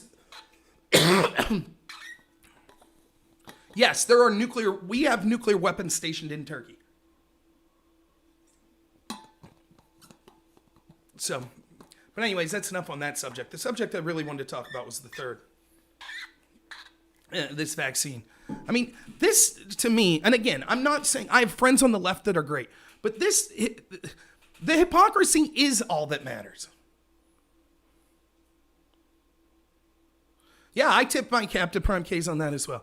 The hypocrisy is all that matters. First, let's start with Counterpoint's claim. It's one of the funniest claims, and I've heard this many times. Black Lives Matter protests actually decreased coronavirus because other people weren't out in the streets. Well, what the hell does that tell you, one, about Black Lives Matter? Why? Why do you think that's the case? So if there's a massive Trump rally, people are still out in the streets. But if there's a massive Black Lives Matter rally, they're not. Why is that? I thought the Black Lives Matter were all loving, peaceful people. Why are people avoiding the streets when they're out there? Oh, because it's bullshit. That's why. If that's the case, then let's just make a deal. How about this? All conservatives go out in the streets, and then we'll tell everyone who doesn't like, all Trump supporters, you're allowed out in the streets, and then no other people are allowed out. See? COVID will go down because other people aren't allowed out, just Trump supporters. Fair enough, right? Fair enough? Oh, no. It can't be that way. The hypocrisy is astounding. They want to talk about how selfish people are that don't want the vaccine. And yet they never once, not the people on that panel, not the health experts, not the Democratic leaders, never once did they call out the people that violate social distance orders to attend Democratic causes. They don't call them out. That is the point. Why should we trust health experts that are clearly hypocrites? And then you could see, they don't even know. Will we still have to social distance if we have the vaccine? Yeah. Will we still have to wear masks? Yeah. Then what the hell good's the vaccine? Now, if you look at the numbers honestly, which, by the way, Counterpoint's own argument at the end contradicted what he was trying to say. Yes, over 80% of the people are asymptomatic, which proves that the actual fatality rate is far less than they're even telling us.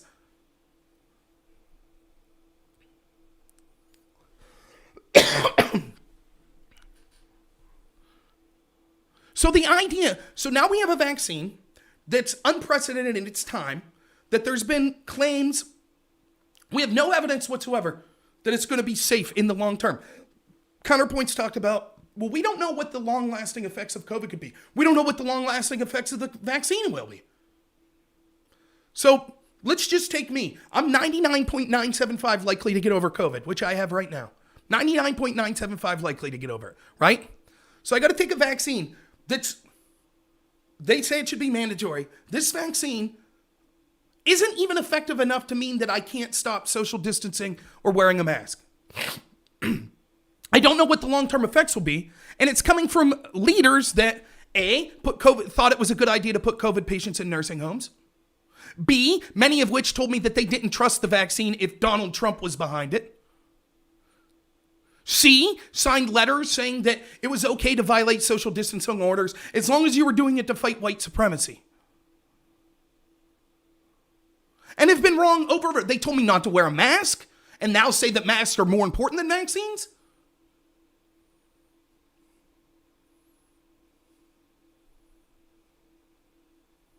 That's the point. And this is an overarching theme that I see, and I'm sorry, people kept saying, why are you making it politically biased? Because what party is going to be in power? What ideology controls almost every institution in this country? The establishment left. That's why. That's where the power is. So when we see, they're the ones that are saying that the bullshit, every argument they make there is bullshit, right? Oh, yeah, it's about, you can't drink and drive, so we should be able to enforce. I don't find the hypocrisy argument to be that important. Of course you don't. When it's your side, well, that's perfectly fine. It'd be the equivalent of this. LSP, the guy that was saying this. Oh, it's like drinking and driving. That should be illegal. Unless you're attending a Black Lives Matter rally, then it's okay to drink and drive. If it's illegal, period. Well, you shouldn't be able to go to public school. Fine. Everyone who attended a Black Lives Matter rally can't go to a public school. Fair enough? Oh, no, that's different. But trust us, we care. We care about the public health.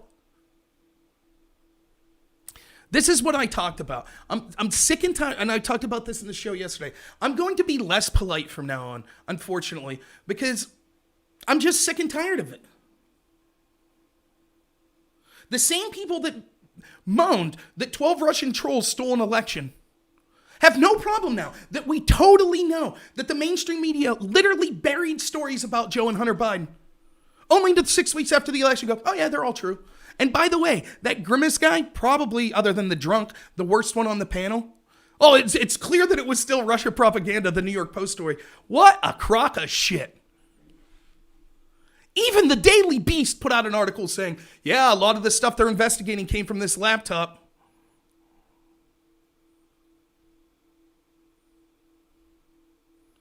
Oh, did I go too far calling the drunk guy a worthless POS? He was. And I don't care anymore. I'm tired of being polite. And by the way, even aside from just arguing with people in politics, if you're invited to come on someone's show and you can't stay sober and you end up ruining the show to the extent that he did, he ought to be ashamed of himself. I'm tired of pulling a punch. Like, I'm always the nice guy. I'm tired of it. I'm just tired of it.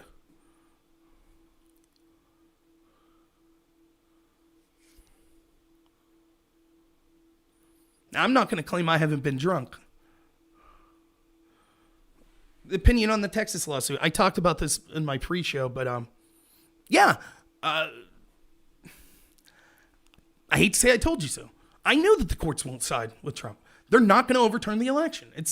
I've been saying it every day since the election. It's not going to happen. It doesn't mean there wasn't fraud. There was. The courts won't overturn it.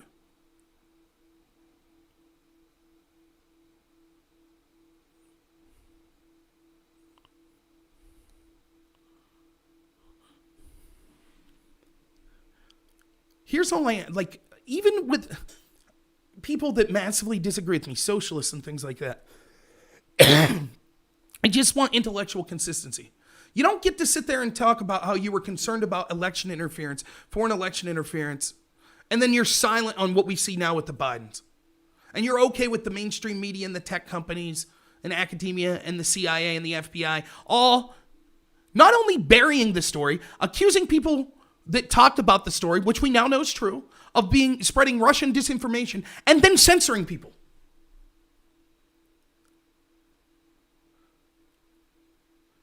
What the media, the tech companies, and the intel agencies, remember 50 of them said, or 50 intel agents said, oh, this is Russia propaganda, the Hunter Biden story. What they did was more effective interference in our election than anything Russia could ever do.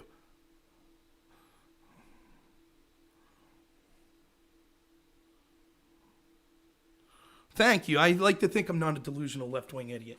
So even I know some conservatives are going to disagree with me on the war stuff. I don't care. I'm a Ron Paul Republican. I'm sick and tired of interventionism. Sick and tired of it. And, when it comes to this vaccine stuff, look, here's the deal.